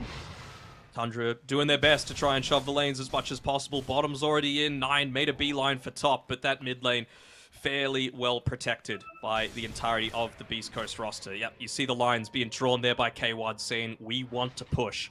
They don't have any ways to be able to get the backlines. They might even try and pick off. Gojira, oh, he got him. No way, the gobble up as well. Oh my god. Cookies at the ready. Beast Can he get out? Blink in a couple seconds. Where's he going to go? Down to the south. They've got the ward, though. Know exactly where 9 is. The rest of the team starting to move towards 9's location. He's falling low on mana. There is... Dude, this is going to be such a hard way to get out. What? He didn't He join. stayed. Face shift up in a couple seconds. No way. Stinger's All looking the to while close their the base is distance. dying. Oh, 9. Oh my god. Can he He's actually still get there. out? He's blinks down. He's got to try and jaunt to the left. Gojira with the mana burn, the gobble up as well. Another phase shift. He's making it work for this. They should finally get him. Oh my god. Somebody tip this man? There we go, yeah. Somebody tip this man. Really getting use out of those supporter packs, but again, you just had the TA and the Wraith King all the while taking the bottom lane of Rax, so it's nothing that they're going to be caring too much about, and now it's just a matter of closing out this game. This could be Tundra's last moments in the Arlington Major. If they lose this, they are guaranteed out, and it gives Beast Coast that potential to hold on to one of those last 2 spots. Of course, it is potential of having some tiebreakers, or depending on some of these other results with Na'Vi, might just mean that they are still out of the overall tournament. So you can't count your chickens before they hatch. You just got to keep playing every single game on its merits. Gobble up at the ready. Who's the first one they're looking to jump? Oh Onto my the Phoenix god! instead, and the stuns in the backline. Phoenix has got to buy back to rejoin. K1's pretty goddamn deep. They can set up for this respawn. They're going to drop the egg before he even comes back to life. He can reposition safely thanks to the BKB, and now Sting is in to cover the retreat as well. A beautiful Winter's Curse, and now Beast Coast, if they want... Oh, they're not going to go back in. They're happy with what they've claimed. A couple of buybacks. They have covered the retreat perfectly. A snaking buyback, and that's a buyback out of 9 as well. No chill by Gojira as well, dropping the talentless voice line on the Nyx Assassin. I know it's one of the best ones if you're trying to flame, but goddamn, this is a team that's about to get knocked out there, and unfortunately for Snaking, he had a bit of a misplay in that team fight. Using the egg before the Sunray means that it doesn't get refreshed. You got to make sure you Sunray, then egg to get the second usage out of it, and that really felt like Tundra was discouraged from being able to go for any other follow-up. You reckon 3% is where this game's at the moment? You feel like it's a little bit more rough for Tundra? I'd say it's a little bit more rough for sure. Maybe just thinking they've got an Alchemist, there's always a chance. He actually goes ahead and what's he got there on the CK? I thought he bought out the Aghanim Shard just so he wanted something. Just a red creep. 20 gold from that BKB on the CK. He needs it right now though. Oh no, the spike carapace timing, dude, Gojira! How does he do it time and time again? They won't even get the first life out of K1. He's also playing with a refresher as well. This is their last attempt. They got BKB on CK. K1 He wants to find the Wyvern. He's gonna jump in. K1, no remorse. Refresher popped. Another BKB if it's required. But Gojira, the spike carapace, making sure that Tundra have no opportunity to run into the middle. All the stuns, controlling them together. They're going to try one last attempt. Supernova's up in a couple of seconds, but they'll be down 33. Again. Without a buyback available on the Alchemist. A 3-on-5. They're even giving some tips over as well. The C smile for good measure. A right click and a trap. Not enough for the Mega Creeps. Soon to be swarming inside the base. Dude, Gojira! Stop it, man. This Nyx Assassin. What an incredible performance. Not only from him, but the rest of Beast Coast as well. Cementing Tundra to be eliminated out of the PGL Arlington Major. You never would have expected it. A team that came third in Stockholm. But they will be done here. Oh, what a fall from grace from Tundra, and who would have expected that EU is the first to go home? It's certainly not the discourse across the world, but you know, what word do you think is being spammed in chat right now, Aries? There we go. But it is a very, very nice victory coming through from Beast Coast. I believe as well this at least guarantees them tiebreakers. I had a look at some of the other results. Sorry for the spoiler, but it depends on the second match in the outcome between Spirit and Na'Vi. I don't know the result of that one, but the result in game one means that a tiebreaker is the minimum possibility for Beast Coast. So they're going to be able to have their fate in their own hands to be able to stay in this tournament. And again, they are one of those teams that are sitting in 5th at the moment on the DPC rankings. So they do need 1 point to guarantee things. I still think they're pretty safe, but you know, you want to see more of South America going deeper and deeper into these tournaments, because I'm tired of this Western Europe is the best. Even Thompson's saying it. Have a look here. You know, a South American team able to topple #1 in Western Europe from the DPC in pretty convincing fashion. I mean, I want to see more Gojira Nyx Assassin as well, and just Beast Coast in general. What a performance from him. And we said as soon as we saw the Nyx pick, it was going to be very difficult for them to play into. He's baiting me with that Midas as well, man. He never buys it. He always puts it into the quick buy, and he never buys it. This time around, what did he end up going? Did he get the Blink Dagger on it? Yeah, he got the Blink Dagger instead. And a so random much Lincolns. better. And a random Lincolns. Yeah. I mean, it's just... He played phenomenally this game, both him as well as Stinger. It's hard to single out an individual person. Everyone played their role on Beast Coast. They had the great answers to what Tundra had to put forward. There were some decent enough team fights, but yeah, it just felt like the greed was a little bit too much. I don't think you can go greedy on this patch. We've seen... How many times have we seen like a draft with a Chen and a Dazzle and something, a Visage that's able to push forward, just steamroll through another team? And another way to do that, not necessarily with a ton of units, is that minus armor. I think... You know, it's one of the great answers for these strength heroes. The CK, the Alchemist, they just get melted, which happened to Skeeter way too many times for my liking. 2 out of 3 series done here for day 4 of the group stages. We got one more series though around the corner. It's going to be Liquid taking on Thunder Awaken, another incredibly important series for either team. So they're going to get more themselves Western Europe set against up. South America, bro. That's the thing. We're lining up for some more competition. We'll see if South America will be able to topple Western Europe once again after the break.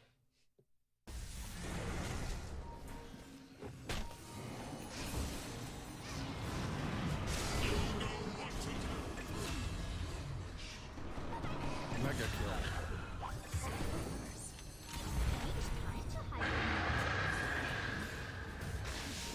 Double kill.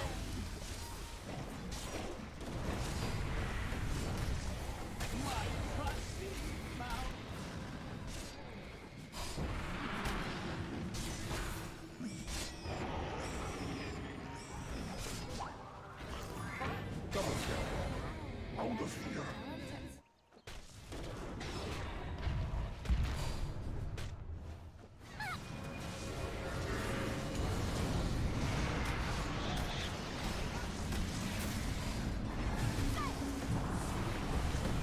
Dominating, I guess.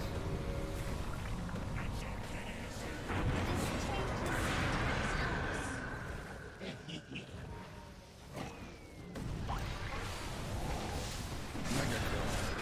Double kill. They're unstoppable. More than 2 kills, but less than 4 kills.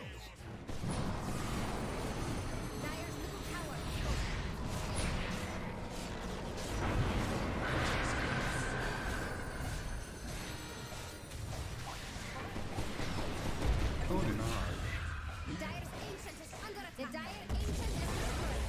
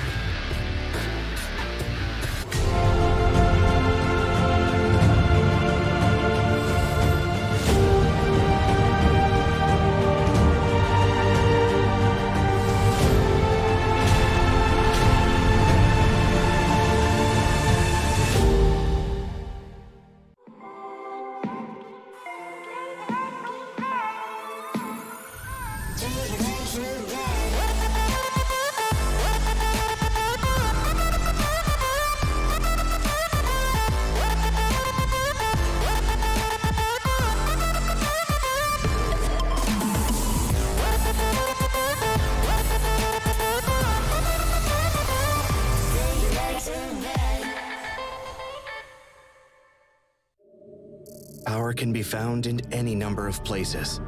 Scientists will tell you that it comes in newtons. Gamers will say that it can be found in silky skills. We will say that the power lies in real thrills.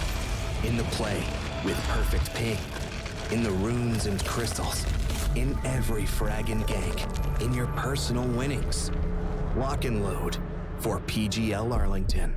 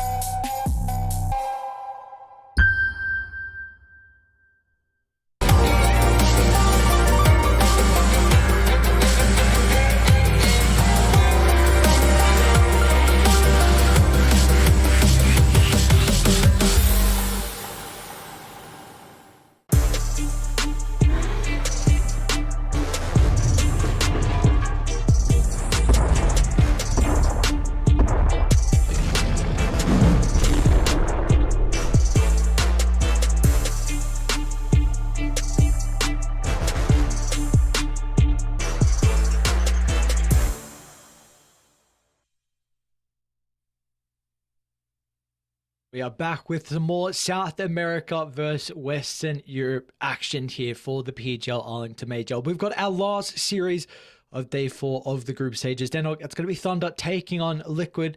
What are some of our pre-thoughts heading into this series?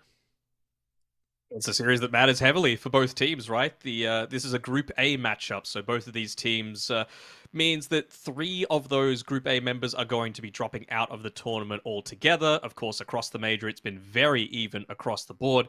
And right now, Liquid's sitting on the cusp of going down into that elimination spot. Thunder Awaken sitting at the very bottom. But they have their fortune in their own hands. Both teams probably couldn't want a better opponent right now because beating them is just going to catapult them up one slot higher. Yeah, without a doubt.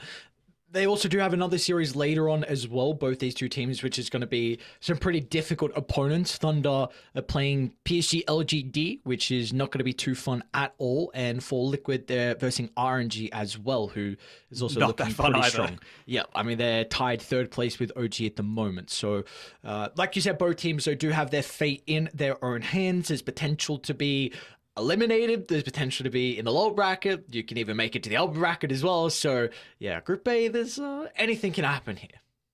Yeah, absolutely. But let's start having a look at a few of the teams because obviously we need to introduce these great lads. I believe it's Thunder first. I might be mistaken, but yeah, we get to see Alone, of course, the standard coming through most recently from Infamous, as well as the rest of the boys, of course. Dark Margo, he's got a big shoes to fill, but the rest of them are really standing up, especially my boy Sacred. He has become my new favorite offlaner, behind a few of the SEA players, of course, but no, just the amount of performances that he is able to put forward are phenomenal. Like, standout, game-winning, X-Factor performances, and that's what you want in your team. That's what matters when it gets to the LAN stage, to have that little bit extra, that you're not quite expecting. So I'm expecting to see another great performance out of him this game. And of course, their opponent, Liquid, they also have multiple players who can have that X-Factor performance. We've seen, the likes of, you give Mickey, he's tiny, he can pop off one of his best heroes by far. So also the puck is something that's incredibly scary. A high caliber roster out of Team Liquid, but a roster that hasn't been performing as well as what I'm sure they're hoping for.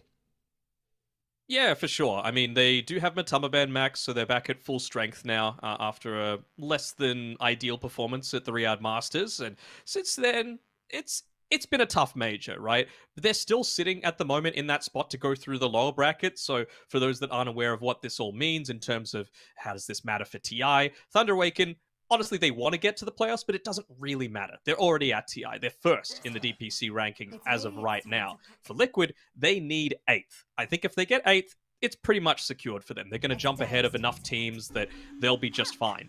But to get there, you need to at least make that lower bracket, and then you need to win one playoff series. So if they can get a 2-0, there might be a world where you're still able to squeeze into that top 8.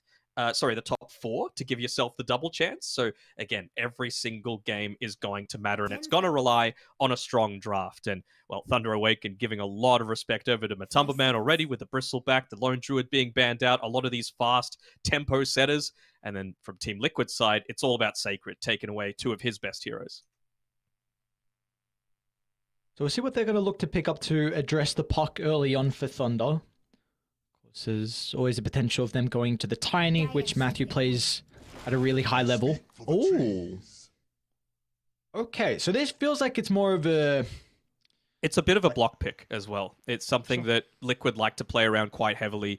It doesn't leave them with too many options left if they were wanting to go down that route on Team Liquid's side. And that's when I've seen them look most impressive. I mean, during the DPC, they bulldozed over OG 4 separate times, and it was like not even close. So if they're able to match that same sort of rhythm, I'm going to give them a really good chance. But really, the only other heroes that kind of fill that sort of role, Monkey King does a little bit, Bloodseeker to some extent, Juggernaut does somewhat. It really is enabled as well by the puck if you're just able to hold a bunch of people. Off Dawnbreaker is absolutely another one of those too.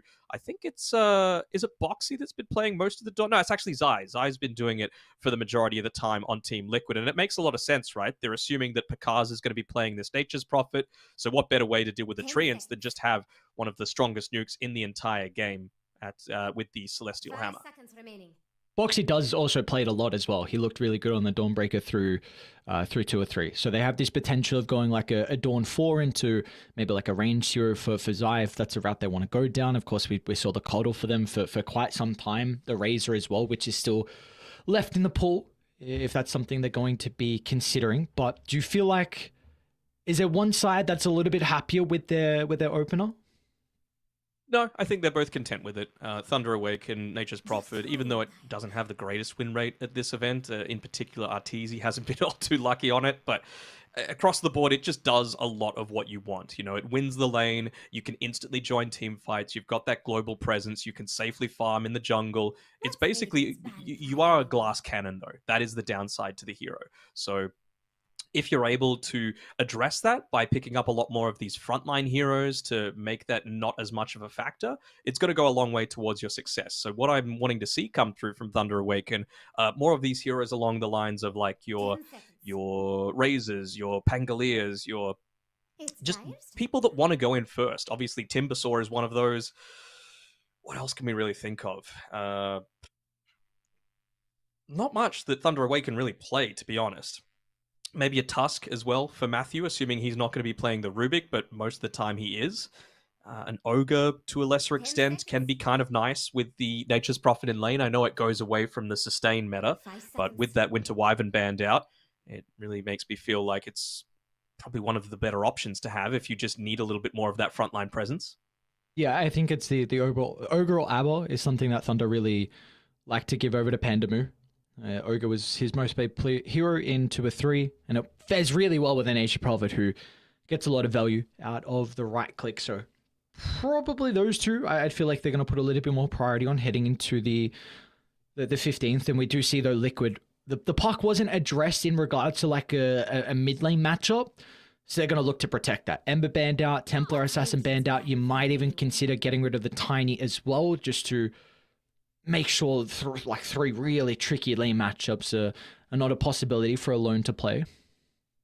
Some Hoodwink respect as well. Boxy, basically one of the only people to still be playing it at this tournament, and it goes well against the Nature's Prophet, right? You're always going to be able to play around the trees. You can use all of your spells to give some sort of vision, which is a big advantage whenever you're going up against the NP. And of course, it's just a pretty strong lane as well, paired together with the Dawnbreaker, assuming it is going to be Zai playing it, which I would say so. So I think with this, they might want to go a little bit more of a passive. not necessarily passive position 5, but something like a disruptor is also something that Thunder Awaken have done a few times against the puck. Again, for that instant silence, it's pretty good. Your Dawnbreaker ulti in, drop the Static Storm. You won't be able to use the Aghanim Shard to full effect to be able to get that spell immunity, and oftentimes it can just be you going into your own death. 10 seconds. What else is yet to come? I still need more frontline from Thunder Awaken, though. That's my main area of concern. So Pango at the top of my priority list here.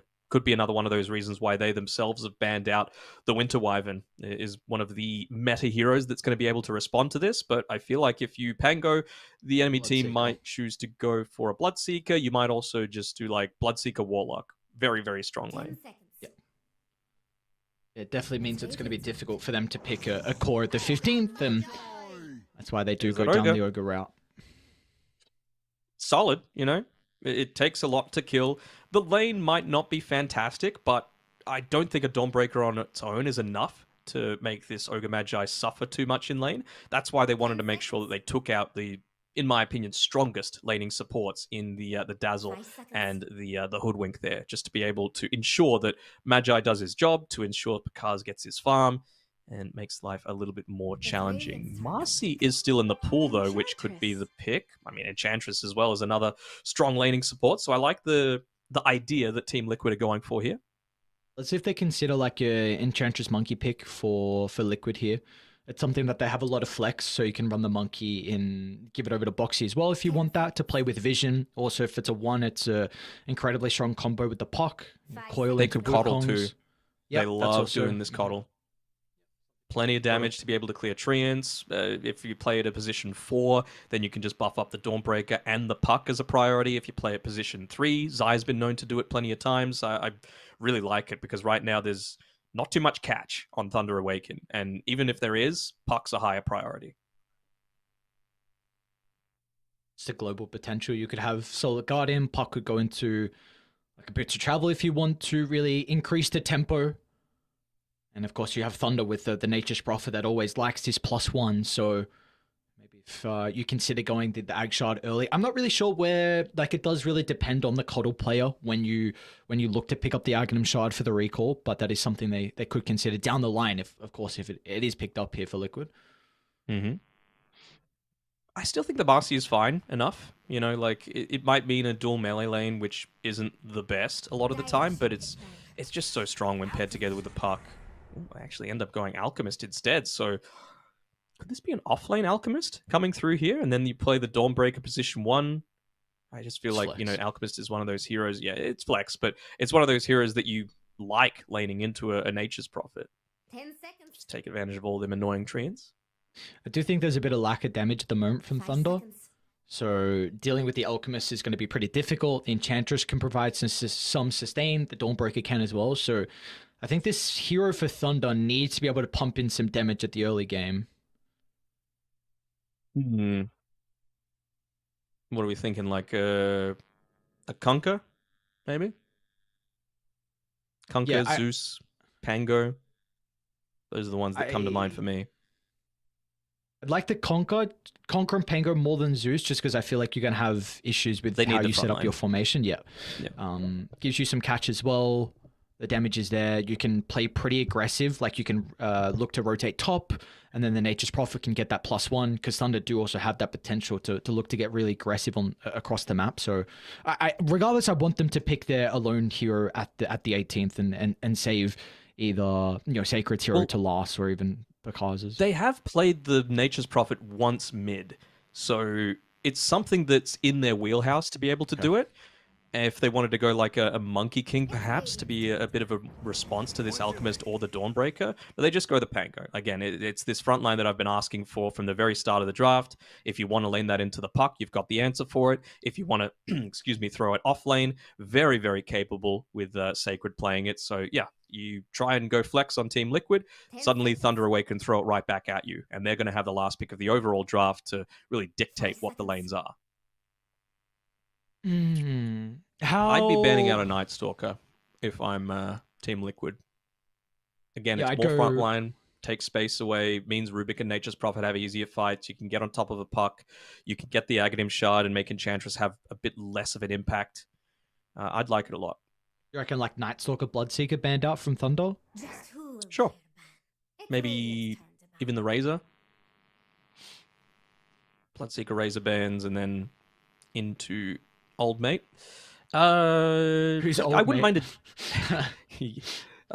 Night Stalker is Old Mate. I wouldn't even mind the DP being banned out as well by Thunder Awaken. It's just another one of those things that you just pop it in the middle of a fight and then it kind of deals with a Pango, kind of deals with a Night Stalker a little 5 bit, seconds. can't truly commit into the middle of a team fight. Any guys in chat? I do like your call about the Alchemist probably leaning into the Nature's Prophet. Because like Ogre MP's a decent lane. MP's going to get his farm, but I don't think you're going to bully out an Elkin, especially if you'll play with the Dawnbreaker. You can just look to pull the wave if required. So I think there definitely is that potential for the flex to be there, like we've been mentioning, and they're very happy to give it to Zai, and that is a big reason why we're seeing the Blood band out, like we mentioned, lanes into the Pango. I mean, it might be an Alk 1 though. Like, Yeah, Alk and Enchantress that's- is a very strong lane. That is also the thing. They have the capability to run the Alchemist in the 1 and go for a different hero that... I mean, Zai can even play the Dawnbreaker. You could be looking for a boxer hero in the 23rd. There's a lot of flex, but Liquid, they have to show their cards before Thunder, with because Thunder had the last pick. Yeah. I wouldn't hate something... I mean, it being dual melee, but like Clockwork isn't terrible this game either for Liquid. Like, Rubik can just telekinesis you away, but it's another Radiant's turn to ban. instant catch for the Pango. It's something else that's going to be able to scout out the Nature's Prophet, which is nice. I mean, I'm just trying to think what else is really in Boxy's wheelhouse here to be able to go for. Like, there's an Earthshaker, but you know how I feel about that hero. Yeah. Wow. Wow. I mean, yeah. Yeah, this hero's great. I'm quite surprised we haven't seen a lot of Beastmaster. Feels like the priority is really... Still makes the Night Stalker kind of good, though, doesn't it? Were you wanting it for Liquid or Thunder? For Thunder. Okay. I thought we were speaking You about lane the for Pango Liquid into the before. puck, you lane the Nature's Prophet into the Beastmaster, and you've got the range to be able, and the Treants to be able to deal with the boars, and then you've got the Night Stalker to eat either the Enchantress or the Beastmaster creeps with your shard, and get on top of the puck and deal with her. You can Bam. choose now, if you're able. Come on. Come on. What do you want? What do you want from me? Come on. What? Say it. What? Because he's playing it. Doesn't matter. Nah, it does. What do You want were me to right. say? Very, You want- very simple.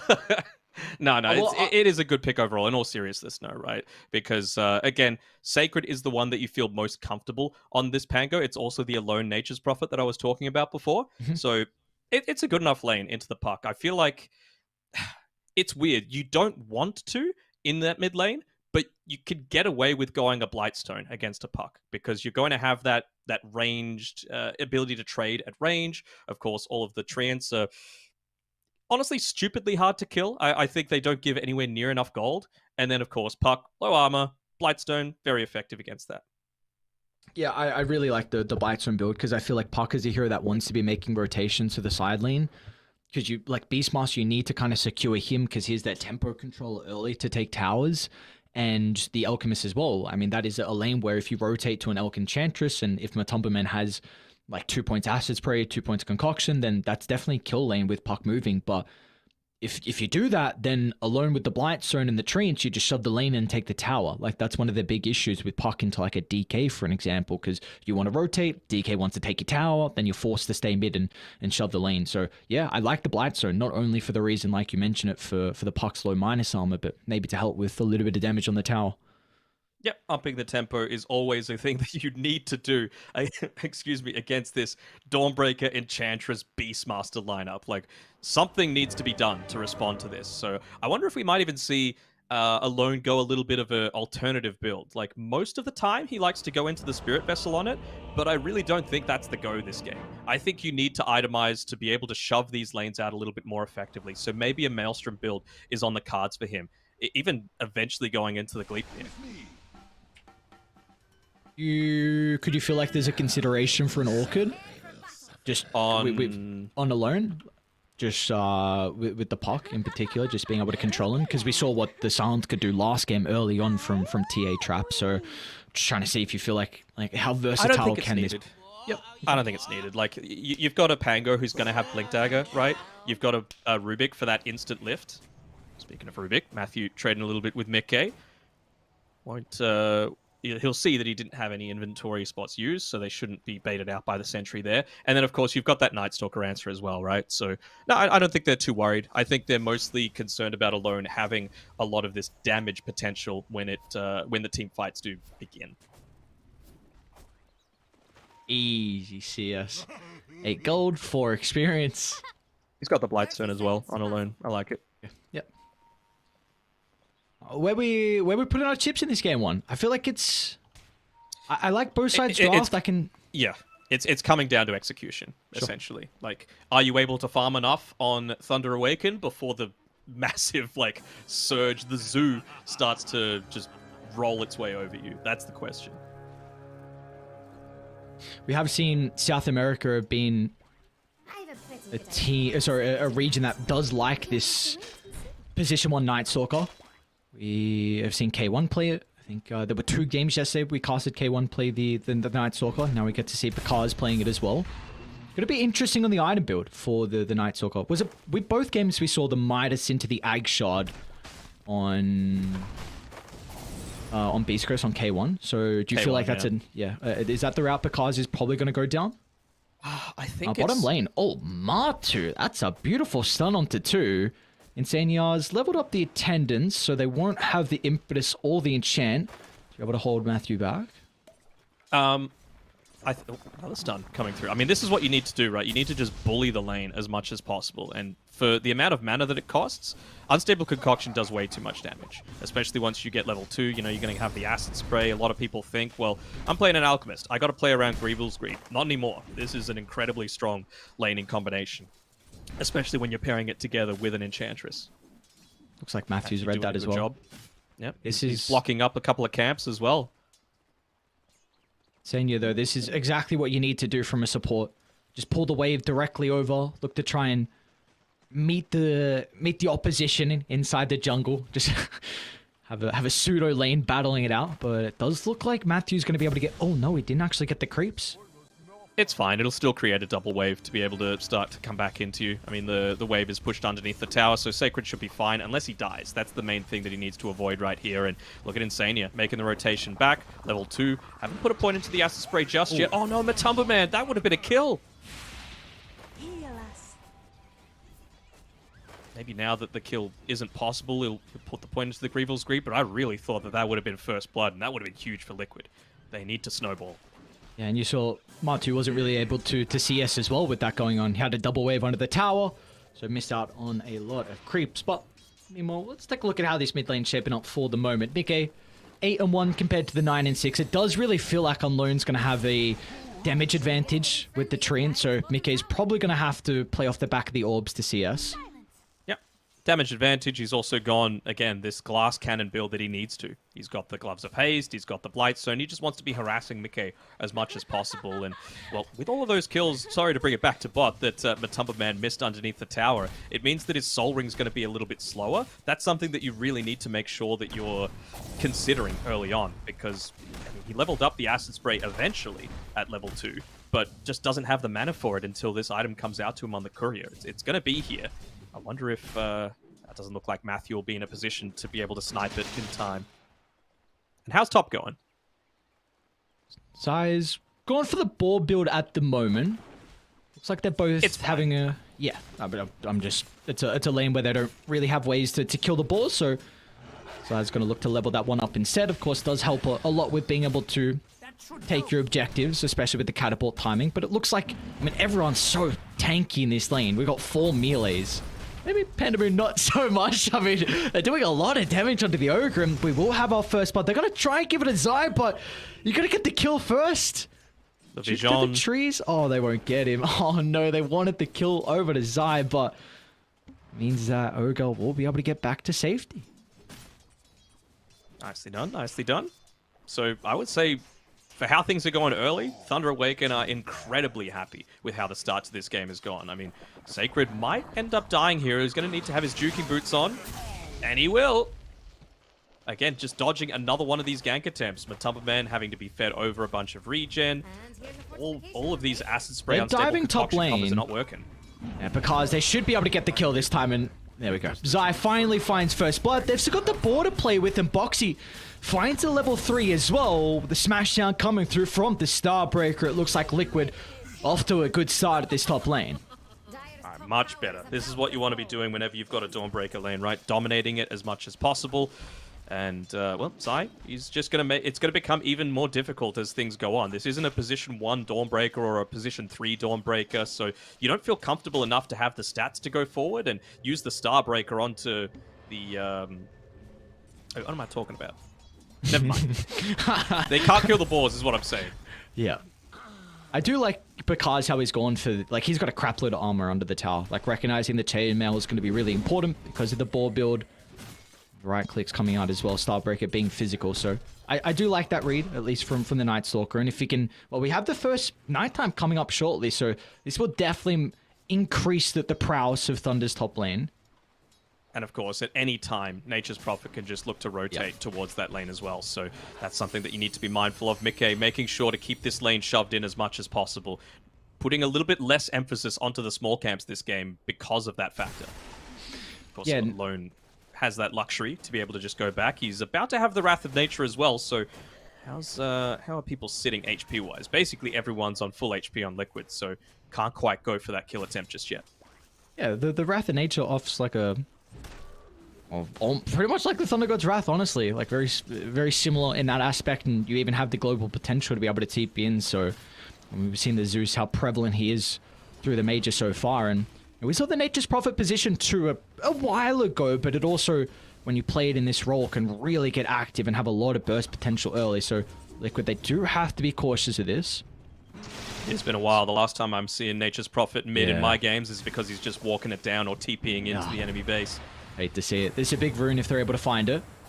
Boxy might be in trouble. The Treant's going to be able to scout out. There's the Wrath of Nature coming on. Oh, they don't get the tick though, so... yeah, they still get the ward, but... not the kill onto Boxy. Wrath of Nature now on cooldown, so this could give a window for Liquid to play aggressive in one of the side lanes. And the siege creeps in the mid lane have actually stayed alive. Mickey is going to deal with the Thunder Awaken one now, while Nature's Prophet is out of the lane, but it's very important that they look to address this, because this is a Nature's Prophet. You should be looking to take as much tower and map control as you can, because you know Liquid's going to. You've got an Enchantress and a Beastmaster, with the Beastmaster nearly reaching that level 6, and just a couple of 100 gold away from that Helm of the Dominator. Bottom lane, Rolling Thunder out from Sacred. TP's going to come through as well from the Nature's Prophet. Matu, he's trying to juke and jibe, but Sacred will finally get that first stun, but the rotation has come out. Liquid, they will trade at least a 1-for-1. Not worth it in the end, though, for Liquid. You really want to keep Matu alive to find that gold on the Alchemist. Didn't know about that interaction. Boxy just using the Starbreaker to swipe on through the Sprout. That's going to be really effective later on when the leash talent is a bit more of a factor. Oh, Insanio? Not like this. Run up a high ground, trying to pop a ward down to make it a little bit safer to farm, but this should signal it out where it's placed. Matthew... oh, never mind. He's gonna scout that one out. Zai is having a great game, though, and it's fitting. It's a little bit belated, but a couple of days ago, the man celebrated his 25th birthday, and what better way than to confirm Liquid a spot, at least in the lower bracket. You don't want to be going home when TI is on the line for you guys. And what are you expecting Zai to look to itemize his game? Oh, alright, well, he's got the Helm of the Overlord queued up, so... I don't know. Mid lane, we'll hold that thought real quick as Mickey and Boxy in combination together. That is a beautiful coil, but Boxy, he doesn't get the last slash to be able to stand up Pandamu. They're going to be cautious about the rotation coming in from alone, but it looks like Boxy will be able to reposition out of danger. I heard the hesitation in your voice when it came to the Beastmaster's build, and I can understand why, right? Like, classic Picard, he's going into the Hand of Midas just so that he can deal with boars now and, you know, multiple units later once he's got that Aghanim Shard for the Hunter in the Night. It feels a little weird though, right? Because suddenly Beastmaster feels a lot less effective. You've essentially taken all of his influence away. Unless it's like Zai feels the confidence to be able to say, okay, well, maybe at nighttime I'm going to play very defensively, and then during the daytime when Dark Ascension is available, that's when I'm going to be looking to make a lot of my pushes happen. Nothing good happening to Radiant's middle tower. Even just taking this Alpha Wolf here on Insania. Right now, he's trying to position himself in the way to prevent any kind of rotation towards that top side to protect the tier 1 tower, and Zai, with his auras, with his units, is going to be enough to be able to take that on his own.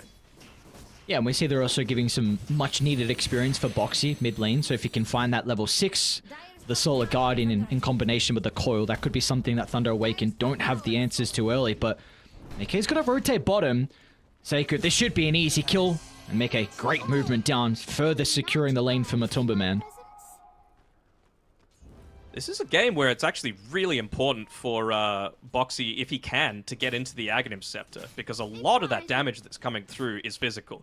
Nature's Prophet, Night Stalker, it's essentially all coming from there. It's only a little bit that's going to be going through the Aghanim Scepter. Solar Guardian would be from the Pangalia if he goes into a bit more of a right-clicking build, because the Swashbuckle, it's True Strike. So that's one of the few things that's actually able to go on through it. You see Pego at the moment. Sacred is going to be working on the Diffuser Blade. Mid lane Boxy. Telekinesis back under the tower, but he does have some heroes playing around. Liquid doing a very good job to, once again, secure the power runes for Mickey. The Diffuser makes a lot of sense, though. It's not necessarily the wave clear that I was talking about with the Maelstrom, but it still discourages Team Liquid from just continuing to push on forward. They can't take these extended team fights that they might be wanting to with the Alchemist. We have to remember that recent-ish, the Alchemist got that buff to the Chemical Rage where you have a 5-second higher duration on it. Even if it meant another 5 seconds on the cooldown, it's still more time that you've got it up. Are we concerned that Thunder... Because Liquid are playing with so much map at the moment. They still have this T1 tower down bottom that Martu's free farming in. You got the Beastmaster in the jungle. Zai's taking multiple camps away from Thunder Awaken. You got mid lane that supports it clearing. So do Thunder need to get aggressive shortly to open up the map? How are you going to do that, though? Like, who is your tower takers right now? It's essentially only alone, and it feels like he wants that Orchid that you were predicting before. Looks like they really feel like they need to be bursting in onto one target to have a better end of a lot of these early team fights, but I don't know if Picard wants to make any attempt to join these team fights, at least until he's level 15, into the 15-minute mark.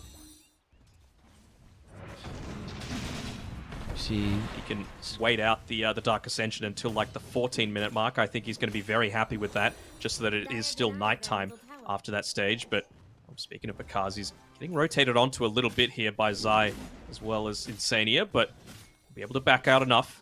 Midas, of course, keeping him up with the rest of the team, but you have to remember, you're going up against an Alchemist, so you can't just spend too much time sitting in these trees.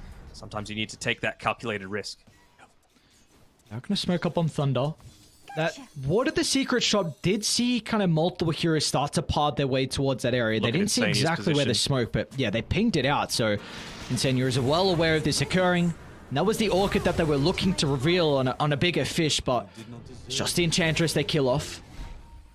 Very, very happy with it, though. Again, Matumba is farming, Boxy is farming, Mickey is farming, and even Zai farming as well with this additional amount of vision that you've got. They were able to take control of the Hawk, I believe, or was that the stolen spell? Yep. Okay. That's a nice little bonus to have, though. You know that Team Liquid are going to be running at you, so if you've got a little bit of extra vision out on the map, that's a huge benefit for Thunder. Just back on our conversation prior with Zai's itemization, I feel like one really nice thing with like the Lycan and the Beastmaster with this Helm of the Overlord is that it really opens up Roche incredibly early. And maybe this is one thing that they're looking for Liquid, because prior to that, they didn't have like the greatest way to do it. So maybe the Helm of the Overlord, they felt like, of course, it's a really heavy gold investment, but does really make that pit easy to find. And if you get an early Roche, then you group up and Thunder might lack damage, and then it could just enable you to find tier 2 towers. I still feel like they're a little bit less... top lane. He's going to be in trouble. Mickey's going to lead him with the haste. He's close to a tier 2 tower, so instantly rotations are coming out. But they'll get the kill before Thunder are able to protect the Night Stalker. Matthew along with some of the other supports from Thunder, moving to top. Sacred's going to be playing around with the Rolling Thunder, but they'll just target down Insania at the moment. Instead, Liquid, they're going to bring Boxy as well to continue on with the team fight. It's again the sustain proving to be an issue as Thunder, they'll finally kill off the Enchantress, but it does come at the cost of Panda's life as well. To me, that opens up the Roche Pit. You've used the Rolling Thunder. I was thinking maybe Thunder Awaken might have been a little bit more hesitant about using it.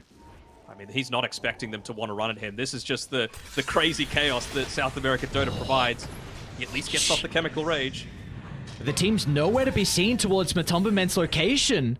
So Thunder, that is a gigantic kill. Matu was doing such a good job to find his farm across the map, but the first time he steps over the river, Thunder will penalize his positioning.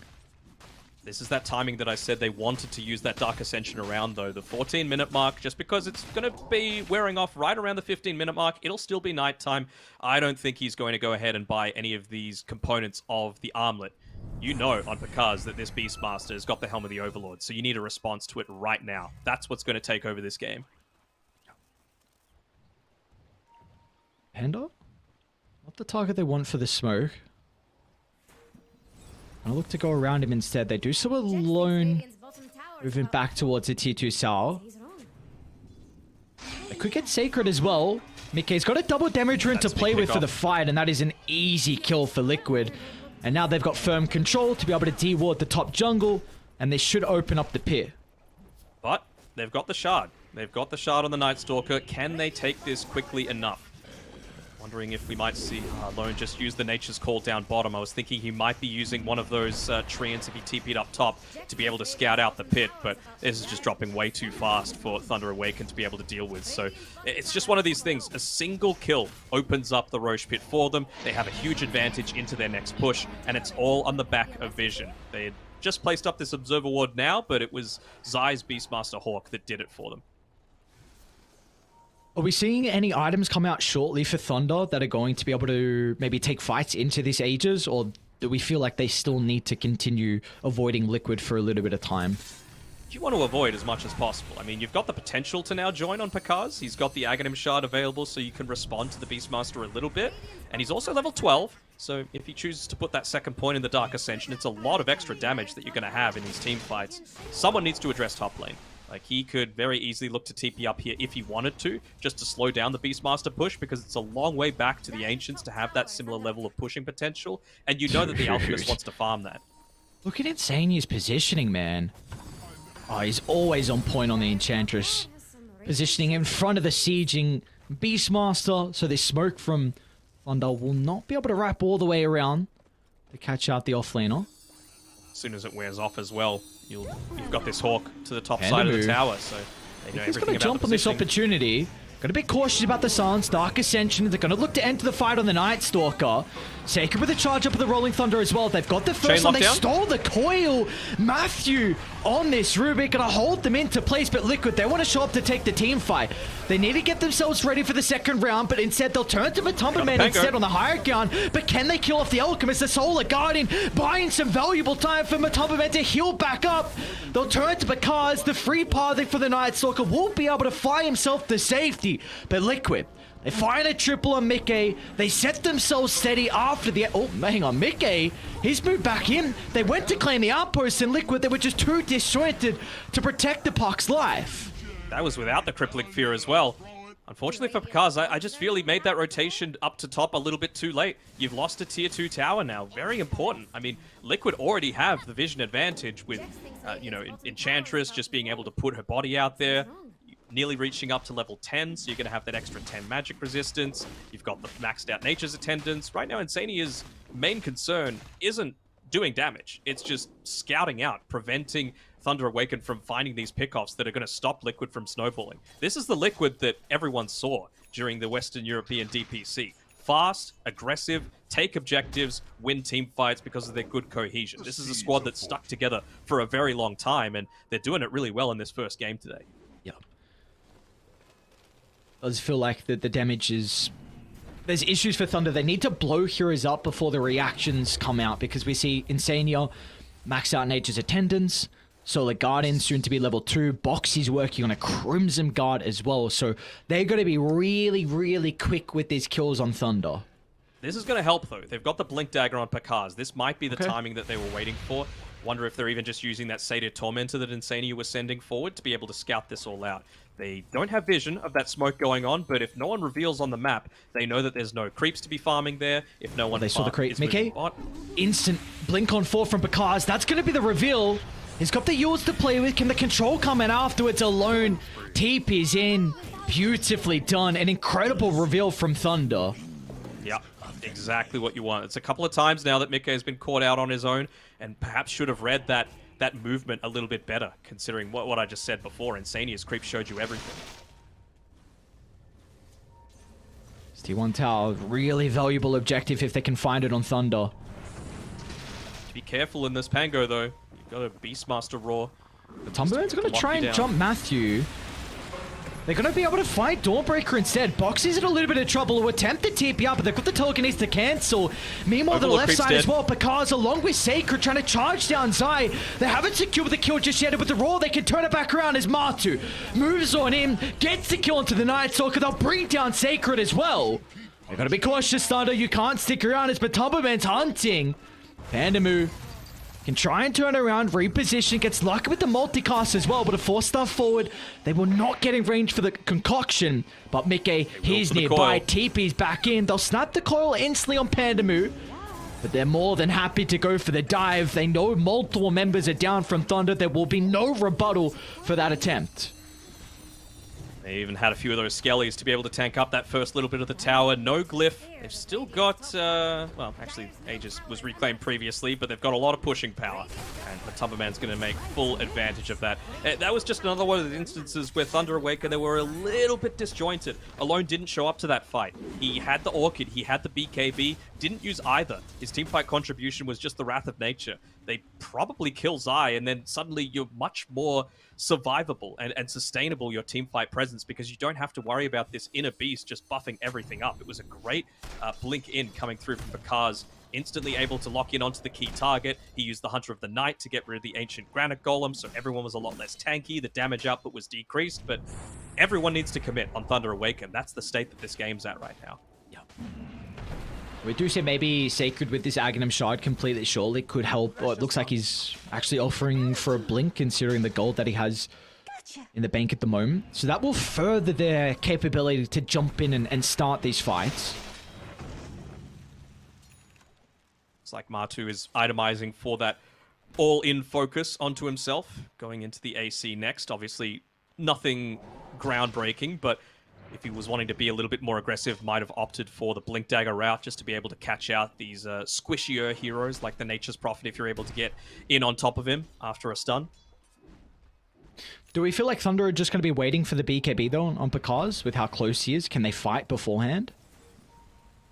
I wouldn't feel too confident about it. I mean, it's hard to be able to create any space or find somewhere safe to farm on this map right now. Like, Pakaz feels like this top area might be the only place that he's able to do so, but look at the rotation coming through from Liquid. It's close to the tier 3. Team to catch up. Sacred's ready to react as well. That's an incredible rolling Thunder, but look at the reactions.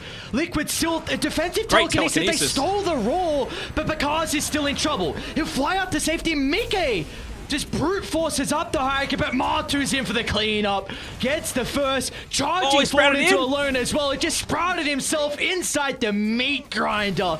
You're trapped in here with me. Goodbye. Damn. Easy gold. Thank you very much. Midas as well. Midas?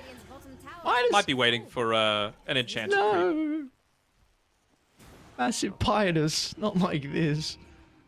Midas, please. I mean, do you not just go again in 30 seconds on Liquid? Okay. No, so I thought you were gonna. I thought you were gonna try and justify the. No. Yeah, but don't you just go again? You just wait for the Dream Coil to be up. You wait for the Primal Roar to be up. You've nearly got the AC completed on Matumberman because of that team fight. You don't have Dark Ascension. It's daytime. He's still a little short on the BKB, but I honestly don't think that's even going to be that big of a factor. Most of the time, I like the Aghanim Shard as well on the Ogre. Not this game. Like, you have so many units hitting you, and it only blocks, like, 3 instances of damage. So, don't think the effect is going to be fully realized. Are they strong enough to go high ground? Radiant's bottom Seems tower like they're grouping up for it. Yeah, absolutely they are. AC don't have to worry about the Night Stalker. Even with BKB, who cares? It's daytime. They only have the Forest- Central Conqueror taken, but Matthew's still really playing matter. with Raw. Dire's top tower is Dire's top tower has fallen. Oh my god. Tower is under attack. what are we oh my He's gonna be godding in. about? I just saw Insane use item build. Sacred? Not the greatest use of the Rolling Thunder. Insane is holding back the rest of their numbers to get any follow-up damage. So that is a big ultimate now on cooldown, and this should be a free set of barracks. Dire's top barracks has fallen. Nicely done by Liquid. Understanding the limitations of Thunder at that stage of the game. Just 30 seconds left on that daytime, and Dark Ascension only coming up now. Roshan's also available, and that's exactly where Liquid are looking to path towards. Just get some vision up on the retreat in not so obvious spots, and look to claim this one for yourself, as well as that Aghanim Shard. Sanya's going for this Giga Chad build on the Enchantress. Hurricane Pike is pretty goddamn farmed, good. and if you avoid the Enchantress and deal with some of the other components, then this hero is going to deal a lot of damage. But look at his positioning again. Pops to smoke, and because oh nice, just gets Forced the to blink away. though. They could go on the hunt here, Liquid, if they want to. They've got the Hawk scouting them out. Radiant's bottom tower is under attack. This is the other aspect of that, the fast Liquid style that I like. I mean, it's another smoke, so I probably don't have time to say anything. Okay, maybe I do. Not only does it like put a lot of pressure onto the enemy team because, you know, you've got all these early timings, your map's slowly been taken away. It's just less time for communication about things like R2 items. could be in trouble in bottom. They saw him TP down. The boys Does are look here, like and he's got Liquid are Aegis. reading this, yeah. But what I was saying before was like the less time for communication about other small things like item choices, because Alone's nearly finished up his AC, and right now Picard has his own queued up. Okay, now that there was a little bit of a reprieve, he's finally gone away and said, all right, I'll just get a Moonshard instead, because we need to blow someone up. That's the main goal right now from Thunder. Another stack built up inside the triangle. They're just trying to shove these lanes out as well as they can, but they don't have the best tools to be able to do so. And it's that fine line of needing the Wrath of Nature to be able to do it, but also needing the damage for these team fights.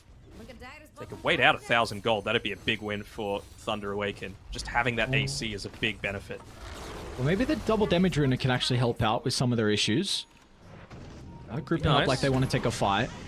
Tanya's going to charge in. Meanwhile, inside the mid lane, though, because with the Dark Ascension's going to try and kill off Boxy. Alone's even going to look to join as well. The Crimson Not Guard, buyback, not though. enough damage block. under attack. Looking to try and get a tier 1 tower with the remains of it. Still half duration on that Dark Ascension, so you can tell that they want more, but Insania, again, just putting his body in the way. Finding all these They sorts see of Sacred. There's a rotations. big pickoff they can get in range. So he's going to try and close the distance. Sacred's able to charge up the Rolling Thunder as well, but again, there's no damage follow-up. He enters the fight, but the rest of Thunder in two minds about taking this skirmish. Sacred will have the enough coil. duration to escape. Mickey can close the distance with the coil. Nice stolen Matthew coil. once again is going to be able to steal it. It could give them an opportunity to escape, but Matthew just charges on forward. BKB popped, and now he's got his Alone. eyes set all on Alone. He TP'd in, and once again brought down with ease. Another Night Stalker. He's in trouble, and BKB at the last second could give Picard an opportunity to retreat to the higher jump at Sacred. He will not have the same fate as Liquid. Up they go for another kill. They don't even care about the towers as well. Popping the Crimson Guard on Boxy. That's the benefit of having this Dawnbreaker, right? Similar to a Spectre. Buyback, instantly rejoin the fight, just like that. And this is Liquid's game to lose. I really don't see an avenue for Thunder Awaken to be able to come back into this one. You see Fire Shield used onto the tower, instantly gets removed just because they have so many units that are infiltrating the base. 5% chance at the moment here for Thunder. Going to be going up against the Aegis for still another minute 45 on Martu. The cars. Look at the jump. The Night Found Stalker him. is in trouble for the moment. A Fire Blast going to be able to hold back Martu, but the Rolling Thunder as well. But still, they killed off the Night Stalker with all the damage coming through from Zai Summons and Insania. They need to respect the Enchantress, and they're not doing so far. But the coil will hold them together as Liquid continue to move on forward, getting kill after kill. doing their best to try and bait them in. Dark Ascension's available. He really would want that level 20 if possible. Just with Sacred? extra damage potential. Well, they get one. Matu's got a minute left on that Aegis, so he's not the main target. It's all about finding the backlines, but ends up walking on into a creep wave, and they are lacking in damage still. They might be forced to go onto Matu just to get something. Thinking about TPing into the middle of the fight, because he's finally able to catch up to the backline, but Zai's going to look to BKB TP out. You left respawning Matu here without his boys. Matu, I mean, they got the he doesn't have a Solar TP Guardian. as well. They could rejoin with the Solar Guardian. BKB is going to soon expire because he's going to look to go for Mickey instead. A Solar Guardian will land him with the slam down Sun because he's trying to escape to the higher ground. Eats the creep. He's back to a decent amount of health to play with. They're doing a really good job to kite the Chemical Rage. Matu stuck Dark inside the Ascension's Sprout. It's gone. going to move towards the left. Again, the Sprout just holding Matu back in place. But as soon as they break the trees and look at this, the buyback's coming out. Liquid, they need to get more kills. They need to get alone, but he will escape. A TP out in the middle of it all as Mickey will finally be able to catch out at least one member of Thunder. And that's going to be the sacrifice of the Rubik. Oh, it's a big cost just to break even in that engagement. And who has buyback? Yeah, left. Yeah, only Alone has it fitting. But yeah, it just feels like this is too much from Liquid. They've got all the damage potential in the world. They've got all the pushing, and you just went that little bit too greedy on Thunder Awaken. This is why I'm not as big of a fan of the Midas. You know, we see the downsides to it. You don't have that next item that you need to truly have that fighting capability before you've lost too much of your map. Again, you're against an Alchemist. You don't want to go late. Dude, they stole a great treat on not using it against themselves. Oh, Megas, and they're just going to go for the jugular.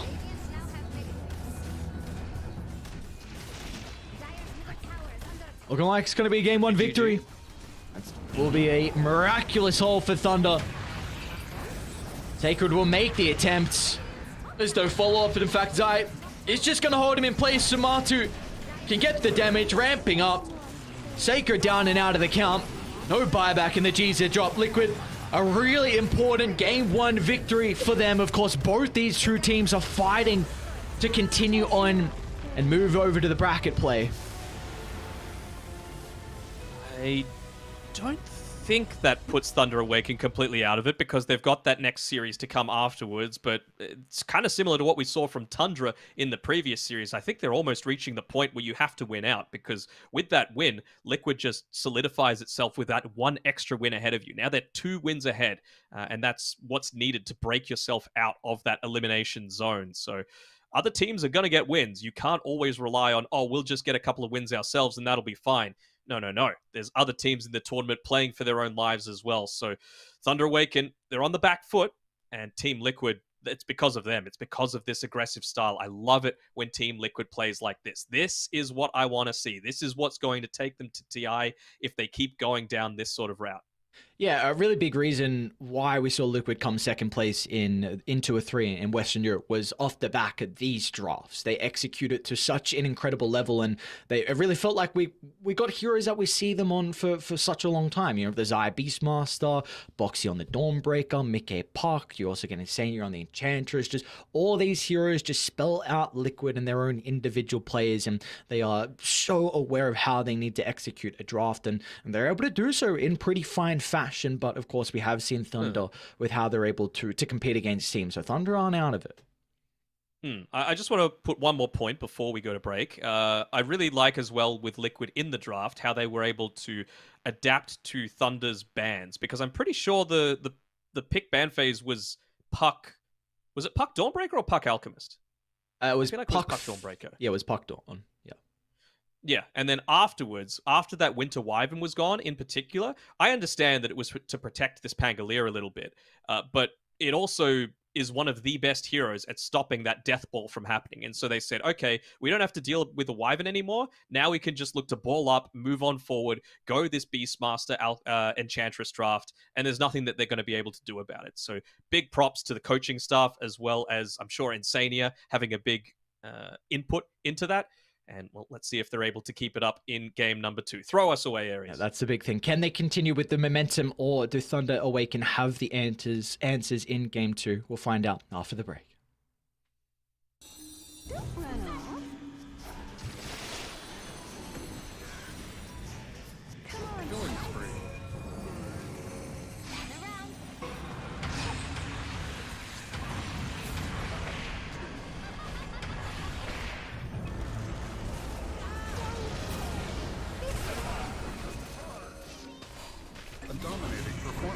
Double kill. Mega kill. More than 2 kills, but less than 4 kills. Radiant's bottom tower is under attack.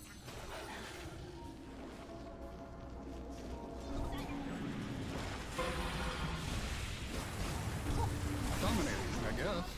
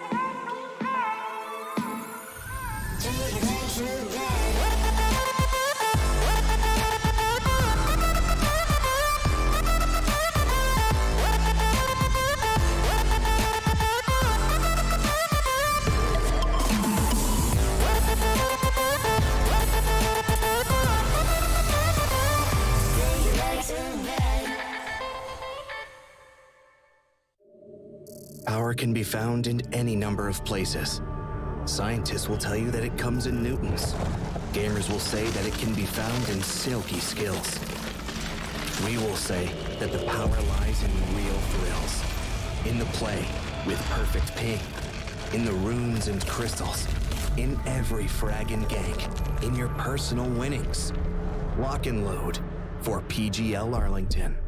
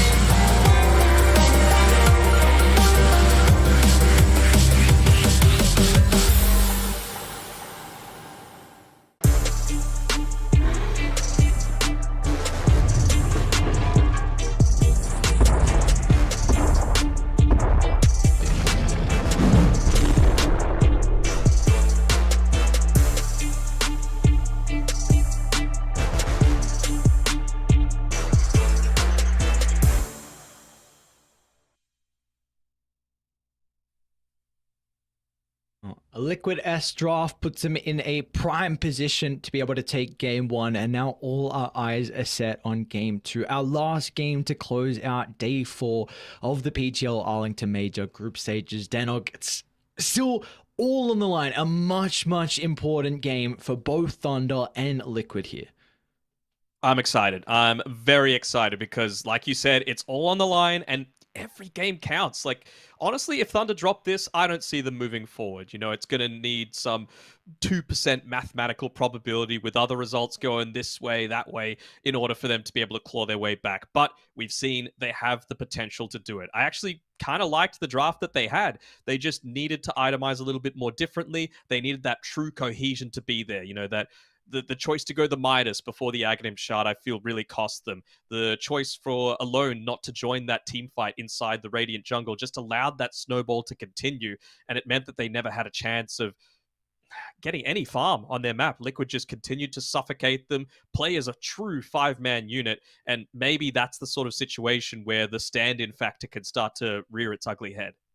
Well, we do have our draft underway, and it looks like the first phase bans will be no different, and Liquid instantly into the park. So we'll see if the response is going to be same for Thunder with the Nature's Prophet. And what was their other pick in the first phase? Do you remember? Dire should pick now. It was a hero in Dota. Ah, very cool. Well, their response is different, and I like it. We saw the Knicks earlier in the day from another South American team. Gojira looked incredible on it, and Matthew has an awesome Knicks assassin as well. I think it was Nature's Prophet Rubik was the opener. Yes, it was. Yeah. 10 seconds. Yeah, much prefer this. There is the downside of, but we've picked both of our supports first, but honestly, there's not a ton of weaknesses with these two, right? You've got the pick-off potential with the Nyx Assassin, you've got a direct answer to the puck with it as well. You are protected against the split push with the Winter Wyvern being picked up. You have a more frontline and a more backline support, so I would say like Nyx is kind of midline, you know, you need to be in there a little bit, but not truly committing. But Liquid still leaving their options open. They're saying, we have the potential of pushing you. You just need to make sure that you're banning out these heroes that are going to be able to protect the backline. They actually end up banning the Night Stalker themselves. I thought that might be something that Team Liquid might be opting to go for.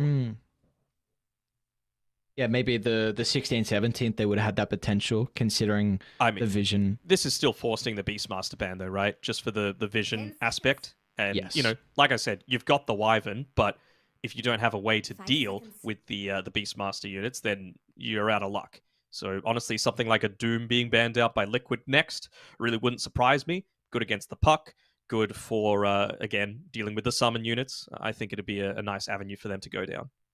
I think one thing that Thunder have to really take into consideration is these early movements we're going to see come out from Insania and potentially Boxy as well, depending on his hero to move to mid.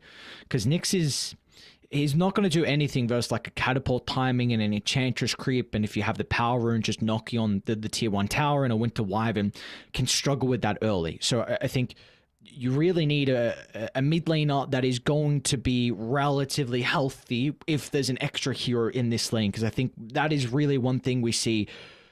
Teams that thrive on the enchantress is when they make these early rotations, secure the rune, bring the creep, and put a lot of damage onto the tower.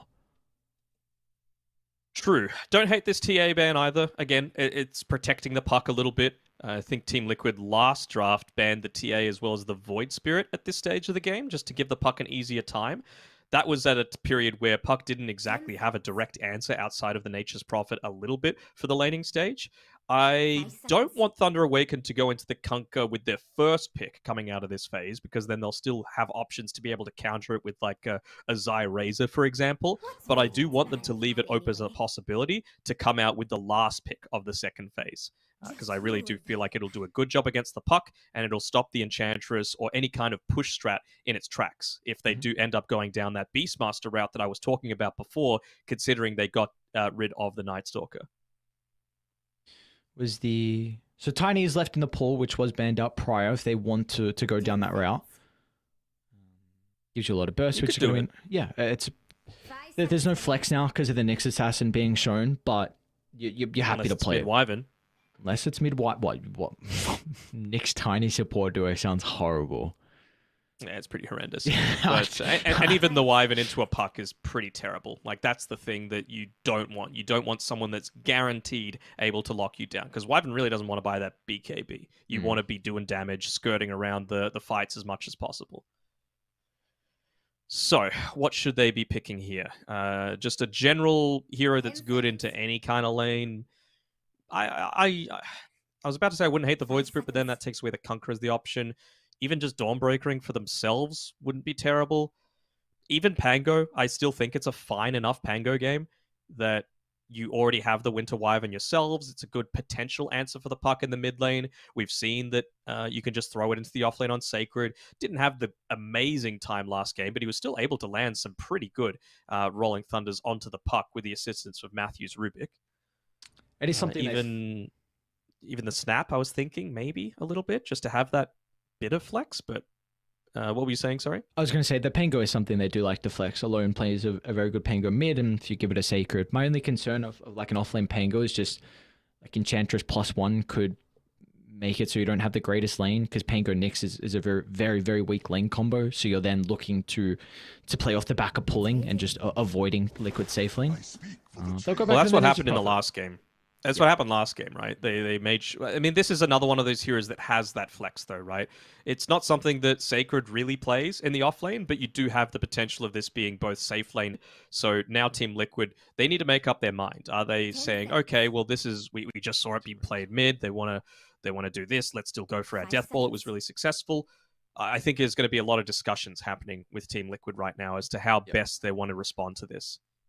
Feel like the Dawnbreaker is off the cards kind of with the Nyx Wyvern first phase, so I think you could be considering something like a Marcy Razor if you want to go down that route. Of course, there's a lot of comfort for Boxy and Zion. It's a really, really strong lane. It is. You are still into the Winter Wyvern, though, so you're going to have that Winter's Curse capability to be able to stop the BKB, Static Link, big strength of Team Liquid's combo. They go down a different route, and Nature's Prophet... sorry, not Nature's Prophet. Keeper of the Light. Now, what do they pair it together with? It could be a position 3 Coddle. That's something that we have seen done a lot. Again, though, it is into a Nyx Assassin, so you have to be a little bit careful with where you're throwing out those Illuminates. 10 seconds. 5 seconds. Can't recall what they've been pairing together with the Coddle a lot of these times. It's mostly like a Clockwork, I think. Boy. Tide Hunter.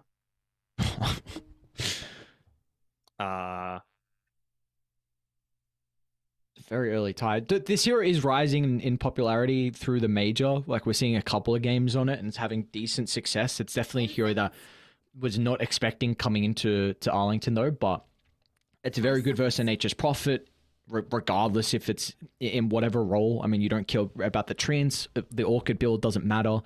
Nature's Prophet could go down a Silver's Edge route, though, which could be a bit of a concern at the later stages. Could this be our first Legion Commander game? It's not a bad Legion game.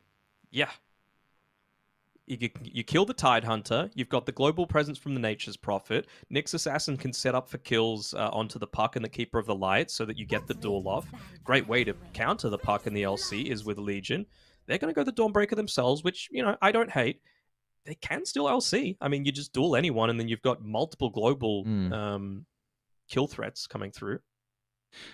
To me, they need more to lock. Like, there's still the threat in my eyes of this being a 3 Keeper of the Light, and that's a big danger to me. If you've only got like 1 stun essentially with the Nyx Assassin, can you even consider? What? So you think 3 Coddle and a 4 Tide? Is that what you're? 10 Yep. seconds. Okay.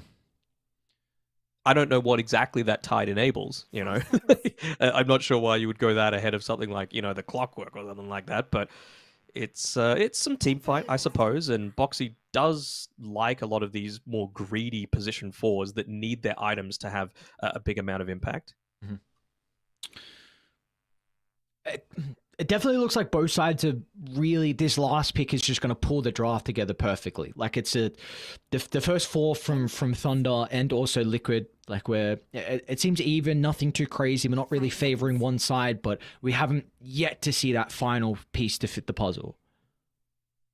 My other thing is, if this is going to be a 4 Coddle, outside of the Puck, I think you need to be enabling something else. It's not enough to do it for a Tide Hunter or yourself. I want to see a position 1 that truly makes use out of it. Of course, every time against Liquid, you should be banning the Bristleback and to a lesser extent the Lone Druid. But what else is there? I mean, the CK is an option, but again, Into the Wyvern doesn't feel fantastic. What else could they look to do? I still feel like there's value in the Monkey, because if this is a Dawn 3, you just body the Dawn in the lane, and that's one of the big benefits of having a Dawnbreaker. And again, Puck Monkey is something they really like. There's a lot of team fight on Liquid, but maybe it's not. It's okay with the Coddle. You could probably go for better combos though if that is really something you're wanting. But Coddle Puck, I mean, you could be pretty happy with that. It's Dire. Yeah. It's Radiant's turn to pick. I'm really reaching here, but we've seen mid-tide happen once on Mickey, and that basically won them the game against OG in like 20 minutes, I think, but you've already got the Puck, so it's probably not going to happen. Just as a bit of an answer to that Nature's Prophet and all of his treants. So essentially what they've done is they've said, okay, well, Nature's Prophet, you played it against us mid last game and it did a decent job. Now it seems a little bit more likely like it's going to be your position 1, so we're just going to lane a Tide into you, and then we don't care about the treants quite so much. So I like that aspect of it. And then they're banning out things like the Pango, of course, already having gotten rid of the TA and the Ember Spirit. Kunkka's still in the pool. Like, Kunkka is a good answer to this Puck, but and honestly, if this it gives you that extra little bit of catch that I was asking for, right? The Puck, the Keeper of the Light, they become a whole lot less mobile. Even just the X marks for the Tide. Don't think you can crack and shell that one off. Dire should pick now. Dude, I was gonna say, like, there's no chance Master's like considering playing this Tide, right? I mean, we still don't know yet. No, yeah, Master playing the Tide. There's no chance like he could play it as a 1. We still don't know yet. It could be a Slaughter 1. You could get real crazy with it on Liquid, but 5 seconds. they don't have the greatest amount of armor on Thunder. So if they think this is an offlane Slaughter, you could consider a Troll because it matches very well in the lane versus him. Always Monkey. choose the Okay. right crew for the job. How are these lanes going, though? That's what I want to know, particularly from Liquid. Mickey Puck. Give me an unorthodox Tide, pos 1. Come on. It's Zai. All right, Matu Slaughter. Most of the time when I see the Slaughter, I expect it to be Zai playing it because he plays it pretty damn well. But outside of this Puck, it doesn't really feel like this Coddle's amping up all that much, you know? They've got good catch, for sure. The push is a little lacking on Team Liquid. That's what I'm a bit more concerned about. Yeah, I think their high run siege is going to be very difficult if Thunder are like somewhat even in net worth with the pretty much the Winter Wyvern, just the turnaround, like curse into Wukongs, and then all of a sudden you're in a pretty tricky position if you've got BKBs, because the only way you retreat is like a Ravage to cover it. But I feel like Liquid, if they're far enough ahead, which they definitely could be with this lineup, like you have a potential to take Roshan incredibly early. They do have pretty good lanes as well. We got an interesting draft on our hands. That's what I'm seeing. I want to see a really early Roshan coming out from Liquid. They've got the potential for it with, of course, the Gush and the amplified damage coming through. It's not so much for the first Aegis, it's for the second one. I think it's just going to give Matumba Man a little bit more of that potential that if it does go to the later stages, that you could still keep up in farm. I want to see him be the one to get the Aghanim Shard. It lets you almost one-shot creep waves. It leaves them on like one hit each, and it just speeds up your farming potential a whole lot more. You can also go into the level 20 talent for extra damage on the Crush, just to make that farming, again, even more impactful. Although it is a bit of a... It's a bit of a choice, right? You can either one-shot waves and be able to farm faster, or you can go an extra -4 armor from the Corrosive Haze. To me, it's like, do you need more minus armor? You know, you've already got a crap ton with this Tide Hunter and the Slardar just on their own. So I think the big thing for me and with this Liquid draft, I think they're going to body the side lanes. And we see what Liquid does when they play ahead. They'll continue to run at you, and they love these fast-paced lineups. And I'm very concerned at how Thunder are going to play the side lanes, because you have... It's better this time. It's better. You reckon? Okay, I'll say why it's not, and then you can say why it is. Because Coddle and Tide, naturally Monkey's a really good laner, but how you're going to play this lane is Gush into Blast, and you're going to play range on Monkey, and he won't be able to trade with you, and it's just way too much damage. Wyvern's also a little bit better of a laner, but he can still struggle in that regard, so I think Liquid are just going to be able to easily have the Monkey from a distance with these abilities. And in the other lane, I mean, I'll say this real quick, because they are swapping the lane, so it does look like they recognize it's going to be a bit difficult, but if it was Slardar and Enchantress up against the Dawnbreaker Nyx, that's a horrible lane. Like, Nyx is not a good laner at all, and with the slow and being able to secure Slardar's bashes, you're going to struggle. So I like that Thunder are swapping lanes. I think if they didn't, Liquid would have just ran over this game. Yeah, what I was talking about more before was, I feel like you said that with the death ball being a little bit too hard, that like when they eventually run at you, you're not going to have as many responses. But this game, you've got the Wyvern, you've got the Nature's Prophet, which you had last game, but it was kind of the only thing that you had, and Alone honestly didn't do that great a job at joining with the rest of his team when that big ball of Liquid started to come at you. And then you've also got the Dawnbreaker, right? Sacred's the one playing at this game, so he's going to have a decent amount of farm when these fights break out. It means that playing it as a core, he's going to be able to get that early Aghanim Shard to combat these things like the Dream Coil. If he gets the Corrosive Haze onto him, just using the Starbreaker will remove that. It feels kind of nice that they have a bit of a better response. But I agree, the lanes are still going to be a bit of a challenge for Thunder Awaken. Does look like, though, at least with the lane swap, they did scout it out just prior. So they could definitely play with a tri-lane down bottom for Liquid. Maybe they're going to look to play a couple of minutes top to really give Sacred a tricky start and secure Zai in a solo lane. Because I feel like I haven't seen Dawn versus Timebreaker as actually bottom lane in Sania. Oh, maybe not. Oh, Fairy Fire Sticks just gets out. Okay. Certainly not an easy lane for Martu, though. He was forced to stay all the way back inside the trees when that Arctic Burn was up. Of course, it's only one hit that you really need to get the full impact out of it. Drains about 30% of your HP for a single right-click, which is pretty damn devastating. But it also means that you're not going to be trading all that well in terms of these last hits against Pakaz. You don't want to be giving him that early level advantage. Sacred... They have the minus armor. Should be able to get back to the tower, though. So Sacred's going to be okay. When do you want to see Boxy come down to bottom? Does he even? Maybe just continue bodying top and then you force them to bring their support up to Sacred's lane? I think at the very least you want Sacred to just have to expend so much money on regen that he's not going to be a factor in a lot of these early fights, right? Like, Dawnbreaker needs those couple of items. It's not much, but you need like that Blink Dagger, you need the Aghanim Shard, you need your Soul Ring Phase Boots to actually feel impactful. And if he's just constantly having to ferry himself out some regen with how this lane's been going so far, he's not going to get to a state where he can do that. He is third last on net worth right now. Not having too fun of a time at all is Sacred up top. Meanwhile, Insania is going to take a decent amount of damage. Matthew and Pandamu, they've lost their abilities, of course, being on cooldown, so they're going to be relying on the right clicks instead, but Insania's got plenty of regen to be able to go through that. They're still chasing.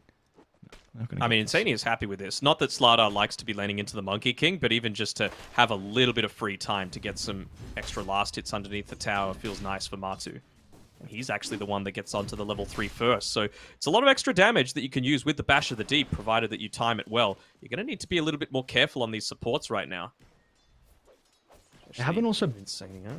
They haven't blocked the camps as well, at least towards the outpost. So Insania will have multiple options to play with, depending on creep. Sacred, if he... No... Oh, okay. Like, there's no chance he gets his solo kill into Boxy. That would be huge.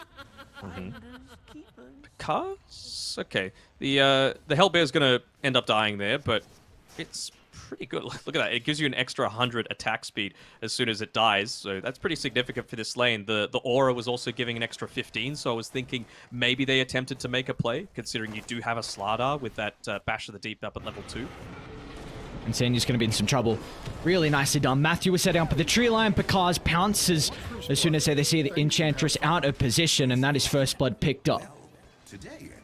Just, I think he got one extra hit in there that he probably should have with the Jingu Mastery. Otherwise, Insania might have lived there. He eventually got off the enchant, so he's not going to have it for going back into the lane. But to give up First Blood to Picard is setting Thunder Awaken up for a good start to the game. You see Insania's going to look to TP mid, though, and refill the bottle on Mickey. Of course, Alone has the power of... man, you can't be giving solo kills to Sacred like that, and... just sidesteps. He has the movement speed advantage. Not the mana.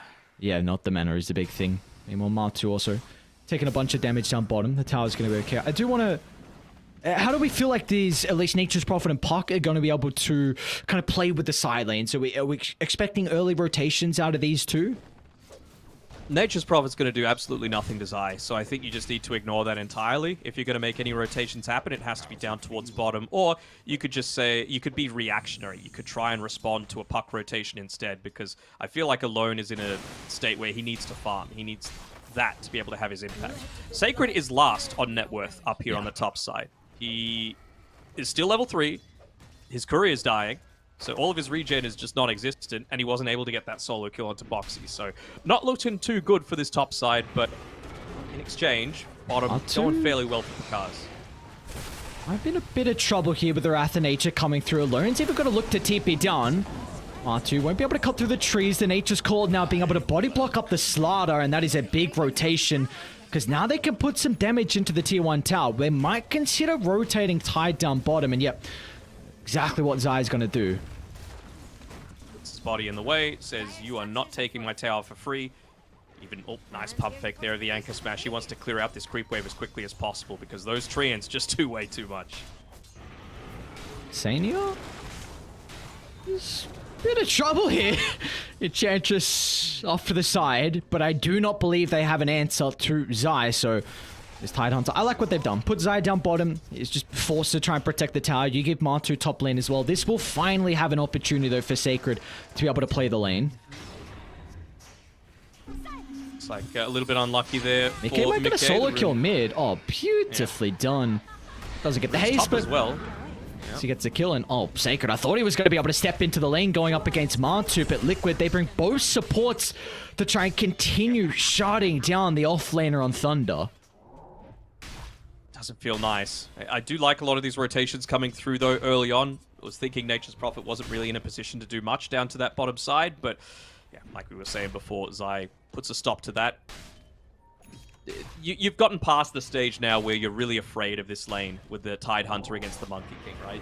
They are making a lot of rotations through. Just the one point in the Kraken shell. They'll get the kill.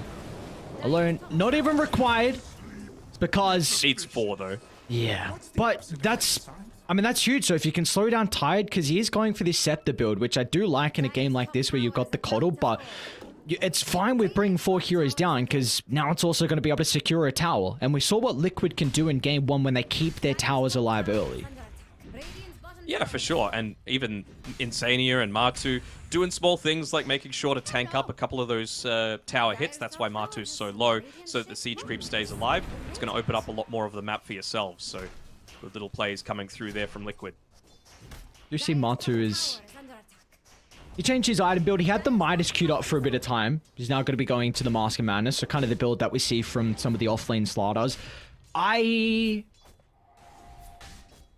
It's interesting. I would have liked the Midas as well. It's important to be able to chain lock down the Monkey King, because otherwise I don't think the Midas is going to give you enough attack speed, because he'll just turn around and fight you, right? Whereas if you've got all of that from the Mask of Madness, it's what, 110 attack speed? You're just chain bashing this MK, and then suddenly the big strength of him is gone. Yeah, Midas gives you the capability though to be able to find your talents as Mickey. Cautious about this by Carapace, but even Zai's going to look to enter the lane. The threat of the Ravage if a team fight breaks out is going to make it difficult for Thunder to take this skirmish as Zai drops the ultimate, connecting onto all 3, but he's still going to be cautious about his health pool as Alone TP's into the middle. He needs one more right click and that'll be enough through the Kraken. And meanwhile, Mickey, he's cleaned up the Winter Wyvern. He's looking for more as well, but they will not have the stun to cancel Alone's TP. And now Thunder, they're even moving top because with the threat of the Boundless, Mickey should be able to jaunt to the left. The Kaz is going to be able to follow up, though. Let's see if he's got the damage required to get the kill. That's not going to be the case with Boxy standing hand in hand protecting Mickey. I'm really surprised Sacred in particular turned up to that fight. He finally had a period where he wasn't being focused on, and it feels to me like if he just stayed in lane, was able to get this couple of lanes of farm, 2 range creeps sitting up top at the moment, that would have given him his level 6, and maybe the surprise factor that they needed to win that fight on Thunder. I've already mentioned at length how important it is for them to not be too far behind at the end of this laning stage. Do you feel like only 1,000 gold behind, that they're pretty happy with how the lanes have gone, however, for Thunder? I'd be happy. You know, You've only lost 1 tower. It's really about this 10-minute timing, like how the team's going to be able to set themselves up around that mid-rune. This game, it's really important for Pandamu to be the one that takes the tome. He gets the solo experience from dewarding and obs, so that tome should be enough to bring him up onto that level 10 and being able to counter out the push that's coming with the siege creep in mid. Might look for... Oh, just missing on the Waning Rift. Meanwhile, Insania's on some dewarding mission. Oh no, not like this. Sacred. Oh, Jesus, that's a lot of damage from Martu. Mask now completed. That's going to help out a lot with him being able to keep up in farm as well. So he had a bit of a rougher start in the lane, but nothing crazy. 2-1 from Martu. And I do see, though, his counterpart, because he's off to a flying start. It's going to be a first item BKB here for the Monkey. So just looking to maybe combat the early movements that we're going to see out of Liquid. Don't care about the puck. Don't get your Jingu dispelled by the Enchantress, and just be able to, I suppose, dispel off the corrosive haze as well. Not the longest cooldown on it, but you just don't want to be getting chain focused down by Martu. Feels like it's... End up actually bidding this big fight around mid, but someone's going to need to address this. Like, they're trying to make a play up here onto Martu, but you might lose your mid tower. That's actually so important. Yeah. Liquid are a roshing lineup. Like, you need to keep this mid tier 1 tower available if you can. I wonder if they're even going to pop the glyph to keep the siege creep alive. Don't. It feels like a big opportunity missed to me. No one defending mid should kind of signal out something's happening on the side lanes. I love Pandamu's positioning, playing behind Bakaz just to make sure that the Monkey's not going to be an easy kill. But they'll turn to the Wyvern instead, and maybe that can open up getting rid of the Monkey King if they can find him in the tree line. Meanwhile, top lane though, Martu, they can turn it back around with the rotation. Zai with the threat of the Ravage means that Thunder again need to play split up. Zai's just going to TP in to push them back and keep the slider healthy. Buying out as well on Zai, making sure to use all of that unreliable gold while he can. And that tower mid is dropping a little bit low as well. Insania just using his Mr. Pinecone Man for the ghost push coming through. Zai? Oh, instantly Kraken's off the stun. You gotta be cautious because the Ravage turnaround, nice pump fake of the ultimate, wasting the spike. Carapace out now. Mickey turns up. The damage required to get the first, and now Matthews next on the chopping block. A blast will fly on out as Boxy already has the Illuminate max out, and they are not done just yet. Pandamu even wrapped around behind the tower, not playing with the Winter's Curse, so we will not be able to hold back Liquid as they find 3 kills, and even Picard is going to be a bit cautious. Wukong Command's going to get laid down. Does he have the damage? One more swipe of the clone will get the kill, but now Mickey, he's got to charge on forward. He's got plenty of magic damage to not need to worry about the armor. He's out of mana though on Mickey alone. Still yet with the Orca completed, so Mickey will be able to get out to safety. What's Matu going for? Going into the Blink Dagger next, I understand it, you know, wanting to be able to instantly get onto that Nature's Prophet or Monkey King, or hell, even the Winter Wyvern with the Mask of Madness, but it really felt like with those couple of kills that they were able to get, I strongly disagree with the decision for whoever it was that got the tome, whose name wasn't Pandamu, to be able to take it. He is not yet level 6 against this lineup that's just been pretty damn aggressive on Team Liquid's side. They were able to keep that tier 1 mid tower for longer than they should have. Oh, sorry. It's just the one actually, point into the Carapace, unfortunately. Might be enough for the Wrath of Nature. Is he going to take out to the Arctic Burn? No. Barely any damage. Just, he's got 3 points in the Arctic Burn, actually.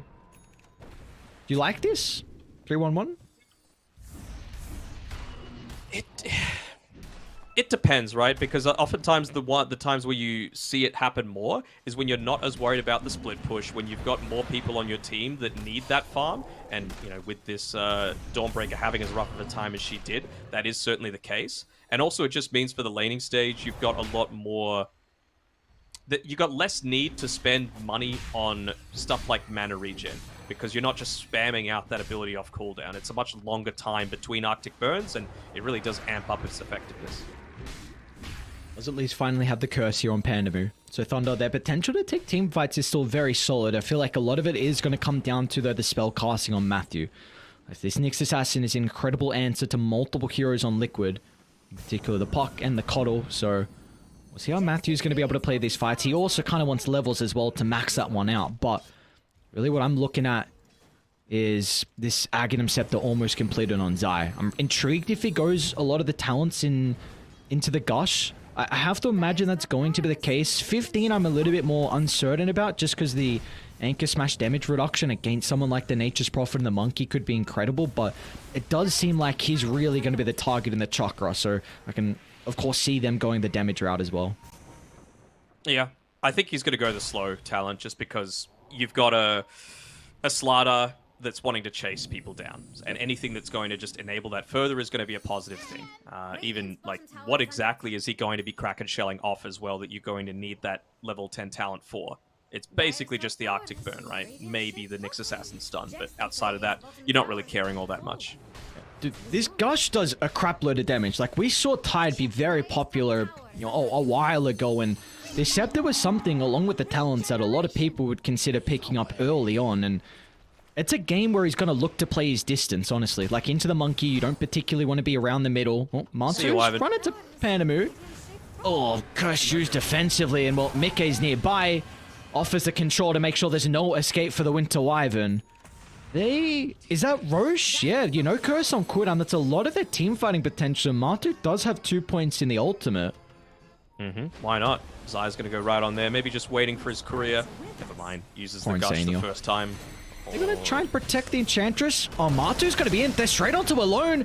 The Ravage as well clips onto multiple heroes, but Matu hasn't been able to right-click through the middle of fight. It's a decent start for Thunder. As they've wasted out Zai's ultimate, they might look to continue on, as because playing around with the Wukongs inside the river, they will turn to kill off the Enchantress, but the rest of Liquid on the high ground, they still haven't finished the kill onto Matthew. The Cold Embrace, buying some valuable seconds for the rest of Thunder to be able to connect, and Alone, he's in with the Orchid as well, as Mickey should be able to get the abilities back up shortly. He's actually going to orb to the left side, has the blink to work with as well, and he's out to the north.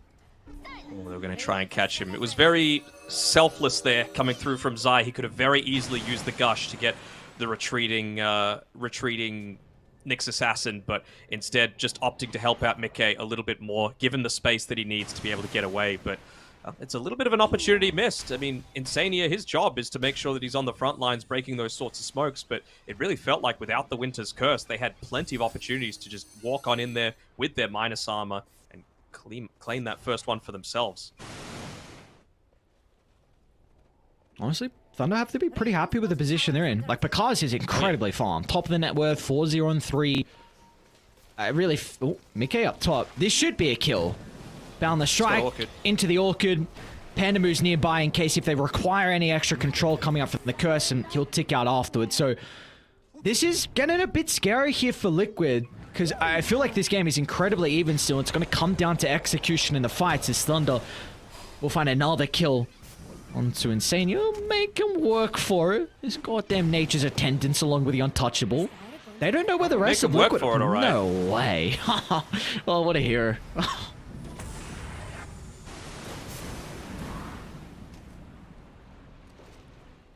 Matthew slowly getting away. So this is one thing that Liquid are going to look to do, I think, through a lot of the fights, is just play range with their abilities. Gush, Blast, Orb, even Impetus as well, but Insanity's going for a bit of a different build this game than what we saw kind of in game 1. And I think the way really to enable this playstyle is Matthew has to be the first one to die. Because always the threat of the Spike Carapace is going to mean that it's very difficult to chuck out these spells from afar. Yeah, absolutely. I mean, that's the main thing. I was saying during the start of the draft that the puck had sort of been answered, you know, in the laning phase with the Nature's Prophet, as well as in the game by the Nyx Assassin. But, yeah, if you just take out that Nyx Assassin's influence, then suddenly doesn't have to worry quite so much. But I like in Matthew's build, just going a lot of those valuable items, Tranquil Boots, Windlace, Magic Wand. I'm sure he's had raindrops in his inventory over time, and then straight into the Blink Dagger, meaning that he won't need to play a little bit more on the front lines. What that does mean, though, is that a lot more emphasis gets put onto Sacred to play that ballsy role. The thing is, though, it doesn't really feel like he can until he gets the Blink Dagger in addition to this BKB. No one else wants to go on the front lines. Like, Bakaz still wants to sit back and farm.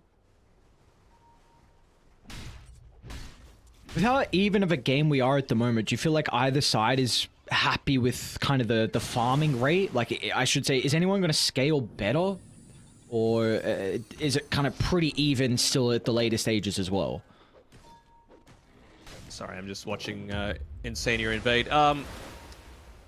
Position 1 Slardar is still a little bit of a puzzle to me, you know, because with all the farm that you get prioritized towards you, you do have the ability to literally lock down someone. So that's just going to outweigh anything, right? Sania? They're unstoppable. Easy kill. Thought Zai was That's going to be able to outweigh anything. But with all of these like melee heroes with the minus armor build that Bakaz is going, like Puck can die very quickly. And you also have, I guess, a pseudo counter to the Tide Hunter, at least until he drops the... after he drops the Quelling Blade. Like, you can crack and shell out of all this damage, but if you get sprouted out and you don't have a way to deal with that, then Monkey King could just hit you from outside. He's got the extra attack range to be able to do so. Speaking of that Deso, he's just about got the money for it. Foxy, oh no, don't blast the wave. As soon as he sees Alone right-clicking is... Get out of the way. I'll let you take the wave instead. And there we go, though. I mean, what a big deal it would be if Thunder Awaken were able to snatch that Roshan away with all of that minus armor. They're not lacking in damage, that's for sure. Dawnbreaker does a crap load. Nature's Prophet, of course, very standard. He's closing in on his BKB as well, so Alone is happy to fight in about 2 minutes' time. I think also... For Mickey as well, for when he's ready to fight, is with this Your Scepter, because he needs this defensive item now against the Orchid on Alone. He's going to be very hesitant about kind of showing up to some team fights without this one completed. So it really looks like we've got a little bit of a stale section in this game. Just both sides trying to find their farm. Just wait until everyone is ready to rock and roll, and then of course it's going to blow up from there. Very even. Of course, the stakes are incredibly high as well in a game like this. A little bit of a stalemate, yeah. I mean, it's the state where the BKB is so important for the Nature's Prophet. It's now been picked up as well by Sacred, and I mentioned before the value that this Aghanim Shard is going to give you, particularly against the Puck, and to a lesser extent the Slardar on Sacred. But the amount of value items that they've got on Liquid coming up shortly is huge. He's gonna run into Pandamu. Just a Wyvern that should be killed off. The curse gets the double taunt, and they're going to be able to connect on this on Thunder. Mickey still isn't playing with the Your Scepter for the moment. Matu doesn't have the BKB delivered as well. So they go too early on Liquid, and they're going to be penalized for this. Thunder looking to connect. We'll get a little bit of health back on Boxy. Insania's going to stall them out as well. But where's Zai? Nowhere to be seen is the offlaner on Liquid. He wants nothing to do with his team fight. I understand a lot of the reasonings Insania? behind it. Is well, it's gonna be okay. Do they have the core to play with? Zai's gonna jump in with the double damage, but not really much to work with. Meanwhile, at the front of the tier 3 tower will be Insania finally going down. They tried to have a little bit too much both ways, right? I've already said how important some of these item timings are for Thunder Awaken. They've got the Blink Dagger now on the Winter Wyvern. They have the BKB approaching the Shard on the Dawnbreaker. You've got a Blink Dagger on your Nyx Assassin. You've got a BKB on the Nature's Prophet. And I feel like they were just playing a little bit scared. BKB utilized mid lane. They got the first under to the chain control. By goes Puck, and now Zai's going to be in trouble as well. They're starting to move to his location, but they will be too late to connect. As Liquid just not taking fights as a team and without all their big items, and this will give a drastic opportunity now for Thunder to have the opening to clean up Roshan and put themselves in prime position in this second game. So what I was trying to say was, it's important, of course, for Liquid to wait for those items, but I feel like Thunder Awaken's items were just slightly more important for their team fight, for their team composition. So that's why Liquid went for that kill attempt, you know, before they thought Thunder Awaken could pick it up. You know, they get a couple of kill pickoffs, they've still got that quick Roshan potential, but like you said, they just weren't all on the same page. If Zai was there with them to be able to land that Ravage, without the BKBs being a factor, Liquid probably have won that fight and taken this next Roche. Gonna look to play around with the Observer Sentry combo, but Thunder smoking down to bottom. They got a lane shoved out. They'll see Pakaz flying through the trees. BKB still on cooldown for the moment. Matthew's gonna look to jump in, but he's off the mark with the initiation. It's an early BKB out of Matu. He's going to be able to chase it down the Nyx Assassin, but the Cold Embrace buying some time, so the BKB doesn't give Matu too much, but he's going to continue to follow up as the chain control afterwards.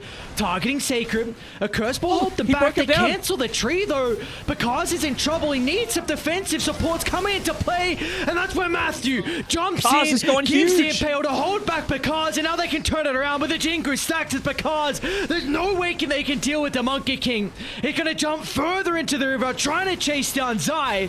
The Gush will slow him down, but Matthew, once again, with such a big component to this team fight to enable Pakaz to be able to continue to right-click despite Carapace proving to be an issue, along with the Impale as well as Matthew doing it all to enable Pakaz. Yeah, the buyback coming at the perfect time when Liquid had already committed all in onto that fight. And then that's the power of the Blink Dagger, right? Bunch of TPs still available, particularly that bottom one, where they're able to just instantly get back on into that fight and put the pressure forward. What a team fight by Pakaz. He gets broken down, unfortunately, by Sacred using the Celestial Hammer onto the tree as he was trying to escape, but it just still works out so well for them. They don't even get the first life. He's got Moonshard now coming out as well for Pakaz. Tier 2 tower is going to be clean bottom, so you've got outpost control. Boy, big net worth lead. And they're going to look to continue making plays. They might get Insania under this ward. Run, little man. Oh, Pakaz, so much damage with the Boundless. Not like this. Just a sweep across the map. They take bottom, instantly to top. Loon's going to be able to claim the jungle, get the treants to try and take the T1 tower. A lot of map control going Thunder's way, and Matu's in trouble. Matu. They caught a glimpse of the slider. And the strike up in a couple of seconds. Matu will be okay though. Gets safely back behind the tier 2.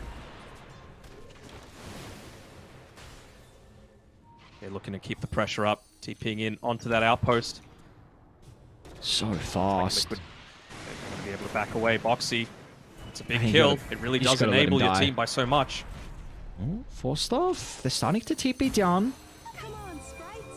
Look, we're going to retreat as a team. Ravage on cooldown for another 20. They're not ready to invade the base just yet. if we get the time, I'd love to see a replay of that team fight from next to the bottom tier 1 tower for Dire. It was so influential for being able to come back into this game. They see Mickey TP top. They're going to start to set up. Alone's going to be in. Mickey can play around with the Yules. The rest of Liquid is starting to move to Alone. He's by himself. Thunder Predator haven't been able to follow up, and now Matu's going to be in as well with the bashes. Let's see if there's going to be enough damage inside the BKB. They popped him out of the Sprout. Alone's not dead just yet. They cancel it again. The tree's going to get broken, and they can TP out. No way. Zai gives an opportunity for Slider to be able to escape, and the 4-star from Boxy gets him out of harm's way. They'll turn to deal with the Coddle and said Zai's still stuck in the tree line. He's got the Ravage as a potential. The rest of Liquid are coming. Matu's back in the action. The Ravage is going to come out. He's going to try and juke to the right side. Matthew's in trouble, but Matu blinked him. No BKB to protect himself. Then Bakaz, a man on a mission to take this second game. The only thing holding them back at the moment is the calls. Bakaz can't move on forward. He's fearless right now. He still has that Aegis available for another 40 seconds. What is that? A curse with the flop. All the AoE control they would ever desire to get rid of one and a second as well. As Thunder Awaken, what are they doing to Liquid in these team fights? Oh, they're just outplaying them is what's happening. At the very start of that, it was Alone. Like, he ends up getting picked off. He survived for a lot longer than I was expecting. That's the power, of course, of the AC, just having all of that extra armor to be able to contest against that. They're still looking for more. They want to be able to catch out Mickey, but because maybe just running a little bit low on mana, not wanting to risk the fact that his Aegis is running out. Mickey? Kind of putting himself forward. This would be a big pick-off if they're able to get the dieback out of the Nyx, and they do. Okay. Frees up a little bit of space for them. I was talking about the replay before. I think that one's going to be even more influential if we can get it. And we've... If our production's able to layer that one out for us, the fight that we just saw, because the thing I want to highlight is even after Alone died, he had a huge impact in that team fight. Just with this one here, yes, they're able to pick up Alone. What I want you guys to be watching here is Alone's micro of his Treants. He's able to just keep a couple alive here with the Sprout after it despawns, so he's got those greater Treants going, and then into the later stages of the fight, he makes sure to micro them onto Matu as soon as he gets vision onto him. You can tell that with Zai wanting to pop this Ravage here after Boxy dies, it's all about enabling Matu to get in onto someone and instantly burst them down. I'm not sure if we see it, but right now you've got a Treant hitting in onto someone. It disabled the blink onto the key targets at the time, which would have been sacred, and that's what ends up getting him killed. He couldn't blink that 2 seconds earlier than he wanted to. So sometimes it's good to die. You know, it meant that he could focus all on that Treant micro instead of anything else, and it ended up winning them the fight. Back in action, we see Liquid smoking up, but not going to continue pathing their way bottom. It's not an area where they have any vision to play with, and really these past 5 minutes, ever since Thunder were able to find the Roche, the vision has been a big reason of why they've been able to play so fast. I mean, the Moonshotter Monkey is a crazy build where we saw at the nighttime that extra 400 night vision is incredibly important. Matthew scouting, you've got the Treants also just shoving lanes. The ward's positioning has been really important, and it comes down to initiation. Well, speaking of that initiation, feels like Thunder Awaken are incredibly confident with what they've got to be able to throw back into Liquid. Matthew drops the ward. Moving on forward, warding at the exact same time.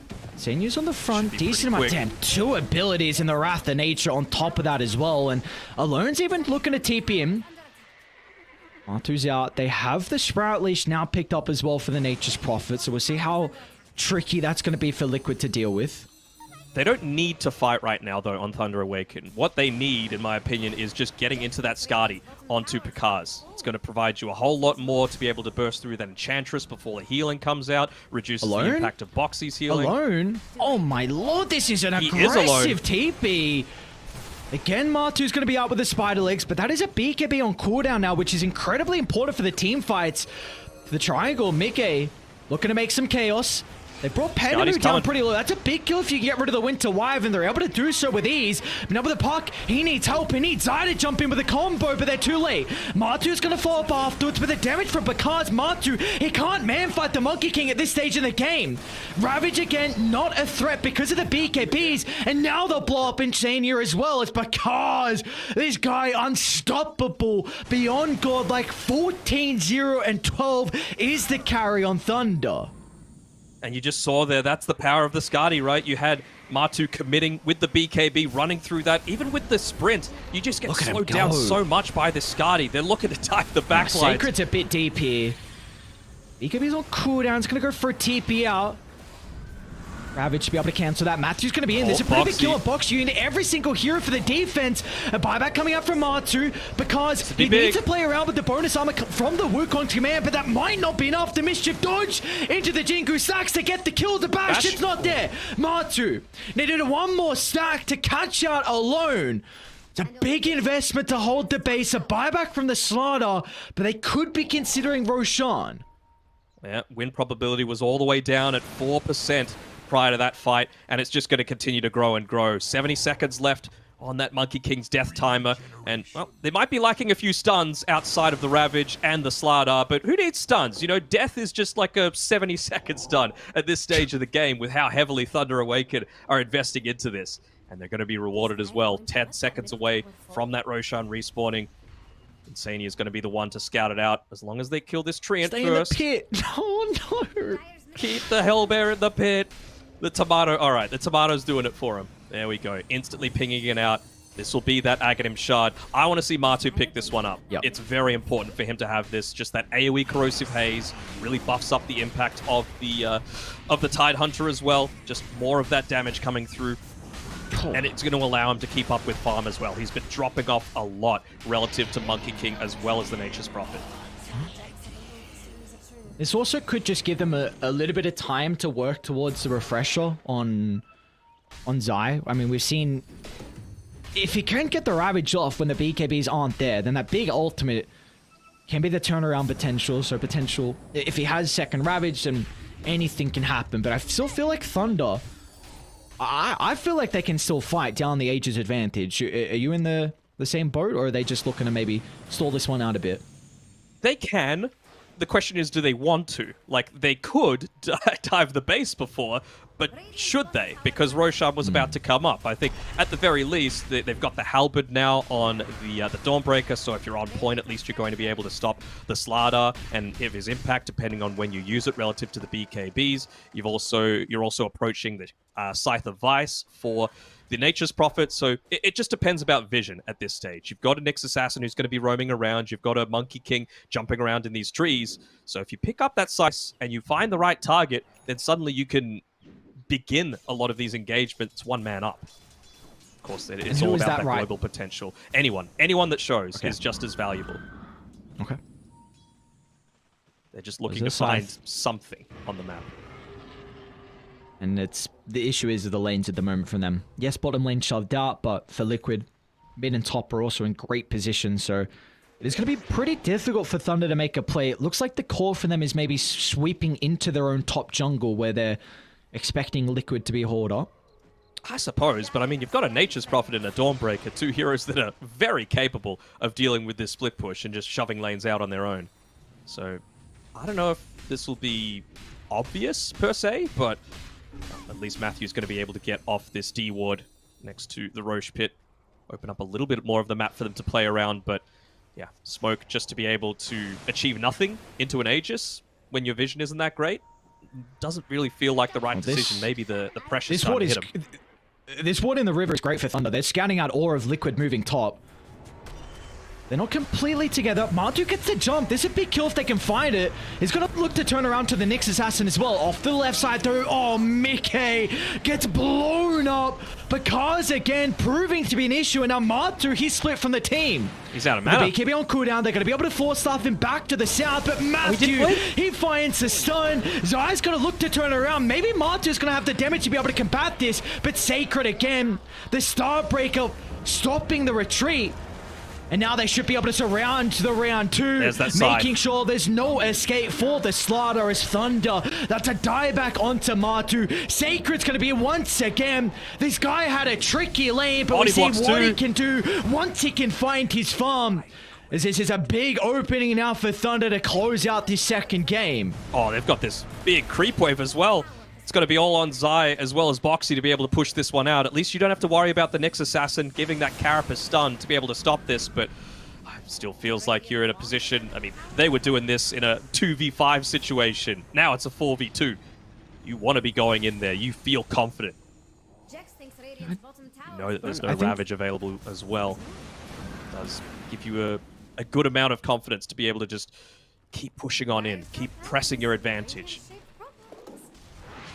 They need Matthew. That's the big thing. That's what can enable this high ground, honestly, with the Spy Carapace. So with him respawning...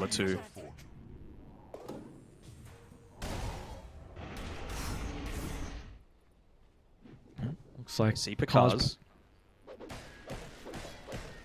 Are you going Satanic? Yep. Yeah, looks like that's his route.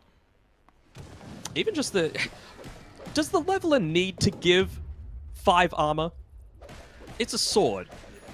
Does it need to give 5 armor? It's going to be really good against this minus armor strat.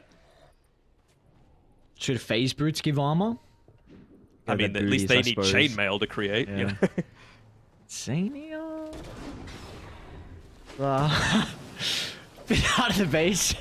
Maybe trying to split push top, get a creep and be a bit of a nuisance. But I guess the big thing for Liquid is Thunder don't get anything out of the dieback on Matu. So he's going to respawn shortly. Liquid, they will hold the base, but the net worth lead is continuing to grow for Thunder Awaken. 92% probability for them. Actually going into a Swift Blink next on the Nature's Prophet before he's fully 6-slotted. Feels a little bit odd, maybe a little bit premature.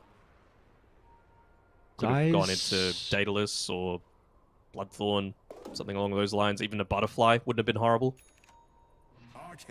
Fresh on Zai. It's bought out for this, so no buyback for him. It's got to be huge with his initiation.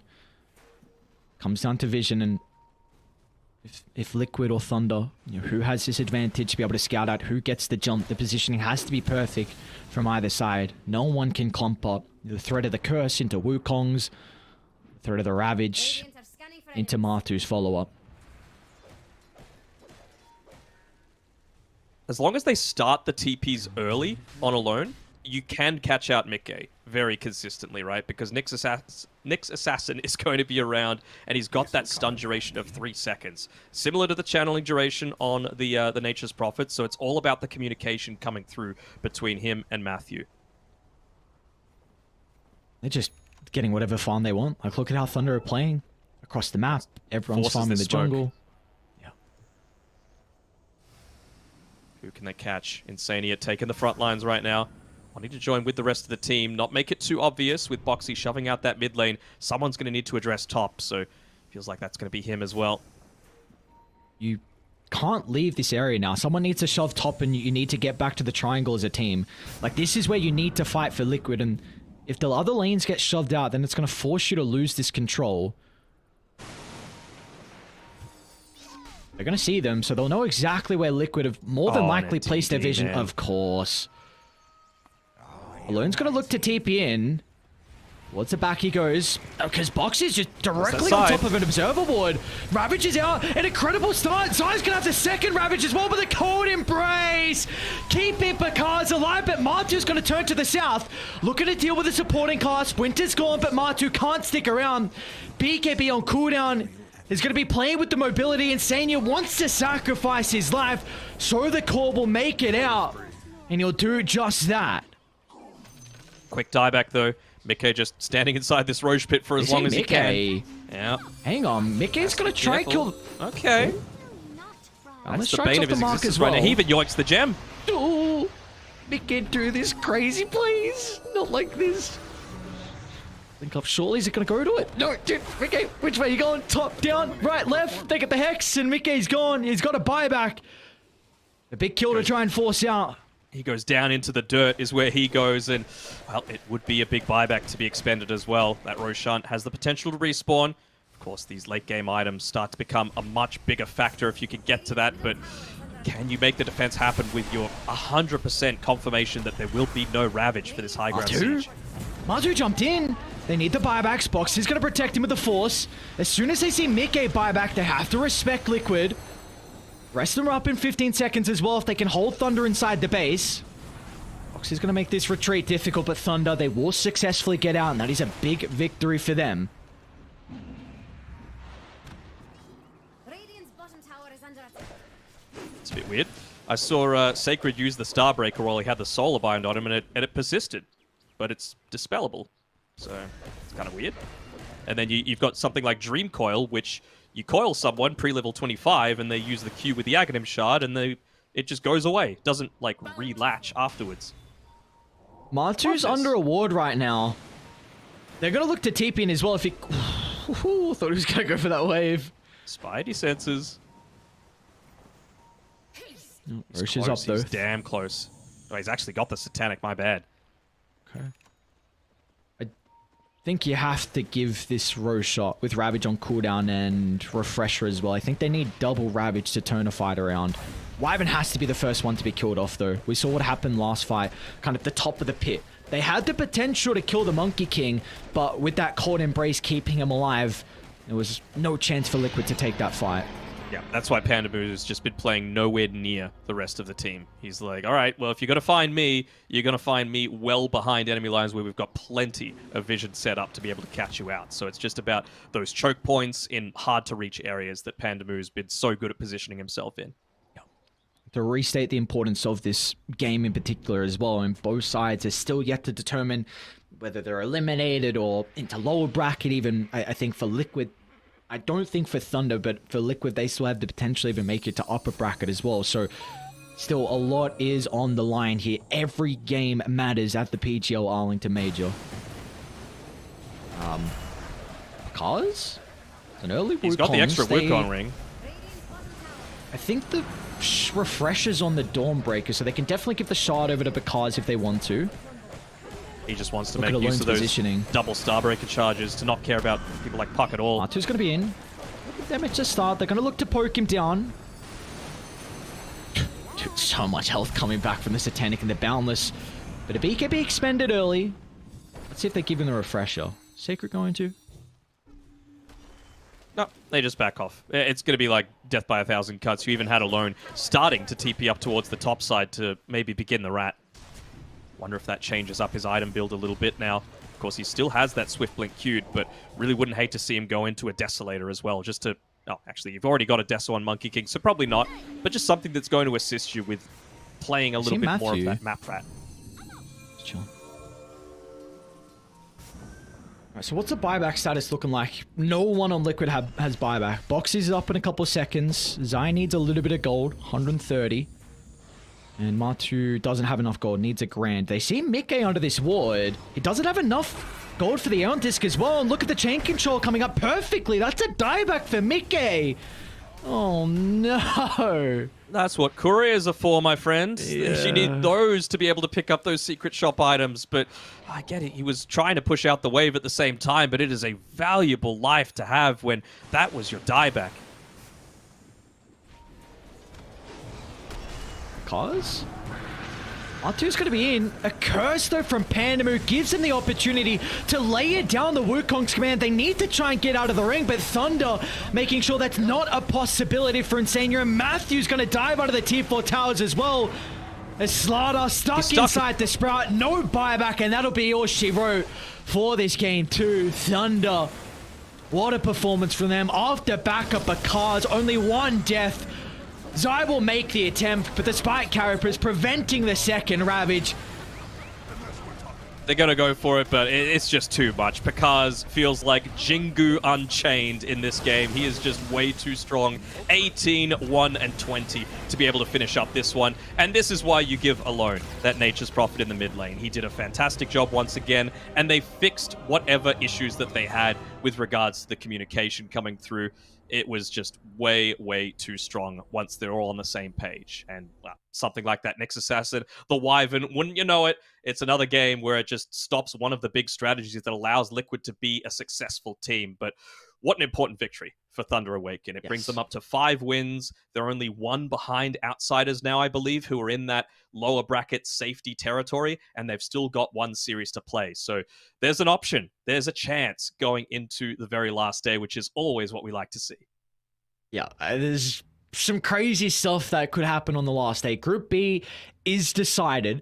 So the 2 teams eliminated in Group B is Na'Vi and Tundra, but in regards to Group A, these 2 teams in particular, I should say, their fate is still in their own hands. They have 1 more series. Liquid, I believe, are facing RNG, if I remember correctly, and you've got Thunder Awaken taking on PSG.LGD, which both teams, they're not easy series at all, but much needed victories so they can continue on with their run at the major. Yeah, let's have a look at what the results were for today, just to recap everyone with what everything means. I mean, there were a lot of results going heavily in one way, a lot's going heavily towards the other, but it was 1-1 across the board. I mean, tournament rigged, 1-1 results. It always seems to be the thing in chat. But what's important is we're still going to have a lot of that regional representation coming across the board from South America. They still have that chance going into the very end of the group stage. Do we want to give, not spoilers, but information about how some of those other matches are happening? Because even, honestly, some of the upper bracket contention is still available because, like, earmuffs, if you don't want to hear, but Talon, they ended up taking that game 1 against Fnatic. So Fnatic are still at risk of potentially falling down into that lower bracket territory after a really great start to their tournament. And I guess for Talon, that also continues with the potential for them to keep their tournament lives standing here because they're facing OG tomorrow as well. So it does look like there's a lot of series left to play for the lads on Group A. But yeah, we've still got some other series going on as well, which is the important thing on some different channels. So guys, you want to stick around. There's more PGL Arlington major action. But is there any closing comments, Mr. Denog, before we say goodbye? It really depends on what the outcome is with these tiebreakers, because this might very well be the last series that you and I are doing. So I just want to say thank you to everyone that's been watching. We really do appreciate it. And hopefully we'll be able to be casting for you guys again soon. Yeah, without a doubt. But it has been another incredible day of the PGL Arlington Major group stage action. We've got 1 more day left of group stages. We'll find out what is in store for us tomorrow. We'll see you guys then. My sprites are with us.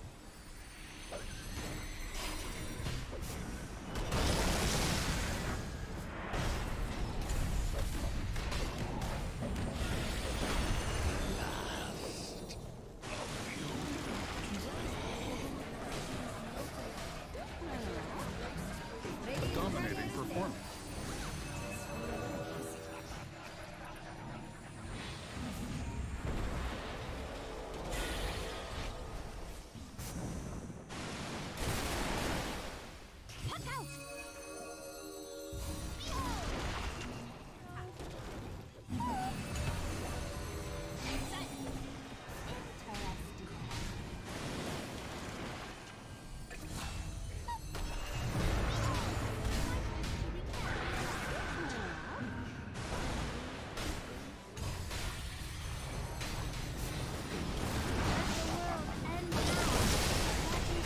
They're unstoppable.